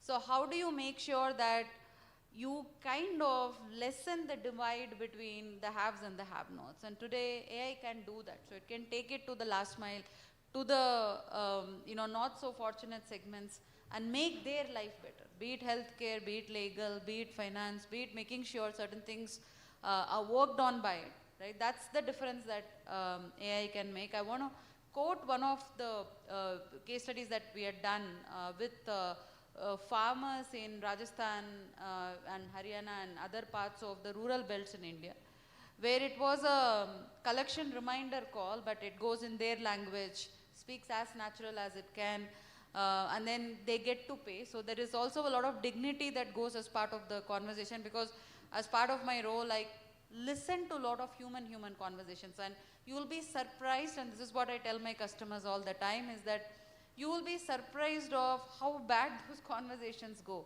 Especially in collections, it gets extremely frictionsome, very abusive, both parties shouting at each other. And then it goes out of control. And my sympathies with the human agents who are doing 200 calls a day, and they're constantly hearing from the customers, I cannot pay because it's a medical emergency, somebody broke their leg, somebody died, I am not that person, or yelling at them saying this is a wrong charge, I've told you, you cannot call me, etc. Imagine a human being going through day in and day out only these conversations. Morning you start, to evening you're almost a therapist, right? Therapist might be hearing lesser such cases than what a collection agent in India hears. And then your team lead shouting on top of you saying why your numbers are not delivered, etc. But while you take the conversational AI equivalent of it, it can handle it much more matured, much more gracefully, and much more, the responses it gives are far more that way well thought of, if we can use that word. And that's the space that it is changing. See, it's actually impacting who is very used to abusive calls. So if you're a defaulter in the third month and then goes to fourth month, etc., you're just getting yelling calls at you from different points, and that's the user experience that it is building even in a case like that. So that way it is kind of exploding into a lot of realities. Conversational bots, for example, has been there for a very long time, starts from 1950s and even now it's there. But the adoption in India in the last 1 year or so has been one of the highest, because of the ability it can deliver, because of the user experience it can deliver, because of the nuances it can talk to, the different voices. Today it is possible that we can talk to a customer as like the branch manager with right consent, etc. But those kind of experiences are extremely possible. And we are even talking about low resources languages like Bhojpuri, Maithili, etc. Right? It's not, and you won't get human agents at that point in time. And talking about video is another game to be waiting to be exploded as a tool for communication, being in touch with the customers, as well as for marketing. And that medium is again very much used by tier 2, tier 3 in rural India.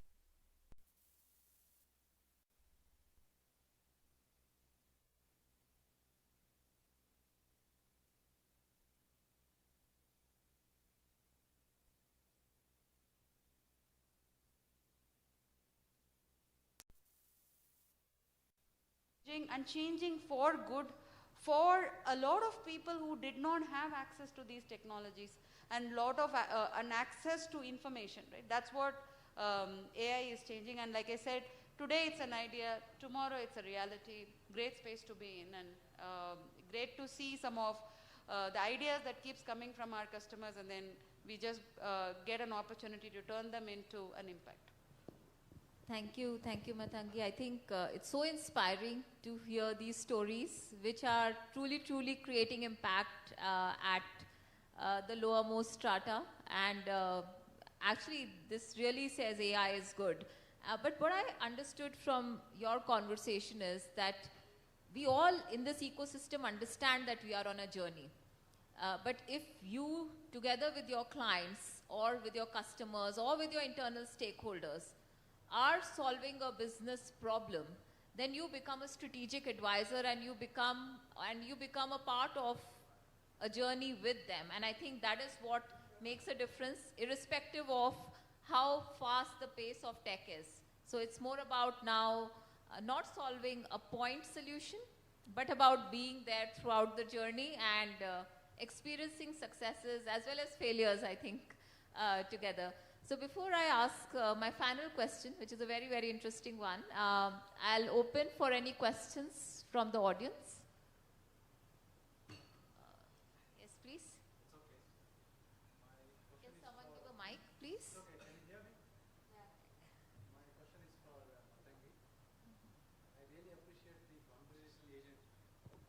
I really appreciate the conversational agent that you have got, right?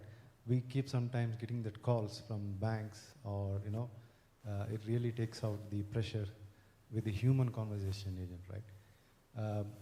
Does your conversational agent become angry?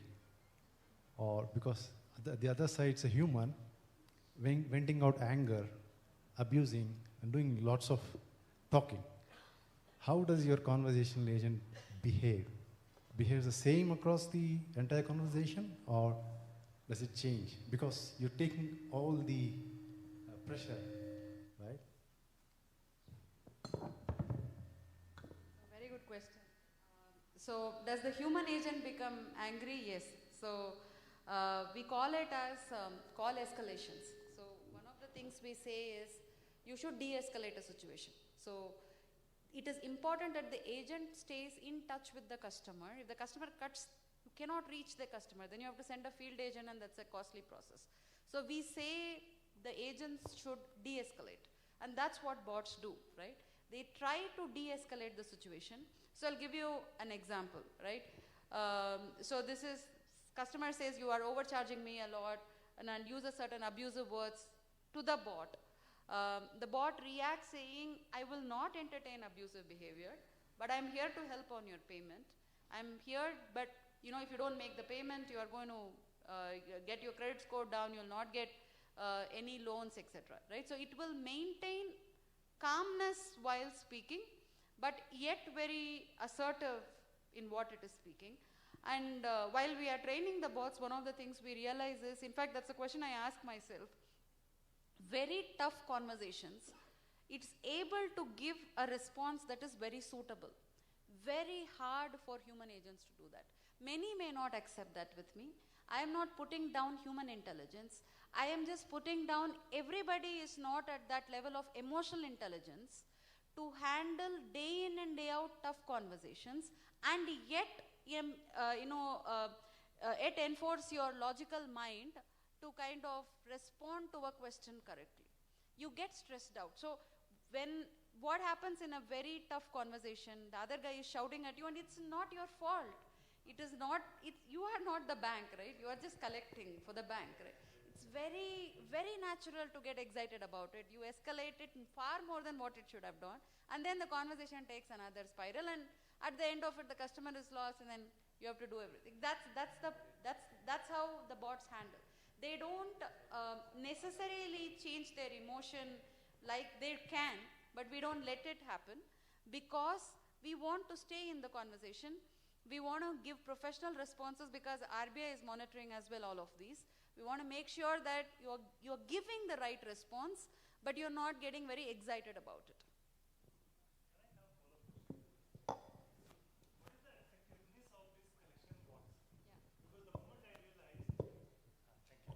So what is the effectiveness of this collection bot? The moment I realize that the caller opposite to that is not a human being, it's an agent, it's an automated thing. Have you seen the efficiency actually drop? I wish I can play some calls to you and show, especially in tier 2, tier 3, people call it Madam Ji and Sir. You can see the address that's coming on the other side. They are very respectful for the bot. They wouldn't be so respectful for the human agents on the other side, but certainly they are very, very respectful for the bot. Of course, the text-to-speech itself has gotten into another level right now. Very human-like conversations are possible. Our worry is the reverse. If I listen to a call center and hear the conversation, especially in India, it's very monotonous. It can be only monotonous given the situation we are in. Whereas a bot is nice, pausing and everything, that's how you know the difference. Because the human conversations are monotonous, Whereas bot conversations are well measured and nicely talking and everything. Maybe somebody else will know the reverse difference. But at this point in time, people engage in those conversations. A final question, if any? From an ethical point of view, are you not supposed to declare it's a bot? You have a point. So the European Union of AI, which is UAI Act, which is the only act that's passed in the world, does say you should declare this as a bot. But in India, there is no such regulation. So you're not declaring as a bot. However, the bot, see, even if I'm going to say that in the first sentence, many will lose it. So conversation goes like that. I'm going to take HDFC name. So hi, I'm calling from HDFC Bank regarding your credit card payment. Can we talk, right? This is how the bot starts. Now, instead of that, if say, hey, I am Ria, I'm a virtual assistant calling from HDFC Bank. Think somebody in rural India. Even if you get the Shuddh Hindi on virtual assistant, you wouldn't have even paid attention to that. But what other ways the bot does say its capabilities is that when there is a out of bounds question that's getting asked, it says, hey, I'm only restricted to answer these questions, so I can only help you with that. Anything else, I can transfer to an agent. It does say that, right? So, but you are right, UAI does explicitly mention that you should say that at the beginning of the sentence, whereas in India, it's a little bit more open, and Honorable Ashwini Vaishnav also said that we're not going to make certain of these regulations very restrictive. We're going to a little bit open up, so that's where we are at in India.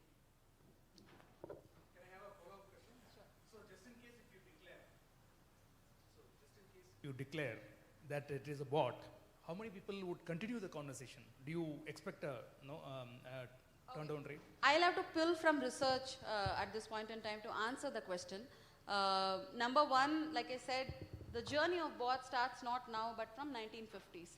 And I don't know how many of you know, and I was telling this to my daughter, it started from psychology, right? That's the first use case of the bot. Imagine in psychology where you are most vulnerable and you're going to tell your things that's not going well and what you are as a person and what impacts you, etc. That's where bots are even built to make a difference. The human-machine relationship possibly is far more than what we think at this point in time, and maybe lot more to be explored than what is even being explored very transactionally. It can go very, very deep.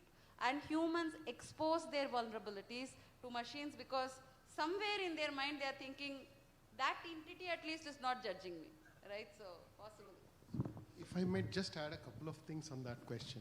So, interestingly, I have met across a lot of people. So, putting at least that level of intelligence to the conversation, what has happened is now slowly a lot of people are concerned about whether the job is done, which helps them achieve the job better. So gone are the times we ask question to our parents, now we ask a Perplexity or a Chat GPT. It's not our parents, but people have learned to make the transition. I think there is a transition being done where people are more focused on getting their job done versus emphasize harder on whether it's a bot or a person at the other end. There is a mind shift happening. You are right that some people who are not made the transition, they might get a shock if they suddenly realize it's a bot at the other end. But that number is reducing because it is becoming a norm that more often than not you talk to a bot than a human at the other end. People are slowly realizing it and they are making the transition. I think we've landed the topic. AI has arrived because the questions are all about what machines are doing rather than what they're doing to us. So I think it's been a phenomenal closure to this session. For more interesting questions, you can catch our panelists during lunch. But I think due to the time that we have concluded, thank you so much, everyone. Thank you, panelists. Thank you so much. Can we please give a big round of applause to the entire panel? May I please invite Anushruti Singh to kindly come over and give the token of appreciation to our panel. Yes, just before that, one picture. Yes, one group picture.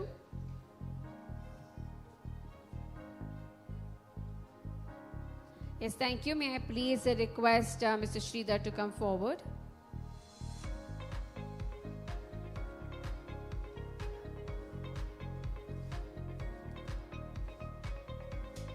Kaushik to please kindly come forward and collect the token of appreciation. Thank you so much for being a great panel. Vivek Rajagopal.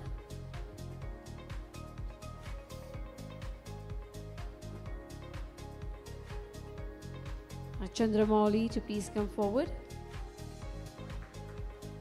Yes, give them a big round of applause. That coming in. Amathangi Sri Ramachandran to kindly come forward. And finally, to our wonderful moderator for this discussion, Ms. Pragati Chakraborty. Thank you so much for being a great moderator. A big round of applause to the entire panel, ladies and gentlemen.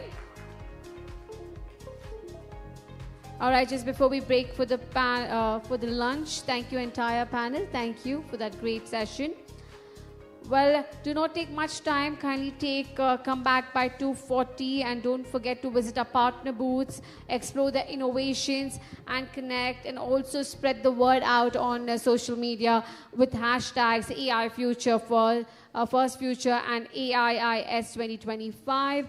And also we have a lot of prizes, like I've said, I'll be repeating them after lunch. So thank you all. A reminder to kindly keep your scratch cards with you for the lucky draw at the end of the event. And I will see you all at 2:40. Thank you.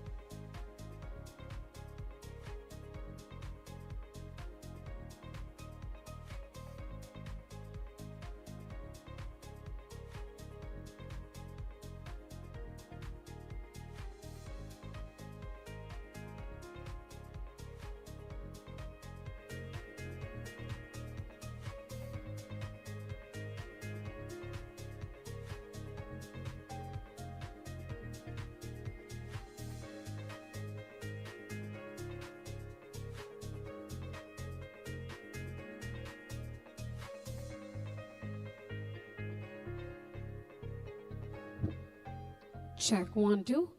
All right, ladies and gentlemen, welcome you all to AI Innovation Summit 2025 Bengaluru edition. Well, just before we kickstart, I want you all to know that if you give us a feedback of the entire session and show the feedback form, how are you going to get it? You will scan your QR code behind the badge and you will give us the feedback, and then you will show it at the registration while you leave, and you will collect a goodie from us. And plus, you will have to ensure that you are tagging us and using the hashtags AI First Future and AIIS 2025 and upload it everywhere on social media. And we have 2 awards, like we said, Best Spotlight and also the Content Creator Buzz. So don't forget to do all of that. And while we wait for all of that, by the end of the evening, after the event is concluded, we will be opening lucky draws. So the scratch cards that was given to you during the time of registration, kindly do not throw that away. Keep it safe so that we can see if you have won something or not. All right, but just before that, I know everybody's back from their lunch now. It's been a good lunch, I know, right? Was it good? Yeah? So far, so good? All right, okay. Just before we kickstart, okay, what I want you to do is, I want you to place your right index finger up like this on the air. Right hand index finger. Everybody, please drop your phones for a while. Requesting you all to drop your phones for a while and draw a triangle, an imaginary triangle, okay. Now put your left hand and draw a square. Yeah.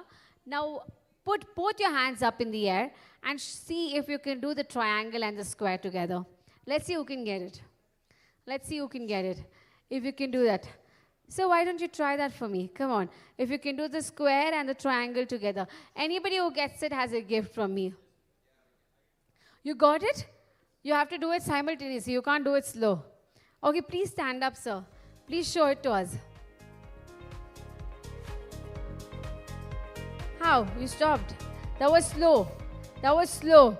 Even I can do that. Okay, anybody else who got it? Okay, faster. Okay. Your line itself came straight. It's not a triangle.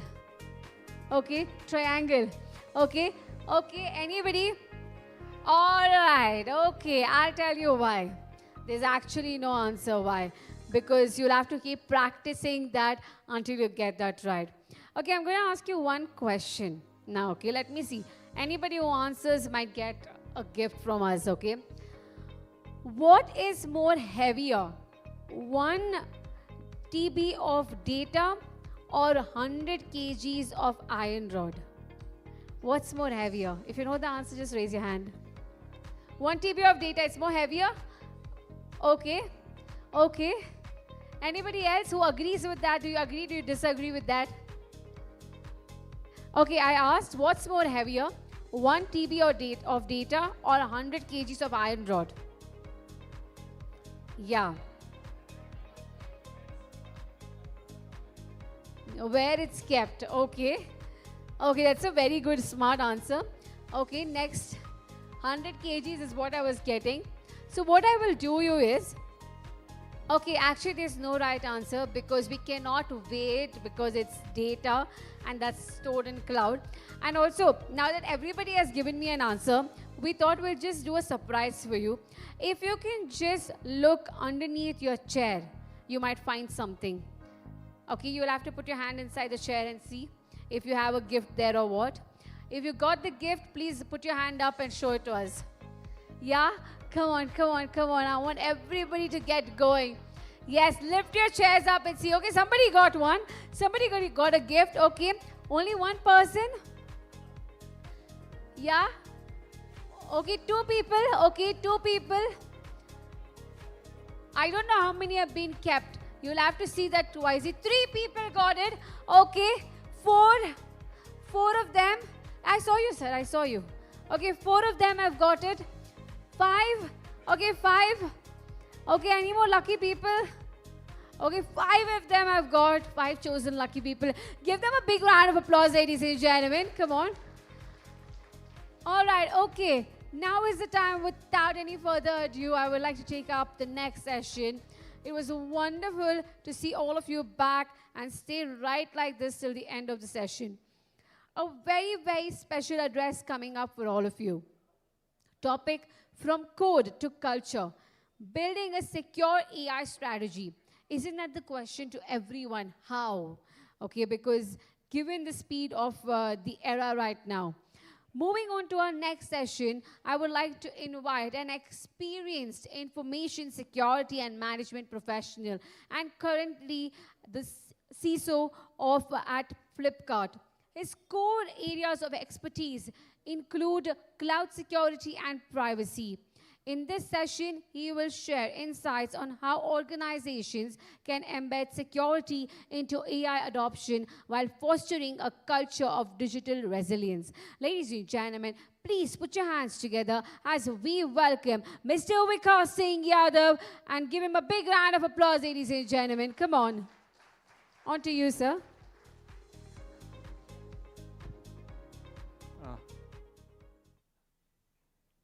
Good afternoon, everyone. I hope you can hear me in the back. Yeah, perfect. I think you can't go to a conference without talking about AI today. And if the topic can be anything, I think we all revolve around AI today. So, however, I think while we are moving towards AI in a fast and a furious manner, my talk today will be concentrating on how we can build that and do that securely and responsibly.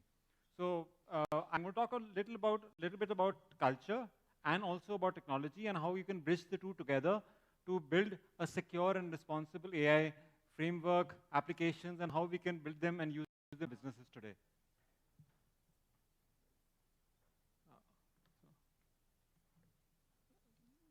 You mind helping me out with this? Okay, sorry.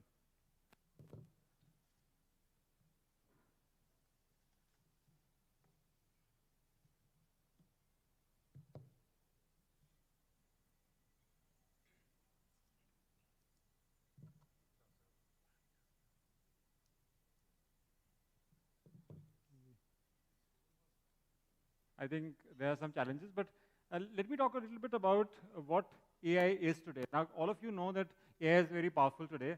You have agents doing things which were unimaginable. For example, today morning only I found one AI researcher saying that he had used an agent to shop online.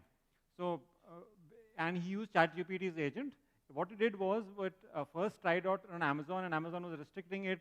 Then it moved to Flipkart. Leaving aside the login flow where the individual had to put an OTP, he could stimulate the entire shopping journey of using AI and AI agent. So therefore, you can imagine how powerful it would be. And today, agents will start doing things for us which we never imagined earlier. So how do you move ahead with this technology in a secure way? Because what happens is that you also have these agents available to be hacked and also to be used for other things as well. For example, in a recent conference in DEF CON, which is one of the premier conferences in the international world and world arena, what happens is that they showed that Copilot Studio could easily release the data of customers and this private PII data by just a small prompt injection attack which was being done. So that means you have an agent which is responsible for doing a certain task, but it can also be manipulated to being changed into and revealing information which is not supposed to do so. But now it's not all scary if we do it in a proper way.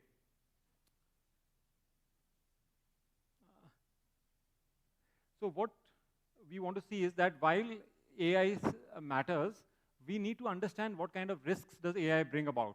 Now those risks can be simple examples of data risk, which I mentioned earlier, being leaks and exposures, or it could be the model itself could be poisoned. That means you have a model which has been fed with data which is not supposed to be, it's not supposed to be trained on. And then finally, you obviously have issues around resilience, around reputation risk, and also around the trust with the customers. So today, if a customer is expecting a clear opinion on a particular topic, let's say you go to a medical website and you are expecting certain clear medical advice. You don't know what the advice is coming from. Is the advice being generated by a real doctor or is it being generated by AI? So you don't want hallucination to happen. So therefore, those trust risks also are clear. Now, how do you counter and how do you manage all these risks? While you are working about it, what is also a counterpoint is that there are certain, most countries and organizations have also decided that AI today is a boardroom and a nation level strategy. So for example, Trump has already said that they'll remove all barriers to American leadership in the race for artificial intelligence. And both EU and Australia have also said that their regulations may be removed to ensure that the AI journey moves fast and furiously. So in a similar way, today our boards and our leadership and even the investors in public companies would be expecting the companies to go ahead and work on AI in a fast way. But then the whole question is, what should be our strategy? You should obviously have a strategy around, in one way, in what I propose is that you secure the code and also you shape the culture. That means you secure technology with various methodologies and controls, and also you shape the culture by building awareness and also ensuring that your people in your organization are also aware of what the risks are, and wherever you allow them to have a free hand or experiment, they do it responsibly. So if I talk a little bit about technology, you can break this out into 4 layers. Firstly, obviously, is your infrastructure. This infrastructure could be your cloud environment, where, let's say, AWS, which is being talked about in this conference, or it could be your own graphical processor units which you're running. So you need to ensure that the infrastructure layer is running securely. That means it's been designed and hardened effectively. And then, once you move up the value chain, then you have the data. Where is the data coming from? Is your training data, let's say, an example could be that a lot of data scientists download data from internet or from open sources. Is that data secure? Is that data effectively validated? And is it giving the right results? And obviously, how do you manage, classify, also ensure the sensitivity of the data in mind? That means if you're handling PI records or patient records, how are you securing them? And then, once you use a model, how do you know whether the model is secure or not? For example, a lot of you must be aware or maybe using Hugging Face. So while Hugging Face has model cards, it also can give you a rating of what kind of models you can download. But the only challenge would be that how do you know that what kind of models are being downloaded by your developers or engineers and how are they using them? So does your organization have a policy around that? Similarly, if you're using any open source model or a pre-trained model, is that both effective for your organization, and is it the right one, and does it have the necessary safeguards as well? And then obviously, once you build an application, an AI application on top of it, are you securing it? That means either a simple example would be that are you ensuring that the right input prompts are coming to it, and you're not being subject to prompt injection? Or if you're securing the input parameters, are you ensuring that the right output is coming out? That means are you not, I hope the model is not being subjugated or into giving output which is not what is expected to do so. For example, if you're chatting with an e-commerce application or an e-commerce chatbot, it should not be giving you medical advice. Or if you're chatting with a medical chatbot, it should not be giving you advice about something else. So that means it's both harmful for the organization because it can overrun. I've heard examples, in fact, of people launching, organizations launching chatbots and they being used like normal advanced ChatGPT Pro versions rather than the actual intention of the chatbot which it was supposed to do. Because some hackers obviously managed to manipulate it into into jailbreaking it and using it for other purposes than what it was designed to. Then moving on, once you understood and implemented the technology part, I think as all of us would understand, it's very important to get the right culture and the right environment for all this. You can do all the training you can do all the learning you want, but if you're not able to implement it effectively by getting the right environment for your organization, you'll not be able to go effectively in your AI journey. And for that, obviously, you need to have certain guidelines and policies. That means maybe an overarching AI policy in your organization, and then followed by specific usage guidelines both for employees and also for your engineers and for practitioners or data scientists who are leveraging that. On top of that, having a defined AI literacy program at the organizational level and even maybe in your team level. I remember when we started in our AI journey, while there was an organizational initiative, I created an AI literacy program within my team to ensure that we had the right set of skill sets. And surprisingly, it was prepared just from open, free Coursera courses. Obviously, they were audited. They're not, you didn't get the certification if you didn't have a license for a Coursera, but it was adequate enough to do that. And then, obviously, you need to keep security and ethics in mind. This can also be done by having security spokes or champions in every department, which could both learn and disseminate these aspects which you are building upon. And finally, I think very important is the transparency and trust aspect. In fact, I was reading about how can you implement trust and transparency in an effective manner. It's similar to what I was mentioning earlier. The way we used to do it in privacy. In privacy, whenever you see an organization, you know you have a privacy policy in which you can go through to see how your organization is securing your private data. Similarly, I think you will start having responsible AI policies, wherein you will tell your customer what are you using AI for and what are you not using it for. And so if you generate an image, you need to tell responsibly that this is an AI-generated image. If you're giving advice, let's say you have a therapist today, online therapists and all, so you need to be sure that is it an AI chatbot or is it a qualified therapist who's actually giving advice. So that transparency and trust is very essential. And finally, obviously, you try and bring both code, culture together, and that obviously is something which, let's say, talks about trust and resiliency. So you try to build AI secure and trustworthy systems by building and collaborating technology and culture together to build an effective, responsible AI system which can help us both advance our knowledge in our business, but also do it in a secure and an effective manner. Because an AI strategy isn't about only code, it's also about culture. I just end with a small takeaway. I was not promoting IBM in any way, but they've got a lovely book called AI Value Creator. Please, you can have a link which is there, download it. It gives you a very good idea about how to create value in your organization by leveraging AI in the right way. I put my a QR code for a LinkedIn profile as well. If you do want to connect with me and have some questions offline, more than happy to take them. Thank you very much, and let's all use AI responsibly and effectively. Thank you so much, sir. Thank you. And also you can connect with him when he's around. A big round of applause again, once again, ladies and gentlemen. Come on, put your hands together. Now is the time we talk about securing the AI stack. Cybersecurity in the age of Gen AI, right? And leading this discussion with extensive expertise in cyber strategy, cloud security, and emerging technology risks. Well, he is a trusted advisor to global enterprises building secure, scalable, and resilient digital operations. Please put your hands together and let's welcome our moderator, Mr. Preetham Hazarika, partner PwC India, with a big round of applause, ladies and gentlemen.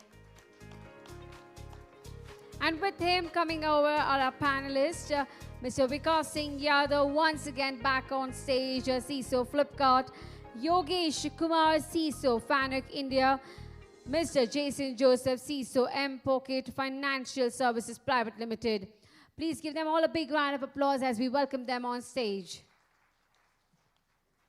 All right, before we start the session, you know the drill already.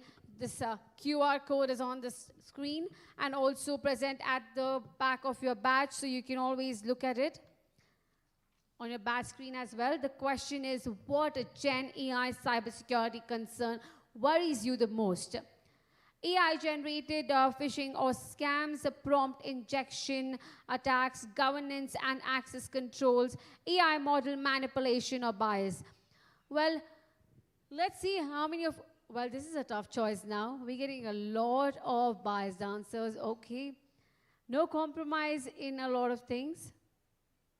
Well, I'm seeing only 17 people have voted. Come on, pick your phones up, ladies and gentlemen, and scan the QR code if you haven't scanned it already. It's at the back of your badge.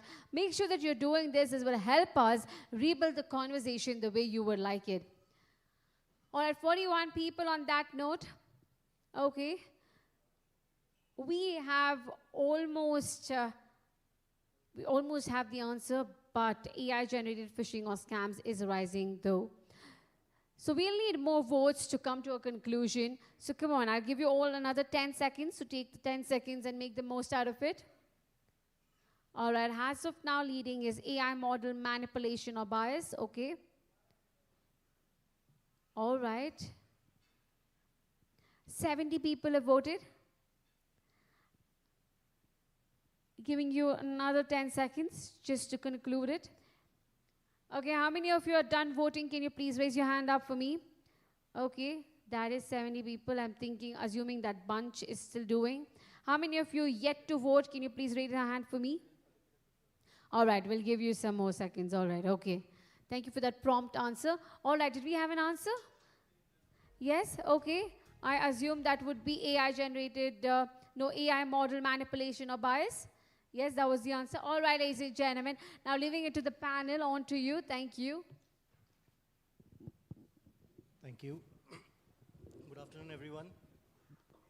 As Yogesh spoke in his previous presentation, there cannot be a summit without AI, and this is an AI summit itself. So AI has taken over our lives, whether you consider it government, whether it is industries, or even in the society, the normal. A lot of people, of course, are using AI like Google today, but at least in the industries, we are using it more maturely, right? With the breakneck speed at which AI is getting adopted, right? While it brings a lot of advantages, there are risks as well. So we'll spend the next couple of minutes, 30 minutes actually, speaking a lot about this and understanding what are CISOs or leaders in the security space, what's their perspective about it, how is the industry looking and what are they doing about it. Now, interestingly, Vikas ended his presentation with the AI workbook. There's also a recent research on 2025 risks that have been populated. And the top of the list is AI risk, right?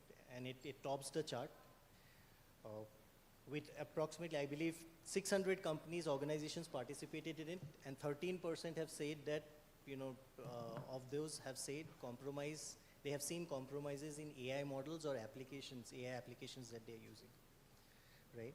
So with that, I'll probably, point it to Vikas first to start off on seeing, as a CISO, what are the top priorities of a CISO today, or the CISO in the space of AI adoption? How are you looking at it, and what are your top concerns in this area? Hi, thanks, Pritam. I think very important to understand that while we may talk a lot about AI, the fundamental risks still remain. I think they get amplified. So for example, ransomware is one of the key threats which we face. We face threats around phishing, we face threats about scams. I think you can't pick up a phone call without worrying about who's on the other line and whether he's trying to trick you or not. So from that aspect, I think these risks remain fundamentally the same, but they get amplified by AI. And let's say today I read recently that the first AI-powered ransomware attack has taken place against an organization. So the hackers and the malicious actors have started ensuring that they start leveraging AI very fast. And that's what we say in organizations. We wait for our contracts, we wait for our solutions to be put in place, and then we adopt them, and then we apply them, and then we go through a skilling program. But I think all that a malicious actor takes is 1 weekend of quick learning, second weekend of application, and third weekend is up and running. So I believe those fundamental risks, and they are around the fact that if you're leveraging new AI technologies, the speed with which you are moving, and we obviously want to move fast because everyone believes it's the fastest finger first. The first person who enters in the market with a new solution will obviously win the race. So therefore, you end up having the risks associated with AI adoption. You have a risk around safe usage and ensuring that the service which you're providing, especially in online space, is it authenticated, is it responsible and safe, or are we giving it as a advice which has just been picked up from a model and hallucinated and given it to you? So, but I believe against all this, we have certain key areas and key changes which are happening. As security leaders, we need to focus on ensuring that we are learning and up the game. And as I brought out in my presentation as well, ensure that we effectively upskill and also empower our organizations. For example, today, one of our first priorities is ensuring that we remain knowledgeable about the new technologies which come and also enable the business to adopt them securely. That is my initial thoughts, Pritam. Thanks, because coming to you, Jason, you have entered the AI area even before AI jargon became famous, right? Right. So, in the ecosystem that we operate, as a CISO, what do you feel, or how do you see the industry collaborations or regulatory collaboration with regulators, other industry bodies, etc.? How would that contribute to CISOs to secure your organizations better? Thank you, Pritam. That's a very important element that you had brought out. Now, see, security. We've always heard that cliched term that security does not work in isolation. Internally, and even in this age wherein we are essentially we are adopting a general purpose technology, which means that it affects all sectors, all domains. Therefore, one cannot understate the importance of cross-domain, cross-functional collaboration in this regard. Now, without this, as security leaders, our visibility is limited to the domain in which we operate, the immediate focus that we have. Now, when I talk about AI, I talk about wide-ranging ramifications. I talk about there was this previous presentation in which the infrastructure element was highlighted. So supply chain risk of different forms.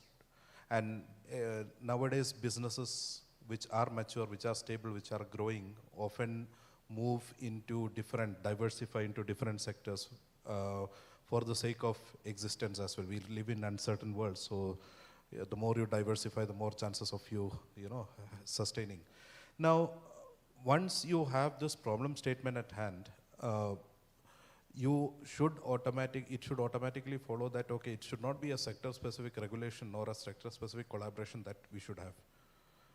Especially coming from the data standpoint, now information collected for some purposes could be PII, but if it's in the healthcare parlance, that could border on the PHI element as well. Similarly, when an AI handles, now what defines, which sector defines what?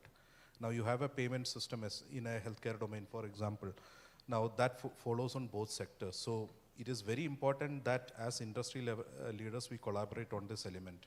The second part is, okay, sharing strategies on how exactly we approach this. This is a new field.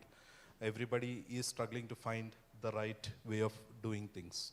It is very important that we collaborate in this regard as well. The third part is, okay, if somebody, we are talking of 13% of breaches right now, that's quite a high number. Yeah, so the more we share about how we went about in the aftermath of an incident, both from a technical as well as a regulatory standpoint, it helps our case.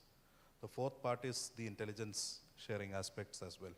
The more proactively we get to know of it, the better defenses we build and the better trust we give to our customers. That's what I have to say. Sure.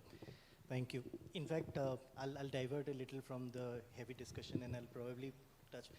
A couple of years back, I don't know if you've seen the movie Stealth. There was this aircraft which overrode its command and led a mission, right? Everything seemed to be like a sci-fi, cannot happen. But recently I've read where, one of the organizations was working on a model, of course in a closed environment. They were developing a model and the models became so intelligent that it did not follow just the sequence. It learned and it overwrote and it basically overrode the command which called for the shutdown when a particular point is reached, right? Now with that speed of intelligence coming into the picture, right, and you being the sentinels of the organizations, right, what are your top concerns or top concerns when it comes to fast-paced AI adoption in your respective organizations or other organizations that you see? This is an open, anyone could go first. I'll take the first part. Now, when we are talking of fast-paced adoption,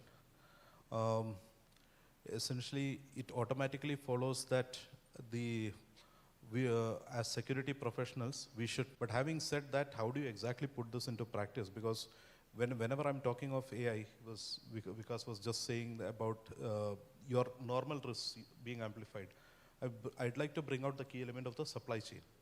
So when I'm talking of the AI supply chain, even though I get, a product which says that, okay, this, I've got boundaries on the AI and you have deployed it in a, on your own premise, etc.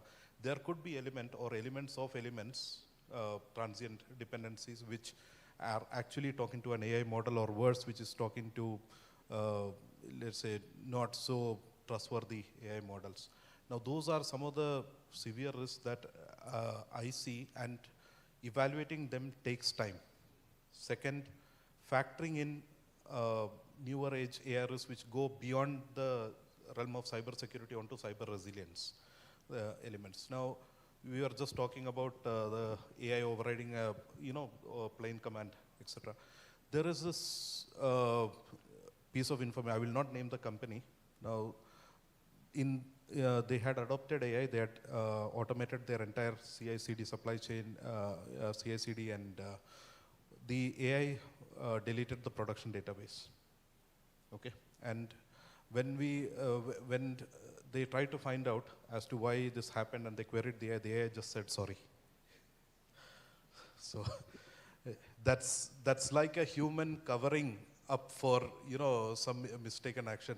That's bordering on artificial general intelligence. Now, even though we say that we are in ANI and AGI will take some time, we are getting there. We are getting there quicker than what most people see. So that factoring these things in while designing the adoption program, that this single point I see is the biggest challenge to us. I think with any kind of new technology, and even AI is there, you need to obviously build safeguards. So if you remember a long time back, the conventional BCP used to be there. So, and I think we have that BCP, and Indians especially are very good at this thing. In fact, someone was joking to me, I'll make the conversation a little light, that I was in Singapore, and we were trying to convince one family that why don't you visit India? So they're saying, oh, we are so scared, my wife will not be able to cross the road. So I said, why? India is the safest place. You just have to raise your hand and you just keep crossing. Everyone will keep honking, but they'll keep avoiding you and going. So I think sometimes we add to the paranoia as well.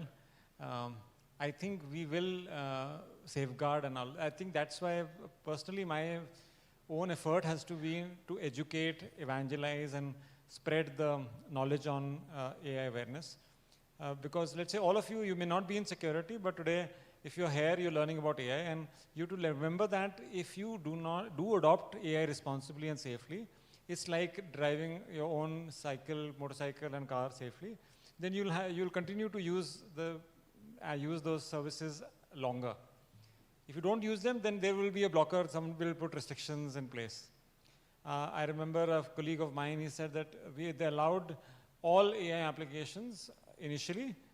Then they saw through their secure web gateway, they say how much of data was being uploaded. So they found that in a few key applications, despite all their talk about awareness, education, they were not there. So then they started blocking those. So obviously, the more responsible, the more secure the employees are, and we all are, the less the safeguards we need to put. So I believe a lot of awareness, education, training has to be done by both the organizations and the security teams. And also, equally, we would love it if the technologists and the employees also adopt it securely, because then it's a mutual give and take relationship, and we both create value for the organization using AI. Thank you. I'll probably now switch the gear a little and ask you on a different question note. So we did see different layers of security in your presentation, Vikas, and we spoke about how organizations need to be aware. Now, if I talk about stats, in the same report that I'm referring to, 63% of organizations who have said that they've been compromised, right, do not even have a AI governance policy or are developing one as yet, whereas they are heavily invested in AI, right? Now, in a situation, taking that into consideration, both at a governance level and the technology level, what would be your recommendation for anyone who's embarking that journey to embark it in a, to do it in a secure and safe manner? So I think I talked to you a little bit about the overall framework, but I think there are some standard frameworks which are available. So I don't think we should worry too much about policy. Sometimes we have too many policies and we don't have effectiveness on ground. So I think maybe the first aspect would be to just use an AI tool to generate a policy and roll it out. After that, think of picking up an industry standard framework. At a higher level, NIST AI framework is a very effective framework to use. Use another Gemini, ChatGPT to learn about it and start using it. It's called govern, map, measure, manage. Govern is how do you govern by setting up a policy and a governance council. Map is you do an inventory of your whatever is AI is there in your organization. Measure is that means how you measure the usage, how much data is getting uploaded, not uploaded and all. And then finally you govern, map, measure, manage. You start managing it in terms of putting a framework in place. And then that's a high level framework. Then you have frameworks from Databricks, OASP, Open Web Application Security Project, which gives you very clear, these are the top 10 risks you need to check. I think 95% or 99% of the risks can be covered by standard frameworks which have already been put into place. So it's actually effectively very easy to use and start off. The tough task lies in actually convincing people to follow that, and that's where more communication and I think aspects need to happen. So while your developer may be aware of what is to be done, he may not follow it for sheer laziness or for sheer, because it's available to him, I'll go ahead. Or because I have, there is a latest version of ChatGPT or Claude or something come, then I'll want to pick that up. It's like we had one case where we do sometimes change our phones just because in September iPhone releases a new version. So the same way logic, I think even costs, yes, finance rep can be your biggest friend as well. So you should say we need to use the N-1 model and which is securely adopted, because it will both be secure and also be more cost effective. So I think that's where a good conversation can happen about securing AI, and your finance CFO or the finance could also be your best friend in that. I hope there are some finance people who can take that up and support us in security. Right. Building on what he has said, there are out-of-the-box AI frameworks that are available. Many, compliance automation is in vogue right now. You'll have your 42001s, the EU AI Act, NIST RMF, etc. Pick and choose one, plug and play. Most of these things integrate onto most of your productivity platforms, so on and so forth. Now, once that is done, build an overall responsible AI framework also along with it. Now, and you're good to go. And things evolve over time. There is no one set way of doing things. Like I was saying, tailor it. On the technical side, your regular cybersecurity hygiene goes a long way to mitigate some of the newer AI-related threats as well. Supply chain risk intelligence is key to this, because you get at least some basic understanding of what is happening out there with your supply chain vendors, especially in the AI space. And also, I can only emphasize that though this is not yet mainstream, AI red teaming, AI vulnerability assessments, there are very few companies who can do it right now in spirit. Test, and test, because that's the, that will be the standard for you to ensure that attackers at least do not have the easy way in. So thank you. I think, I'm just going back to the poll that we just did. I think we have spoken about that 40+ percentage who felt, the AI model was a threat. But there was also a 33% who said, AI-related risk, right? Or the threat vectors that materialize when you have AI. So as cyber warriors or cyber sentinels, right, what is your approach to build up that defense mechanism, right, to protect your organization from, any kind of being prey to any kind of vectors that is AI enabled, right? And we spoke about ransomware right now. So some of those, so how does someone build that? So I'll just take that first. It's very important to understand what can affect you from an attacker standpoint. So I'll start first from that approach. You have your regular OWASP AI top 10 risks, all that is included, that covers a good part of whatever is your technical risk. The second part is now, previously hacking and AI, hacking used to be quite an elite function. I used to do it during my school and colleges, and I was rather proud of my skills. Now my pet peeve is anybody and everybody can do this.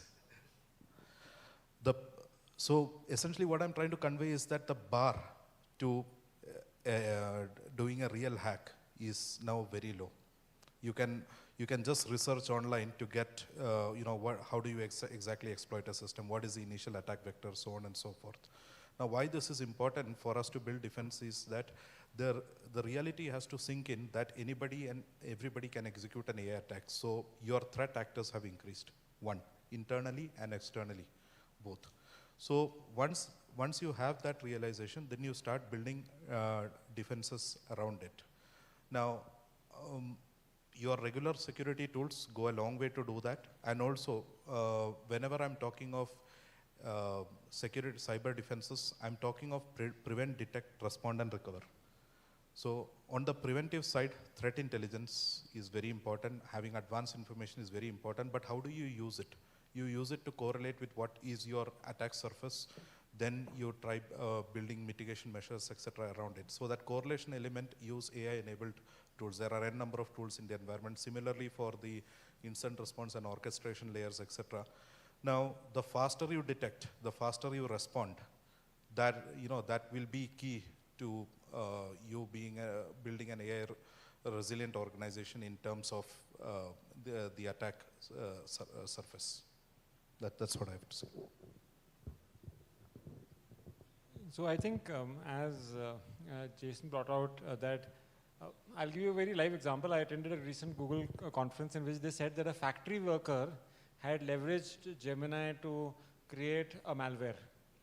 So firstly, I thought maybe because it's a Google cloud security conference, they are selling it that way because they obviously want us to adopt their solutions.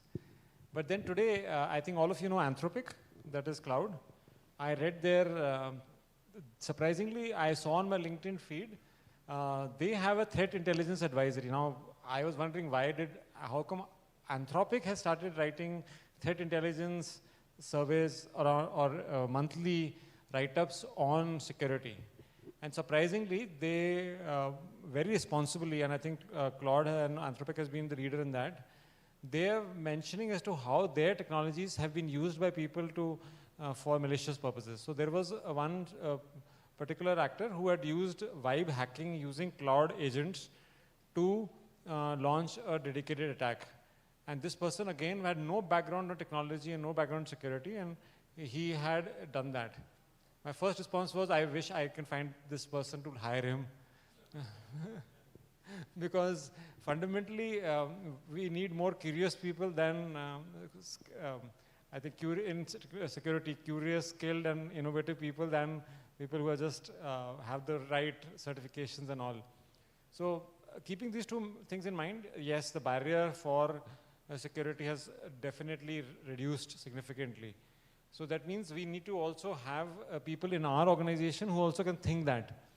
So for example, when we interview candidates, we also look for such skill sets. We start having challenges and this thing. So, and you'll find this as you go in your new jobs as well. And it's not about just knowing the surface, being able to actually implement things on ground. And I, in fact, from one of the Atlassian people, also my takeaway was he mentioned, I think, Vishwesh Pai, that they expect a product manager to come with a prototype, not with a document. Earlier, I was trying to convince my team from moving from PPT to document. Now I have to convince them to move from document to a prototype. But at least that's the way we are going. So that's the skill set which in security also we'll have to bring through. We should be able to do innovations fast and be able to adopt these technologies for our leverage as well. If you're able to do that by doing, for example, AI hackathons, as a simple example, my team was of AI was just a team of 3 people with a total overall experience of 5 years. That means that's the new age skill set which is going to come. But that doesn't mean that you don't need subject matter experts. So what we did was we got an AI hackathon done. And in that AI hackathon, we discovered that the most experienced people were the ones who were able to give the most innovative ideas.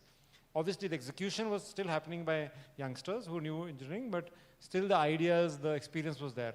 So we need a mix of experience and all, and we need that in security to be able to solve these new age challenges as well.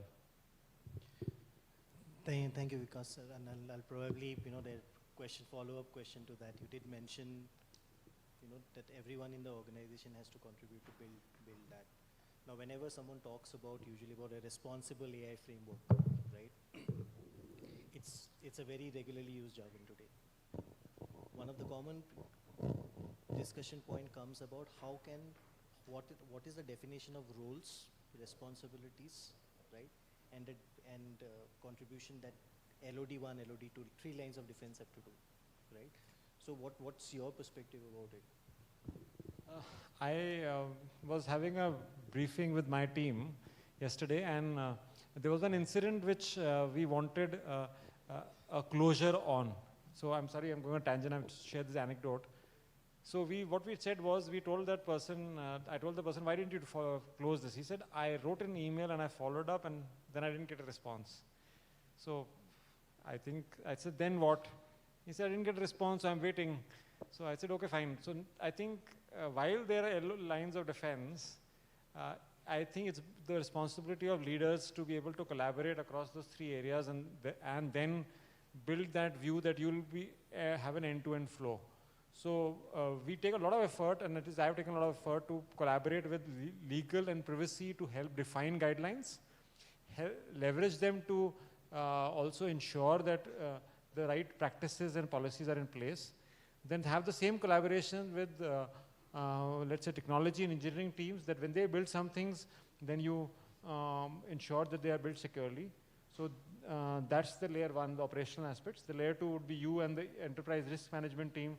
So you collaborate with the enterprise risk management team to ensure that they highlight AI as a risk in the various risk councils, so that your CFO starts thinking of that, yes, AI could be a risk.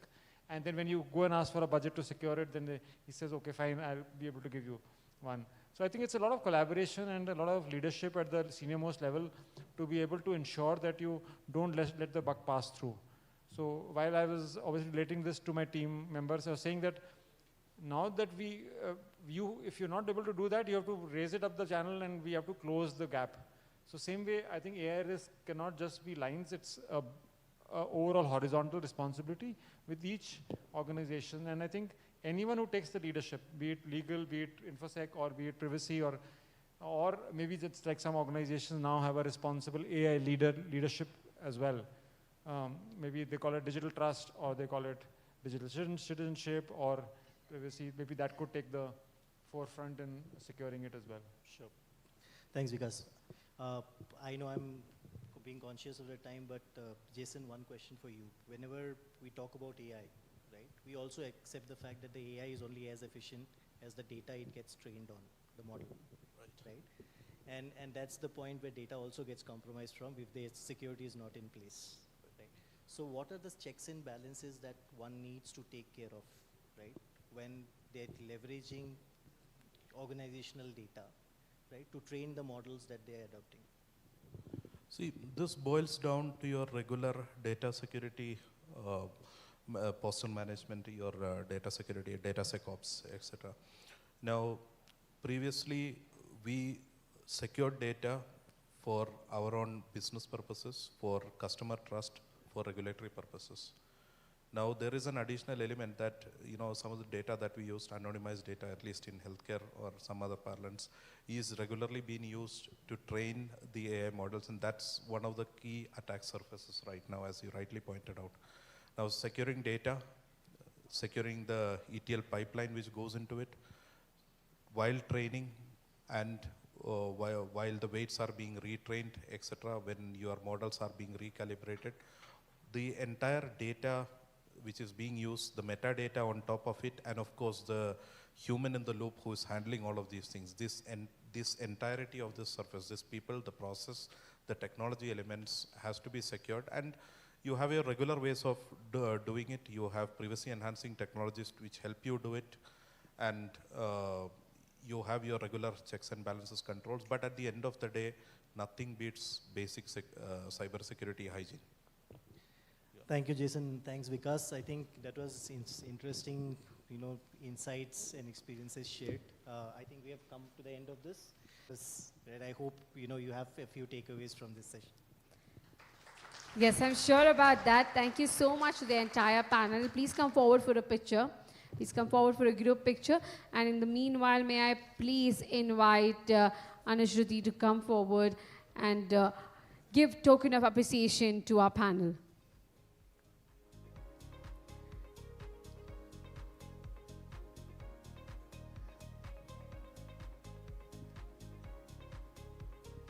Yes, we'll let the photographers have their moment for a while. All right. Now may I please request Mr. Vikas Singh Yadav to come forward for the token of appreciation. Yes, a big round of applause. Requesting Mr. Jason Joseph to come forward.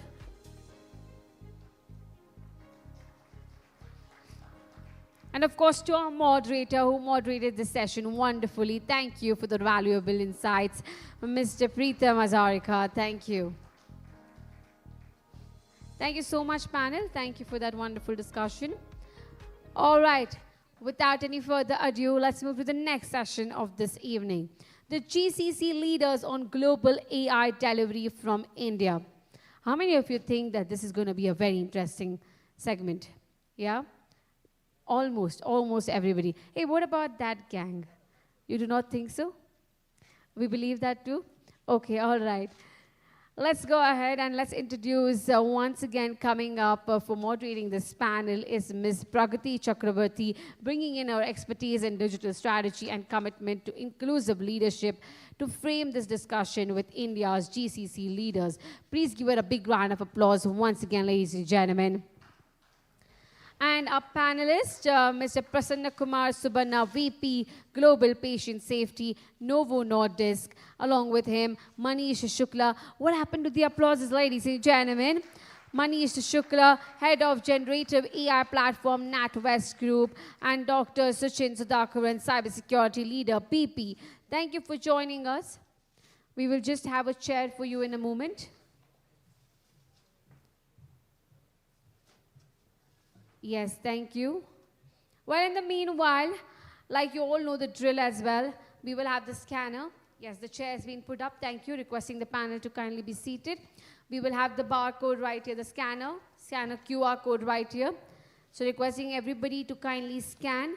And also you will have it on the back of your badges. The question is, what will be the biggest factor driving India's GCCs to become global hubs for AI delivery? And the options are access to world-class tech talent in India, cost efficiencies with scale and speed, strong governance and compliance frameworks, ability to innovate and build end-to-end AI platforms. Okay, majority answer is already there. We have 21, 22 people requesting everybody to kindly take 10 seconds and give us the poll. I think we know the answer. I think majority is already there. Wow, beautiful. Everybody, 73% of people want to know that. Lovely. All right, then with that, ladies and gentlemen, the answer is ability to innovate and build end-to-end AI platforms. That's what the audience wants to hear from the panel. On to you now.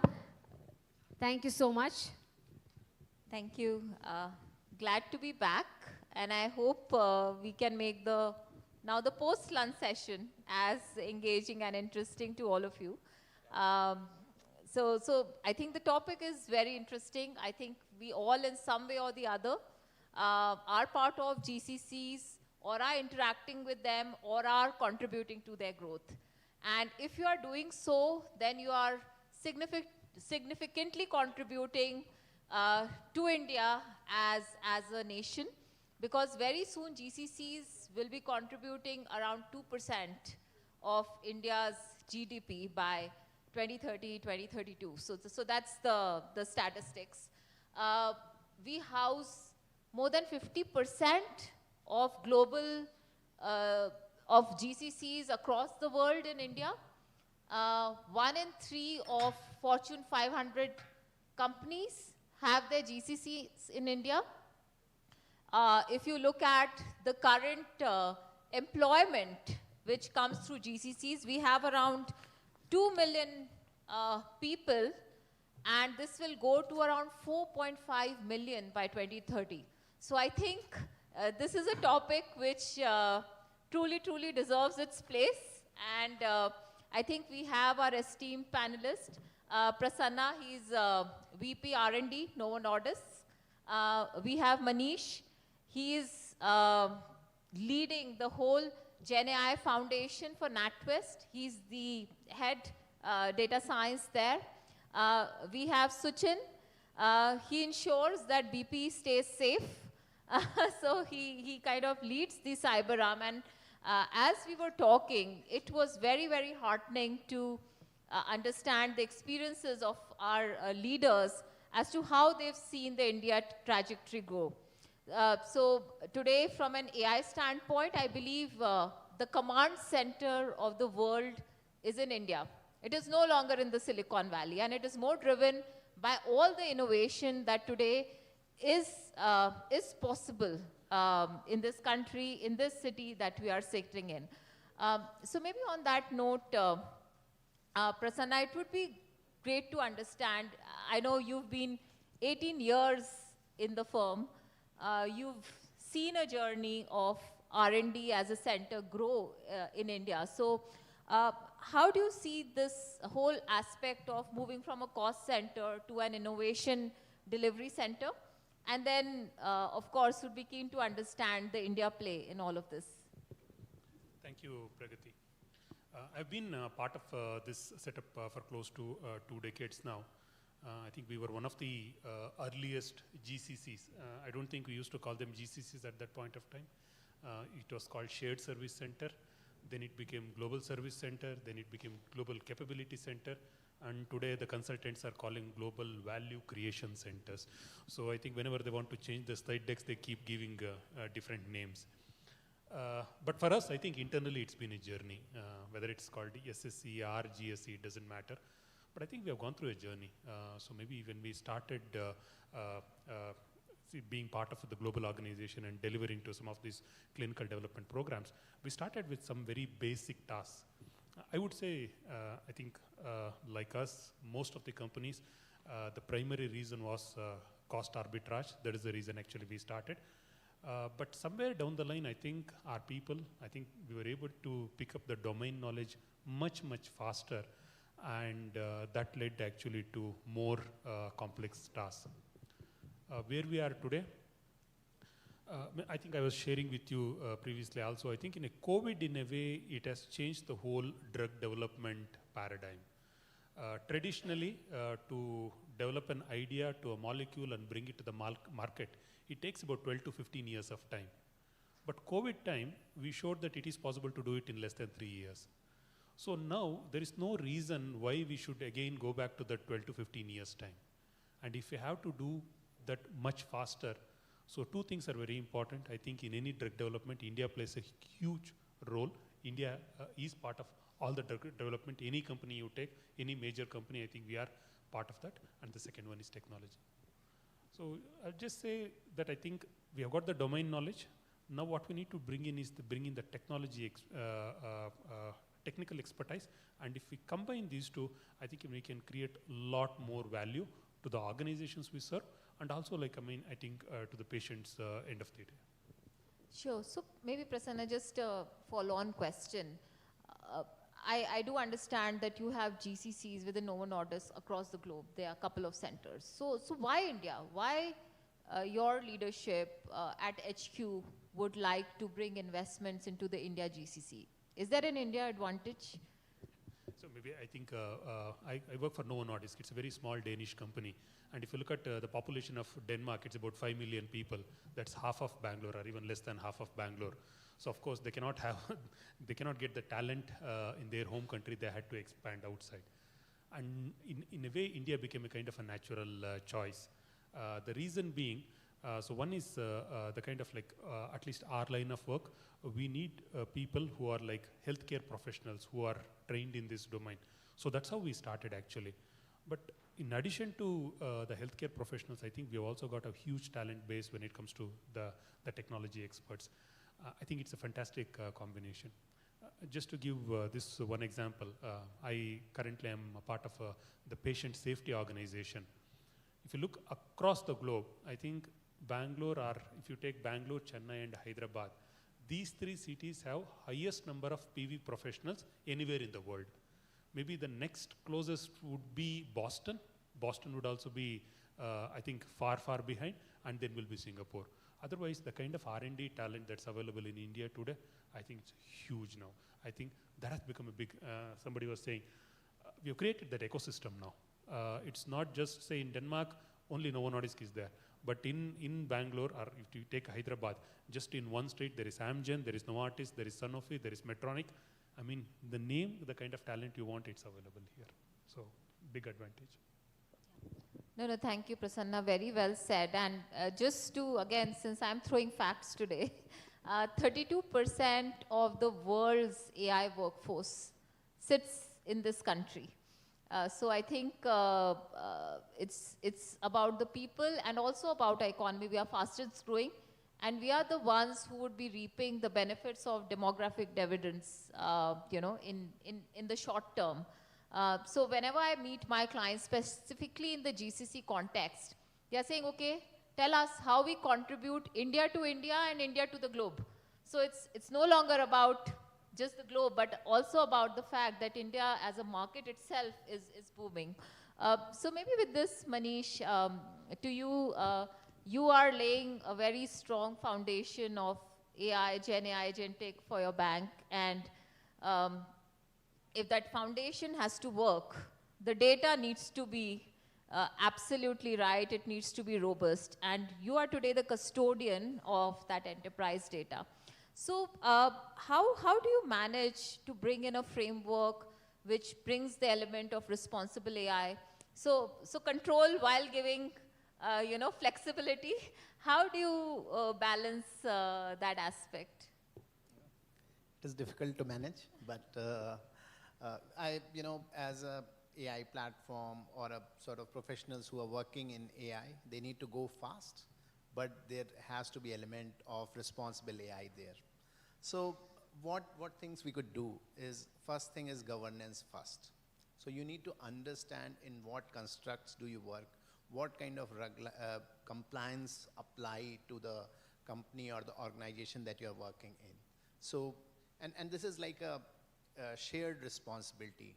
It's not just one person or a team's responsibility. Everybody who's involved in this chain need to understand their shared responsibility. Everybody need to know what is this governance first mean, what kind of measures that need to be taken, what are the regulations around it. There has to be knowledge that need to be spread around that. And as Prasanna was saying, lot of people here in India, they are not just only working for Indian regulations, they are working for global companies, and they have championed that also. So if you go and talk to anybody about, let's say, EU AI Act with people who are working for these European companies, they will give you wonderful explanations around it. So I think there's a lot of people who have understood that governance first approach. Second thing is ethics by design. That means, are you able to bring ethics?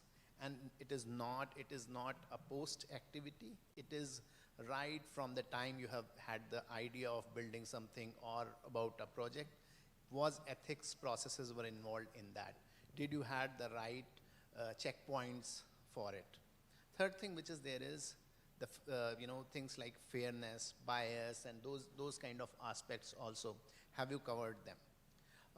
The last thing which is there, because I run a platform, do you understand the tech and the implications around it? That, let's say, if you are using a model from Azure, do you know that what kind of risk which are involved in that case? So understanding them, mastering them, and then at the same time, there's a lot of support which is also available. Use that knowledge and then sort of implement in the systems that you are sort of creating. It is a little bit difficult sometimes, and every organization has its own cycle of doing this, but can be mastered and can be done. Very well said. Thanks, Manish. So now, since we've spoken about data, it's out. I mean, the next question is on to how to secure it.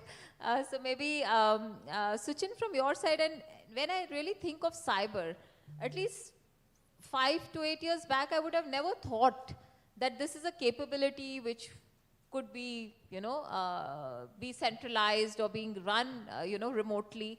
And what I now increasingly see is that your team is growing very fast. You are able to secure BP while having that control tower or command center sitting in India. So just talk us through how these specialized skills or specialized offerings are being enabled by GCCs now. Yeah, thank you. First of all, as Prasanna also said, like, we have a lot of talent in India. There is absolutely no question about it. Talent is available. It's just that we sometimes, like, we have to do so much of, we go through rounds and rounds of interviews and we get so much of candidates, right? And that's not the story in other places. At BP, what we did is, we started it slow. When we build our GCC over here, I mean, we call it BTC, the Business and Technology Centers. We started off with, as Prasanna was mentioning, with small works, procurement, finance, and so on and so forth. But when we started with cyber, we looked at those tasks which can be easily done, which does not require a person to be sitting right across the table with a customer. Looked at certain areas, and what we started off with is each team, like digital security itself has verticals. There is governance, risk and compliance, there is a threat analytics, there is counter threat teams, there is a SOC, which is a security operations center. So what we did is take at least a couple of roles from each of these teams within digital security, build it in India, and then showcase that capability. Once that success was seen, then it was just a matter of time that we bring more and more teams. And of course, we all know there is a cost arbitrage. We can definitely showcase that. And that's how we started, and it has been a success so far. No, congratulations. I think it's a very niche area, and to pick that up.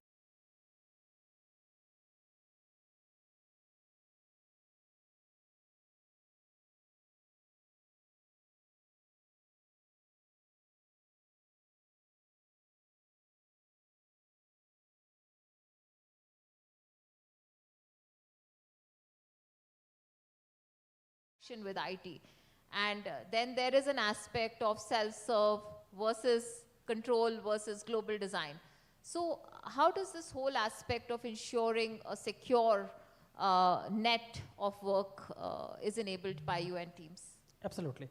Now, each time when we have a new work to be done, for example, AI offering is something which we started new in the last couple of years. That's when we started thinking of, we need to secure the models, we need to secure the engines which are running. All those kind of work, we started off as a COE in India itself. So that was one of the things we did. Second is, yes, you said it right. Sometimes it becomes difficult, but what we also did is we looked at areas which was easy for us to transition. Those transitions where we call it a concept known as MOC, management of change, where like certain things have been delivered from one country. We will look at the entire end-to-end squads to be established in India. So establishing an end-to-end squad will only showcase the leadership that, okay, what we can build it in India and we are successfully able to deliver. So that was one aspect.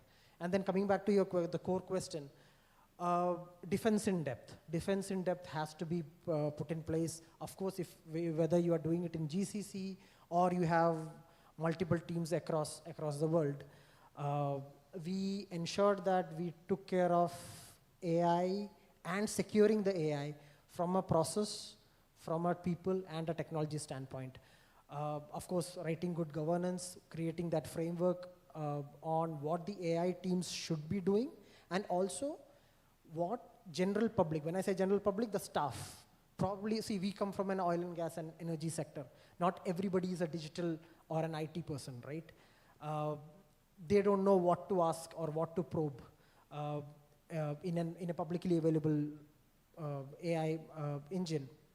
So we had to create those kind of frameworks for them to basically use it securely. And then, of course, monitoring. We have dashboards very articulated and clearly built to monitor the activity which has been done on public AI platforms. Absolutely, absolutely, Sujin. So what I'm increasingly hearing from all three of you is that tech is being blended in all ways of working.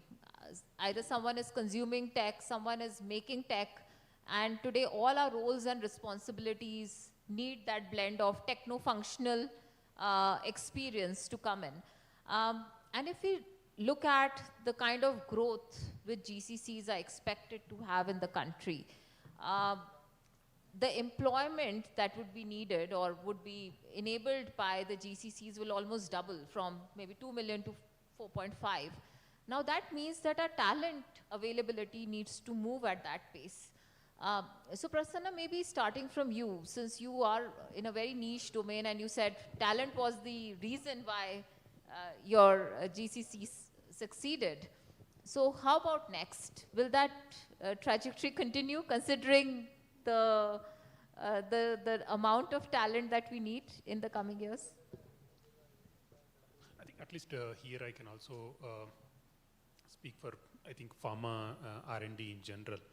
So what we have seen is, I think there was a huge uptake. And at some point of time, what we are seeing is, at least these pharma GCCs, in a way, they are actually plateauing in terms of headcount. But in terms of responsibilities, they are continuing to grow. But I think the future growth, it's a blend of both. I mean, as you said, functional experience we've already got, but how can we build in that? So technological expertise. I think if we can build these two, I think that will create more opportunities.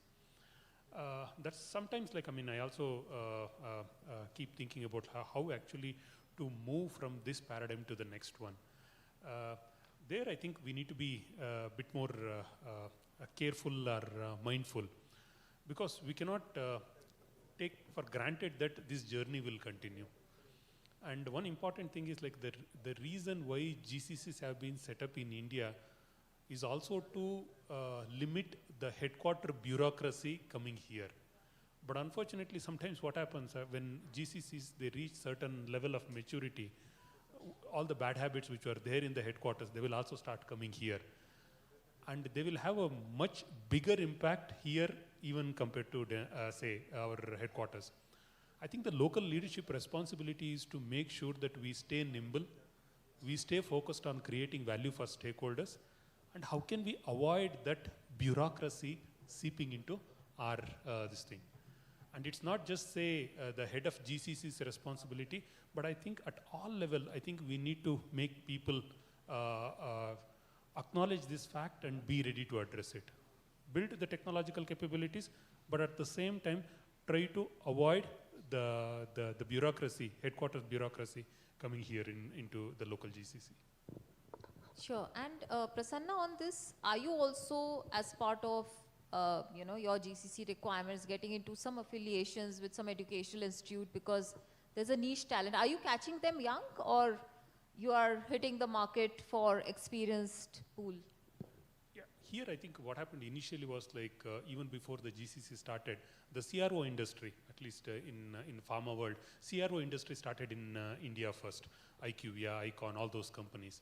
And when GCC started, we actually picked up talents from these CROs. But after a period of time, I think most of the GCCs now they've got good, good rapport with some of the big institutions. From there we pick up the talent, and most of the talent is actually homegrown currently. Because in a way that also helps us to keep our costs low. Second one, it's more efficient to actually grow this talent and give them higher responsibilities. Just to give you an example, like for example, say the function I am part of, it's called pharmacovigilance. I think it's there in our headquarters maybe for close to 50 years. The journey they had in 50 years, I think we have crossed the journey in 15 years. So that is the kind of progress we have made. And I think that's basically because of the young talent that becomes available. And they are very open to actually any changes, whether it's technological, process, system. To be honest, they are much more change ready compared to some of our older colleagues. Thank you. That's very, very heartening to know. I mean, a journey from 50, if it can be done in 15, I think it's tremendous. So now, Manish, I mean, again, the whole value versus volume play, and traditionally GCCs have been doers, and now suddenly we find ourselves on an innovation hotbed where we are expected to deliver value. And I think many of the GCCs are changing their names to GVCs, Global Value Creators. But the decision making currently is sitting at the HQ. So how are GCCs tackling that whole shift from becoming from a doer to value creator, but the threads being at the HQ? So would something change? So one thing which I'll say, so these all GCCs have been already creating a lot of value. Otherwise, you'll not see huge flood of GCCs which are opening in India. So value is there. Maybe we are calling it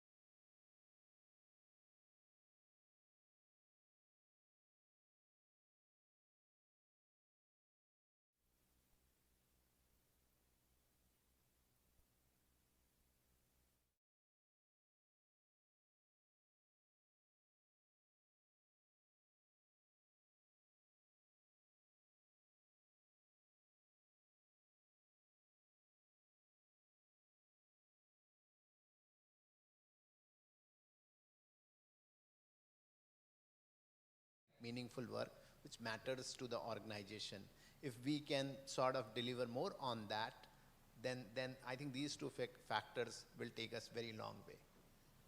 Great. And what's the relationship with HQ? Do you see it will change in days to come, where GCC is becoming more autonomous, independent, driving that innovation thinking rather being defined from the top? So I think GCCs are becoming more demanding with time. I see a lot of global roles now being present in India and in these GCCs. And not only in terms of tech, a lot of business roles are also now moving in here because people have been able to crack that. They have been able to master the business insights, and they have been able to sort of show the value in that space. So I think it's no longer a cost thing.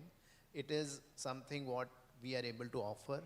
Are we able to show the leadership? And you will see many leaders growing from here and making those global decisions. So it is already happening. It's not that it will happen in future. It is already happening, and you will see that pace faster in future.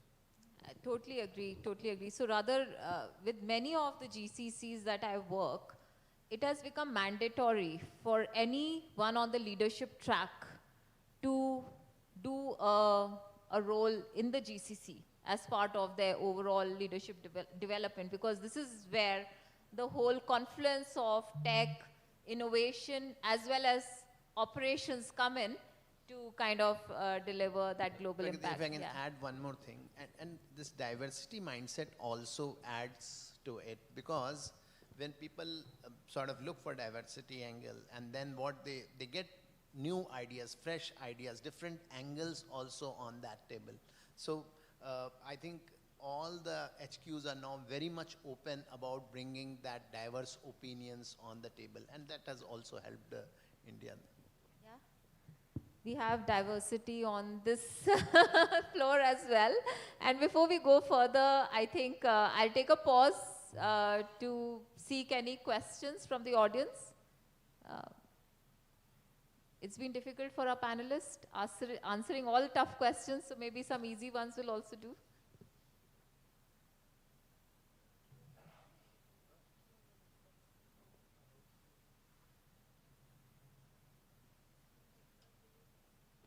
All right.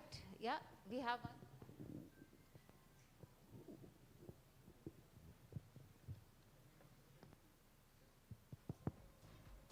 Question to both Manish and Prasanna.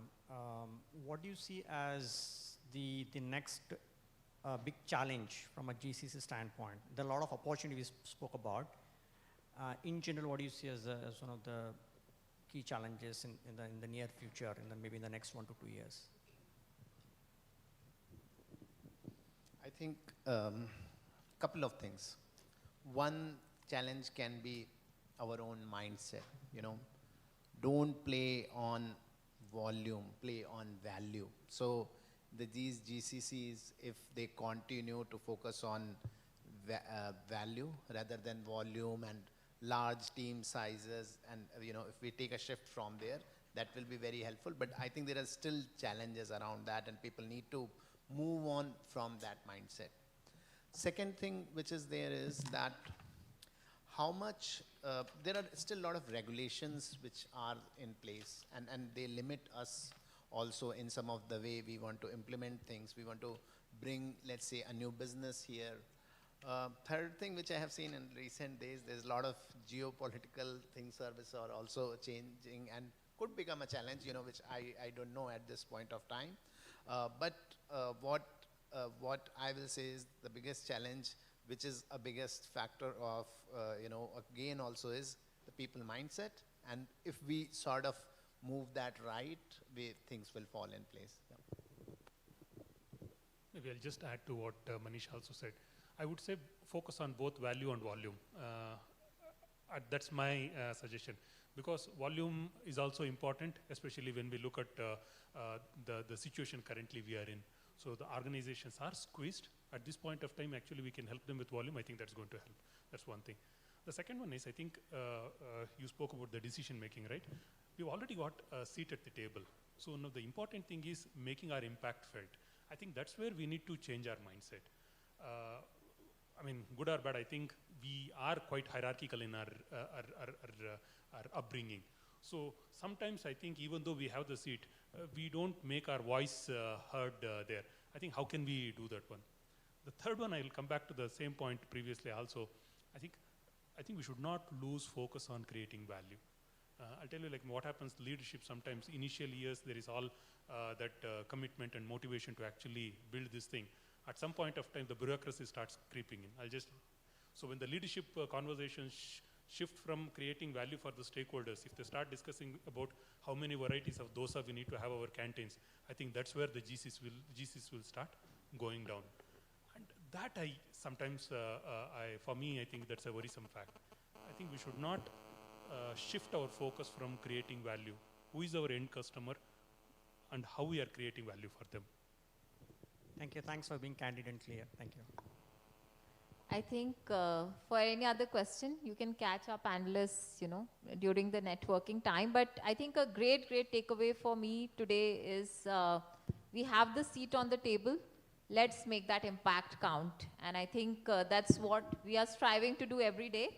And it's, at least we all are proud Indians, and we feel immensely hopeful on the GCC journey.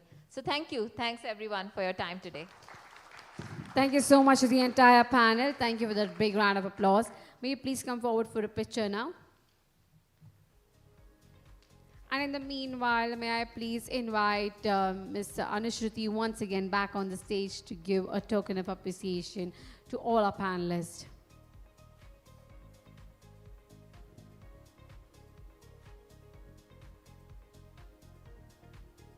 All right, may I please request Mr. Prasanna Kumar Subbanna to kindly come forward.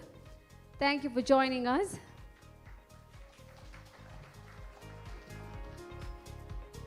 Mr. Manish Shukla, thank you for joining us.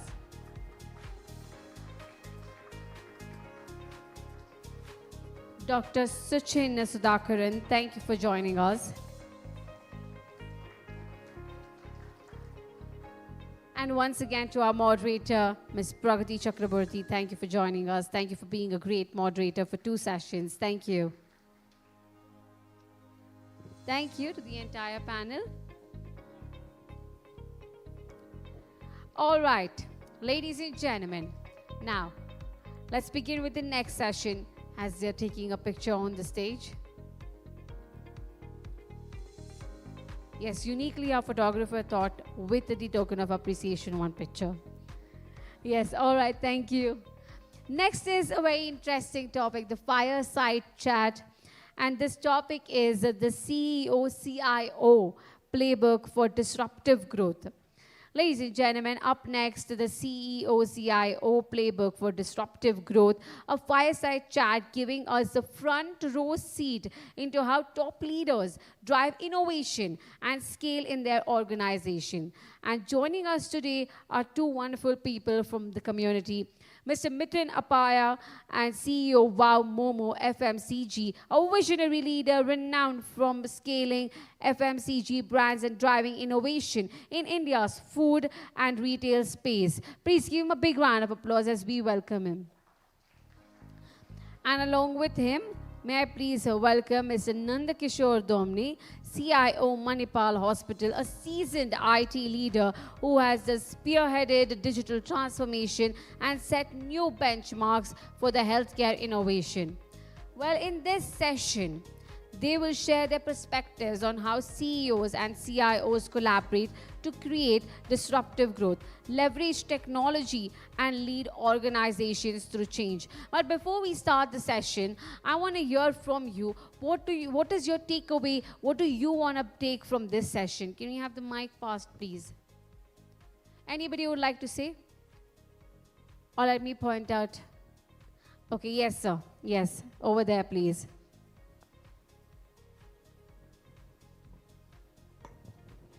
Hello.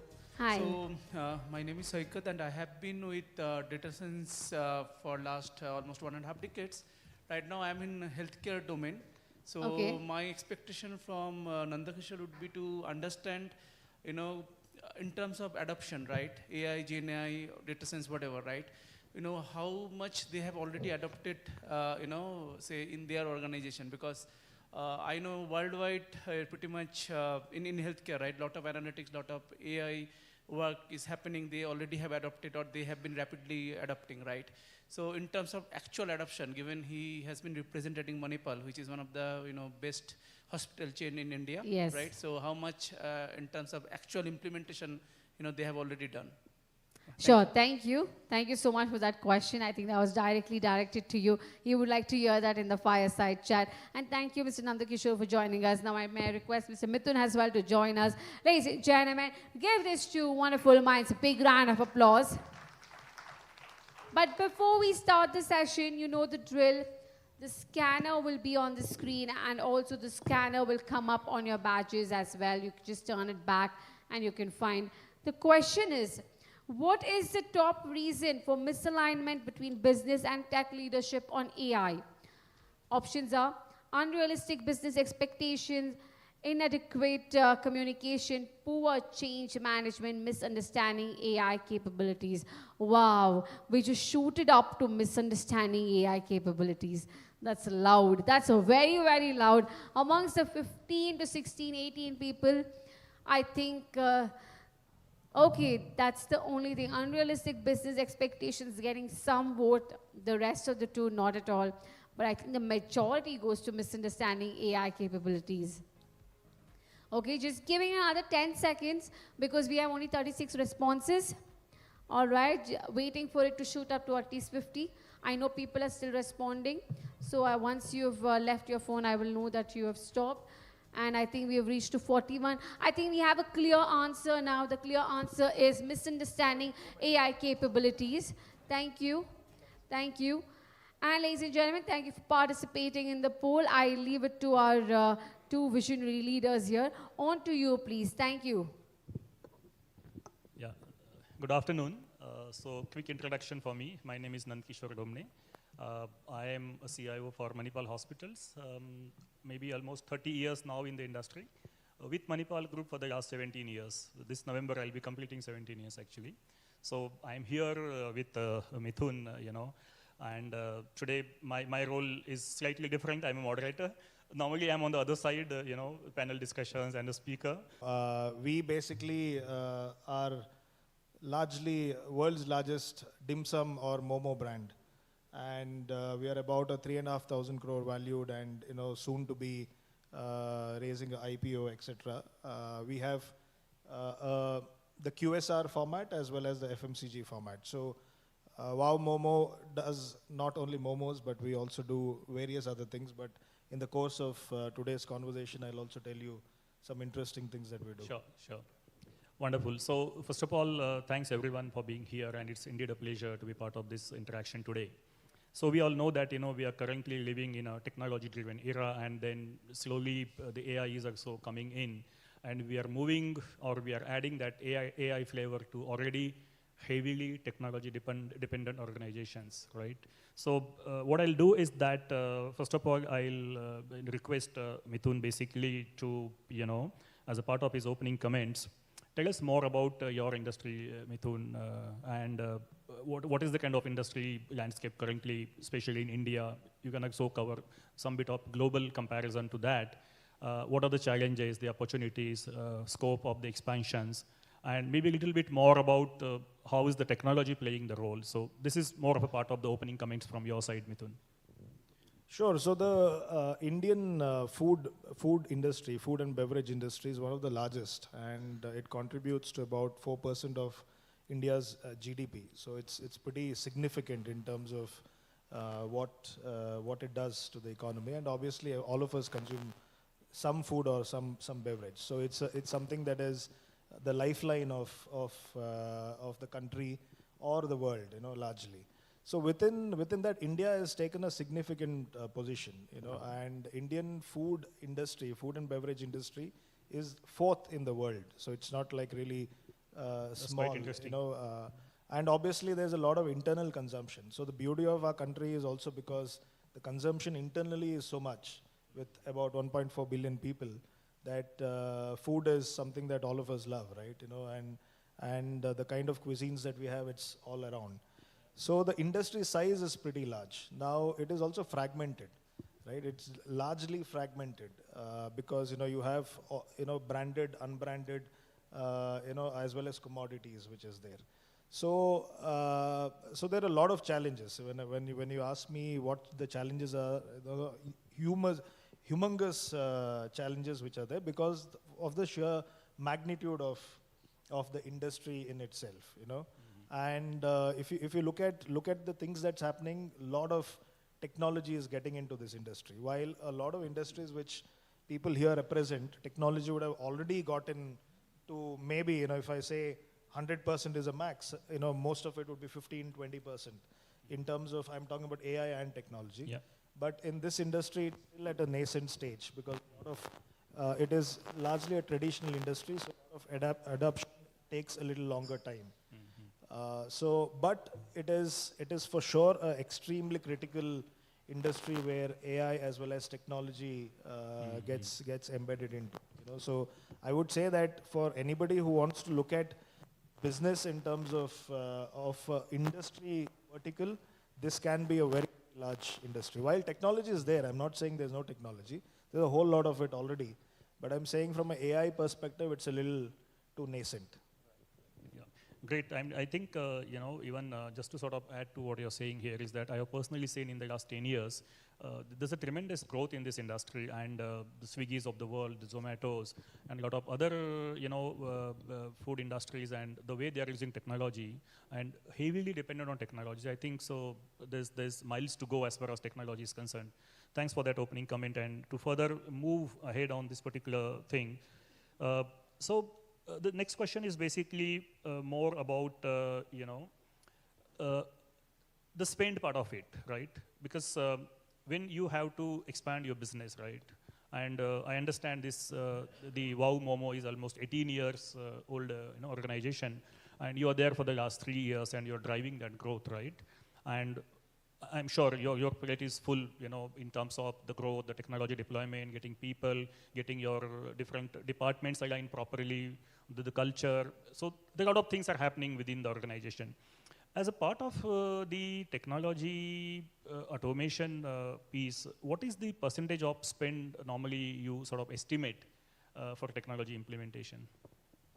So I'll just give a brief.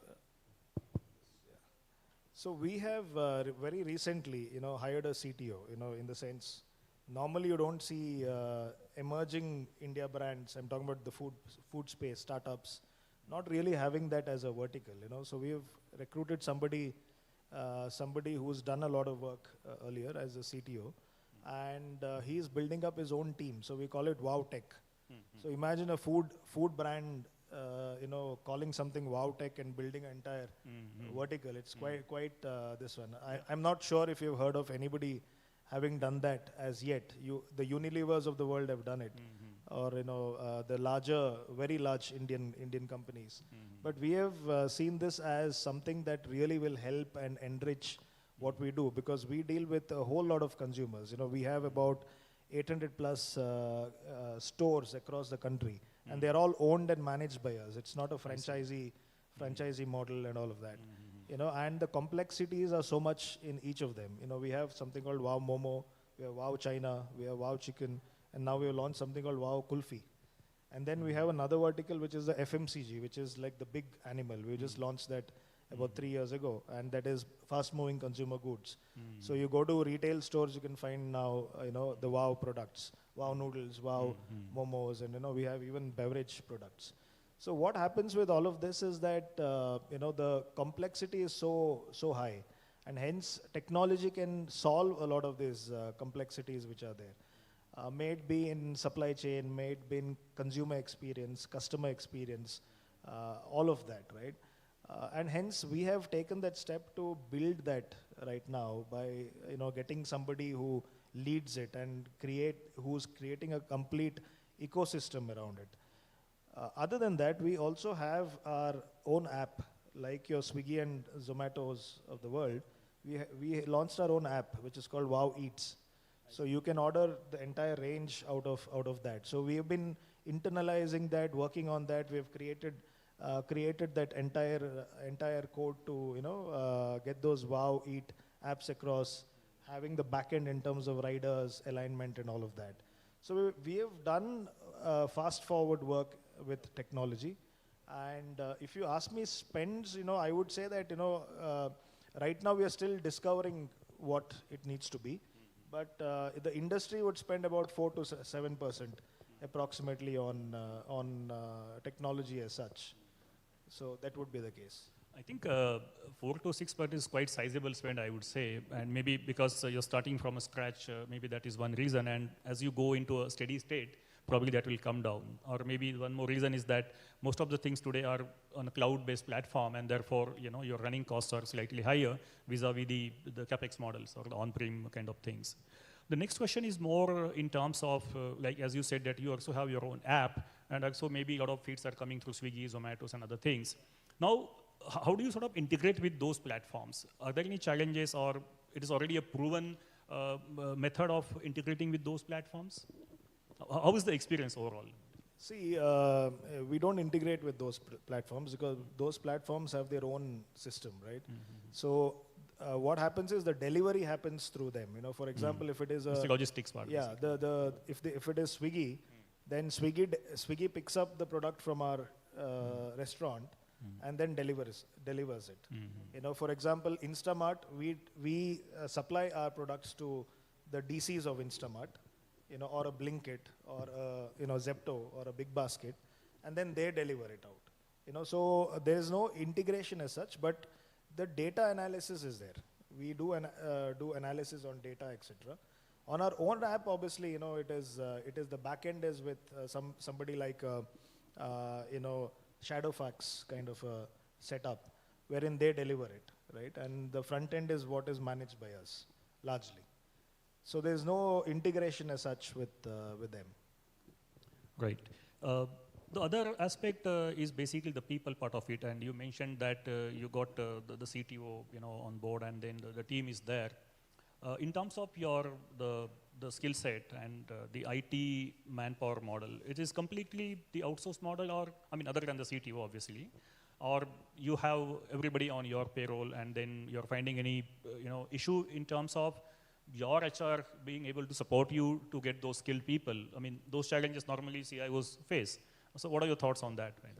Yeah, so we as a brand believe that we will do a lot of it internally, you know, especially what we believe is core.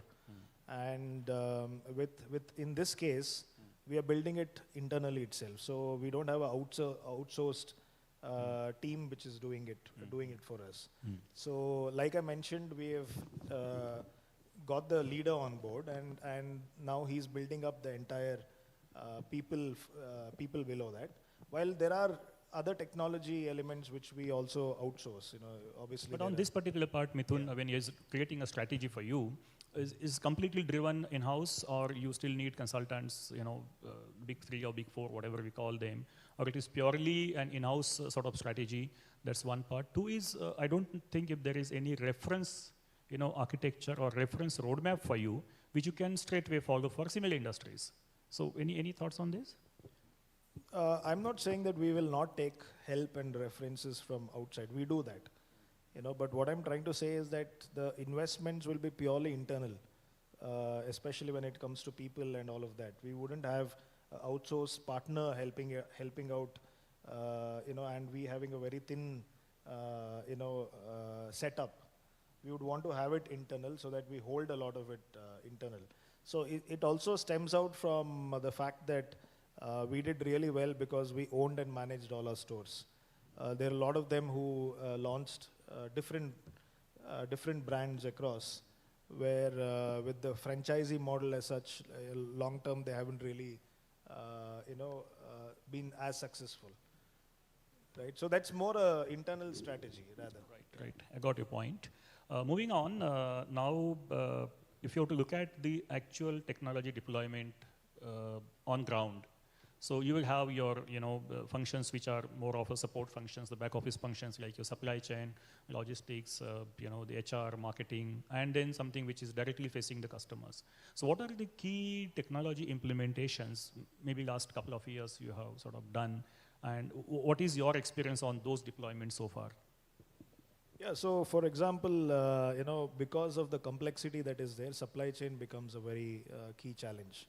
So we have used a lot of technology and a lot of predictive analysis to, you know, get our supply chain right. Because we buy a lot of material, you know, because of the complexities. For example, each of these verticals, you know, for example, a Wow Momo store would have about, you know, easily about 120 odd SKUs. And then a Wow Chicken. So imagine the amount of SKUs in 4 verticals. And each SKU will have so many more ingredients. So each SKU, like, you know, let me take like a chicken product, you know, that would have ingredients which are easily about, you know, 30, 40 different ingredients.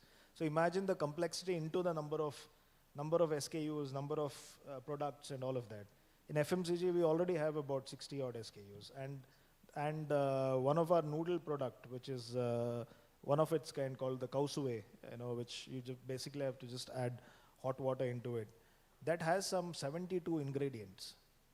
You know, imagine the complexity of getting all that ingredient into one place and manufacturing. And the final product. Yeah, you know, so technology for sure will help, and we are using that. In terms of customer management in terms of the data that we get. We collect a lot of data. So every store collects a lot of data, customer data. So then heat mapping them, seeing where what kind of customer is there, and even when we have to open stores, it's all very scientific data. It's not that we feel that there is a good location, just go and open a store. A lot of scientific data is used for that. When we manage our FMCG business, a lot of data comes in from consumer preferences and choices. With the advent of quick commerce, there's so much of data that we anyway get. So we get to know which location, what the consumer likes. Like we decided on a product called Jain Momos, because finally when you look at it, Jains really don't have a good packaged product available at all. I'm not sure if anybody could name one of them. So we picked that up, saying that there was a lot of search which came around that keyword, but there was no supply into that. So we launched something like that. So a whole lot of that is used in the supply chain vertical. A lot of it in the customer management, consumer management. We've used that, and even in terms of new product development, a lot of information comes in from choices, consumer choices. So all of that gets used. Wonderful. So now we can actually from here move to a little more about the AI aspect of this whole IT things, and I'm also personally doing it in hospital, and there was actually a question which I will definitely address once we finish this interaction. So how do you think this AI can actually be useful to your kind of industry?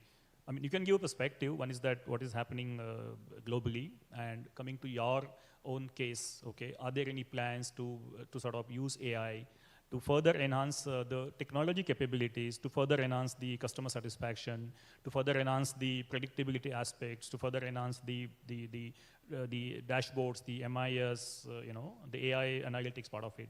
Your thoughts on that? I think, like I mentioned in the beginning, this industry will need a lot of it because it's so large. And then if you look at it, among the global Fortune 500 companies or Fortune 50 companies, you'll find at least 35% of them FMCG companies, beverage companies, Nestle, Unilever, Diageo, all the big daddies are all there, right? So it is a industry where a lot of AI and technology will be used. For example, food wastage is a huge issue globally and in India. About 36% of the food that is produced gets wasted.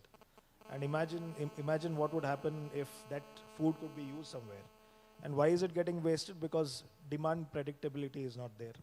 Supply predictability is not there. So how it will get used is by getting AI to fit into that and to ensure predictability of demand is there. That's one. Number two, quality is a huge issue. Because the industry is so fragmented. Plus with brands also, quality becomes a huge concern. So with AI, quality management, can be really managed really well. I was reading up that there are now cameras with sensors, etc., which are installed in factories, wherein you can really figure out if there are any deviations from the norms that has been set. So things like that, so that can happen. Even in terms of pricing, assortment and pricing, how to plan pricing and assortment, a huge concern around it. Because today I wouldn't know which geography, what pricing really works. So AI can help with that. So if I start talking about it, I think we'll not end the day. There's so many things that can be I agree. used. Yeah, wonderful. So basically, the couple of things which I again wanted to ask you.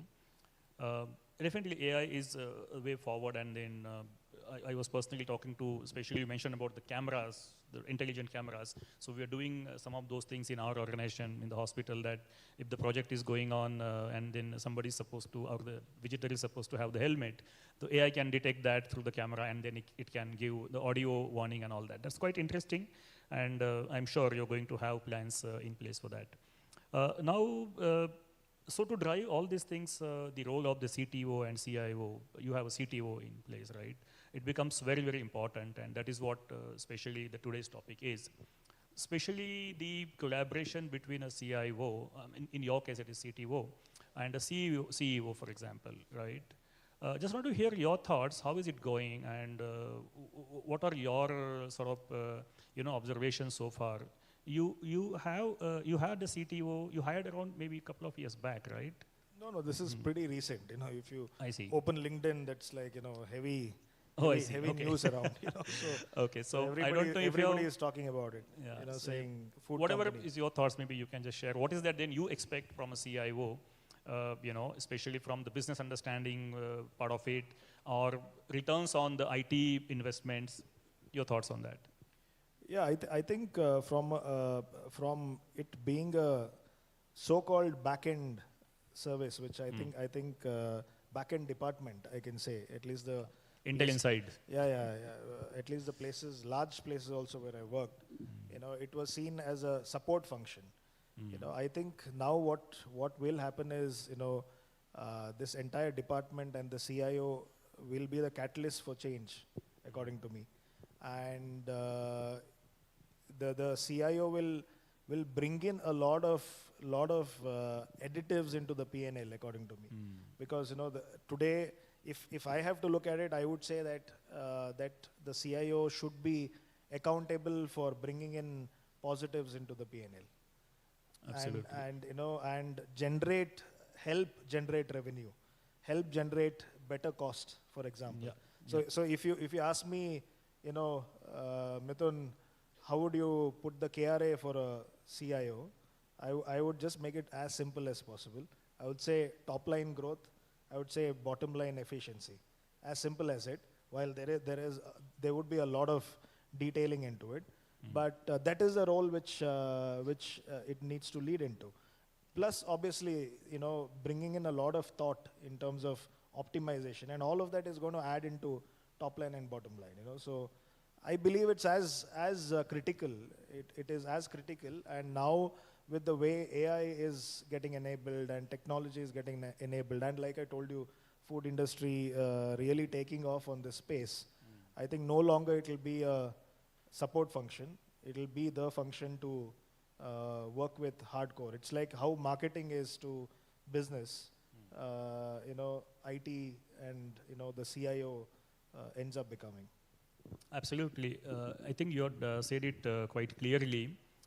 And even just to share what we are doing in that space is that CIO also has a P&L responsibility. And in our hospital, the digital platform contributes almost 26% of the revenue, right? So further, to take this with you, Mithun. So if I understand clearly and correctly, the digital part, which is more of a revenue-driven side, and there are back office IT, okay, the IT operations part, they're all together with one individual, right?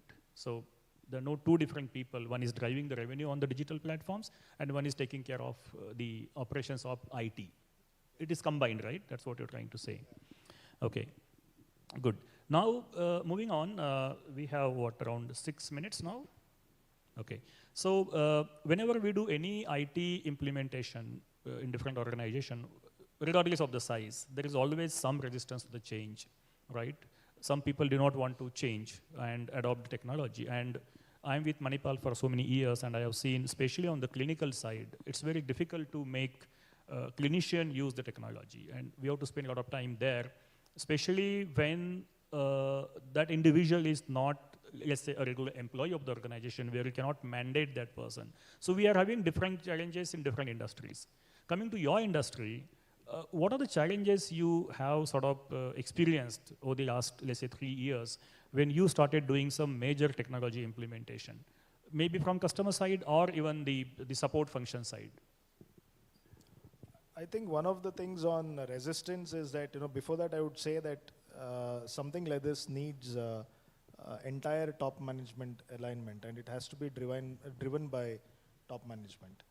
Very clearly, it can't be given to somebody as a task, and it can't be bottom up. It can't be driven. Even it can't be anywhere else. Also, it has to be, the leader has to drive this. If it has to be implemented across. Now, in terms of resistances, obviously any change has resistance, right? They say change is only constant. Resistance is is the one which breaks that constant. So resistant to change is there, and that is faced across from understanding itself.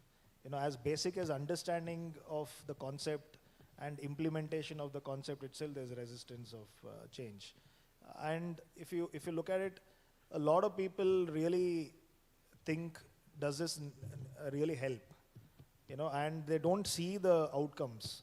Till you don't see the outcomes, there will be resistance. So for a sales guy, if I tell him that, using this technology, it does good to you, it's of no use. I need to tell him that it will increase your revenue. Today your revenue is X. It will help you grow it by 20% more or whatever that is. And how does it happen? Another one is that before all of this, before implementing anything like this, it's good to do a POC.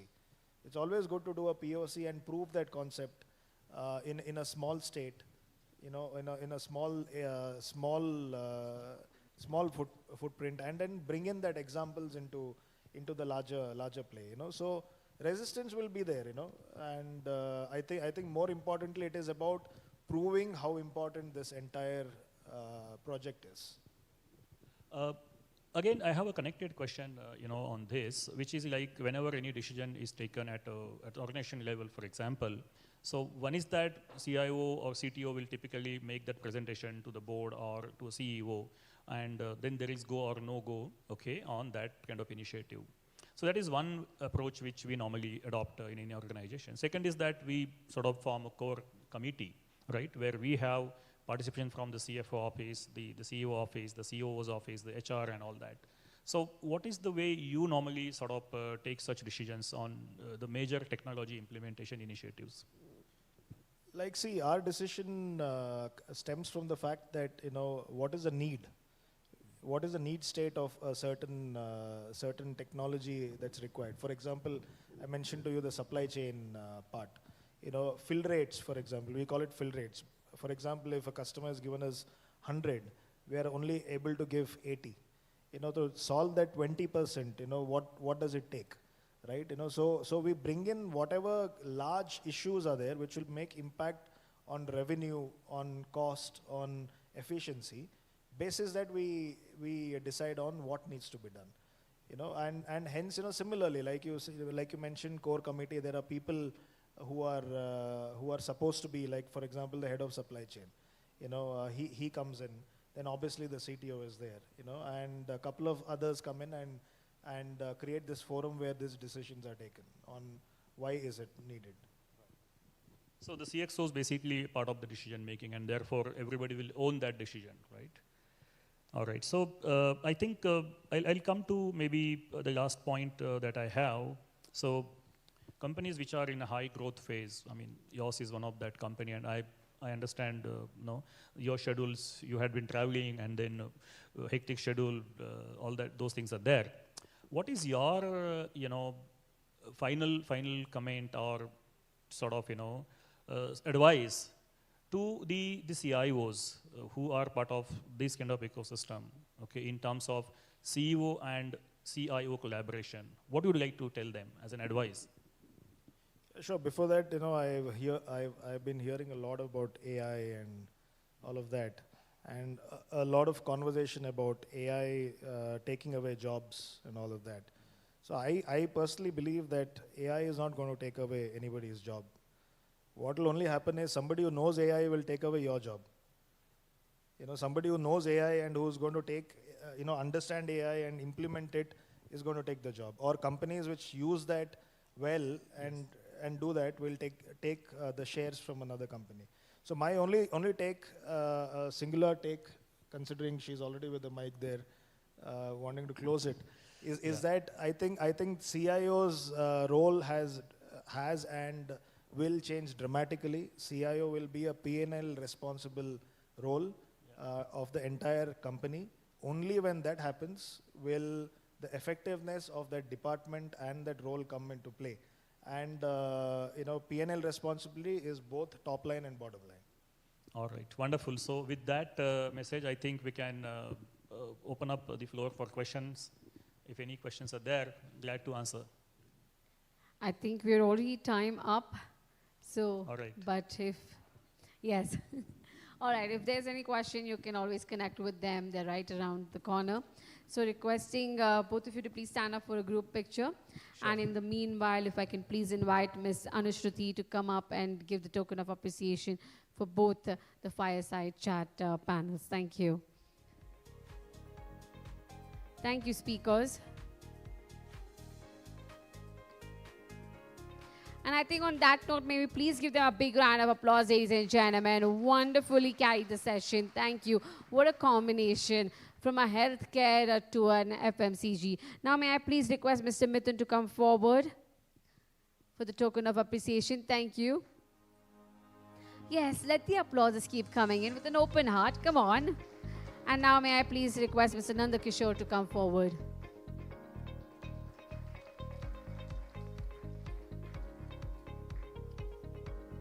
Thank you, gentlemen. Thank you so much for joining us for this chat. Thank you. All right, ladies and gentlemen, I know you're all wondering, we are delayed. That's why we're trying to rush and hurry up and also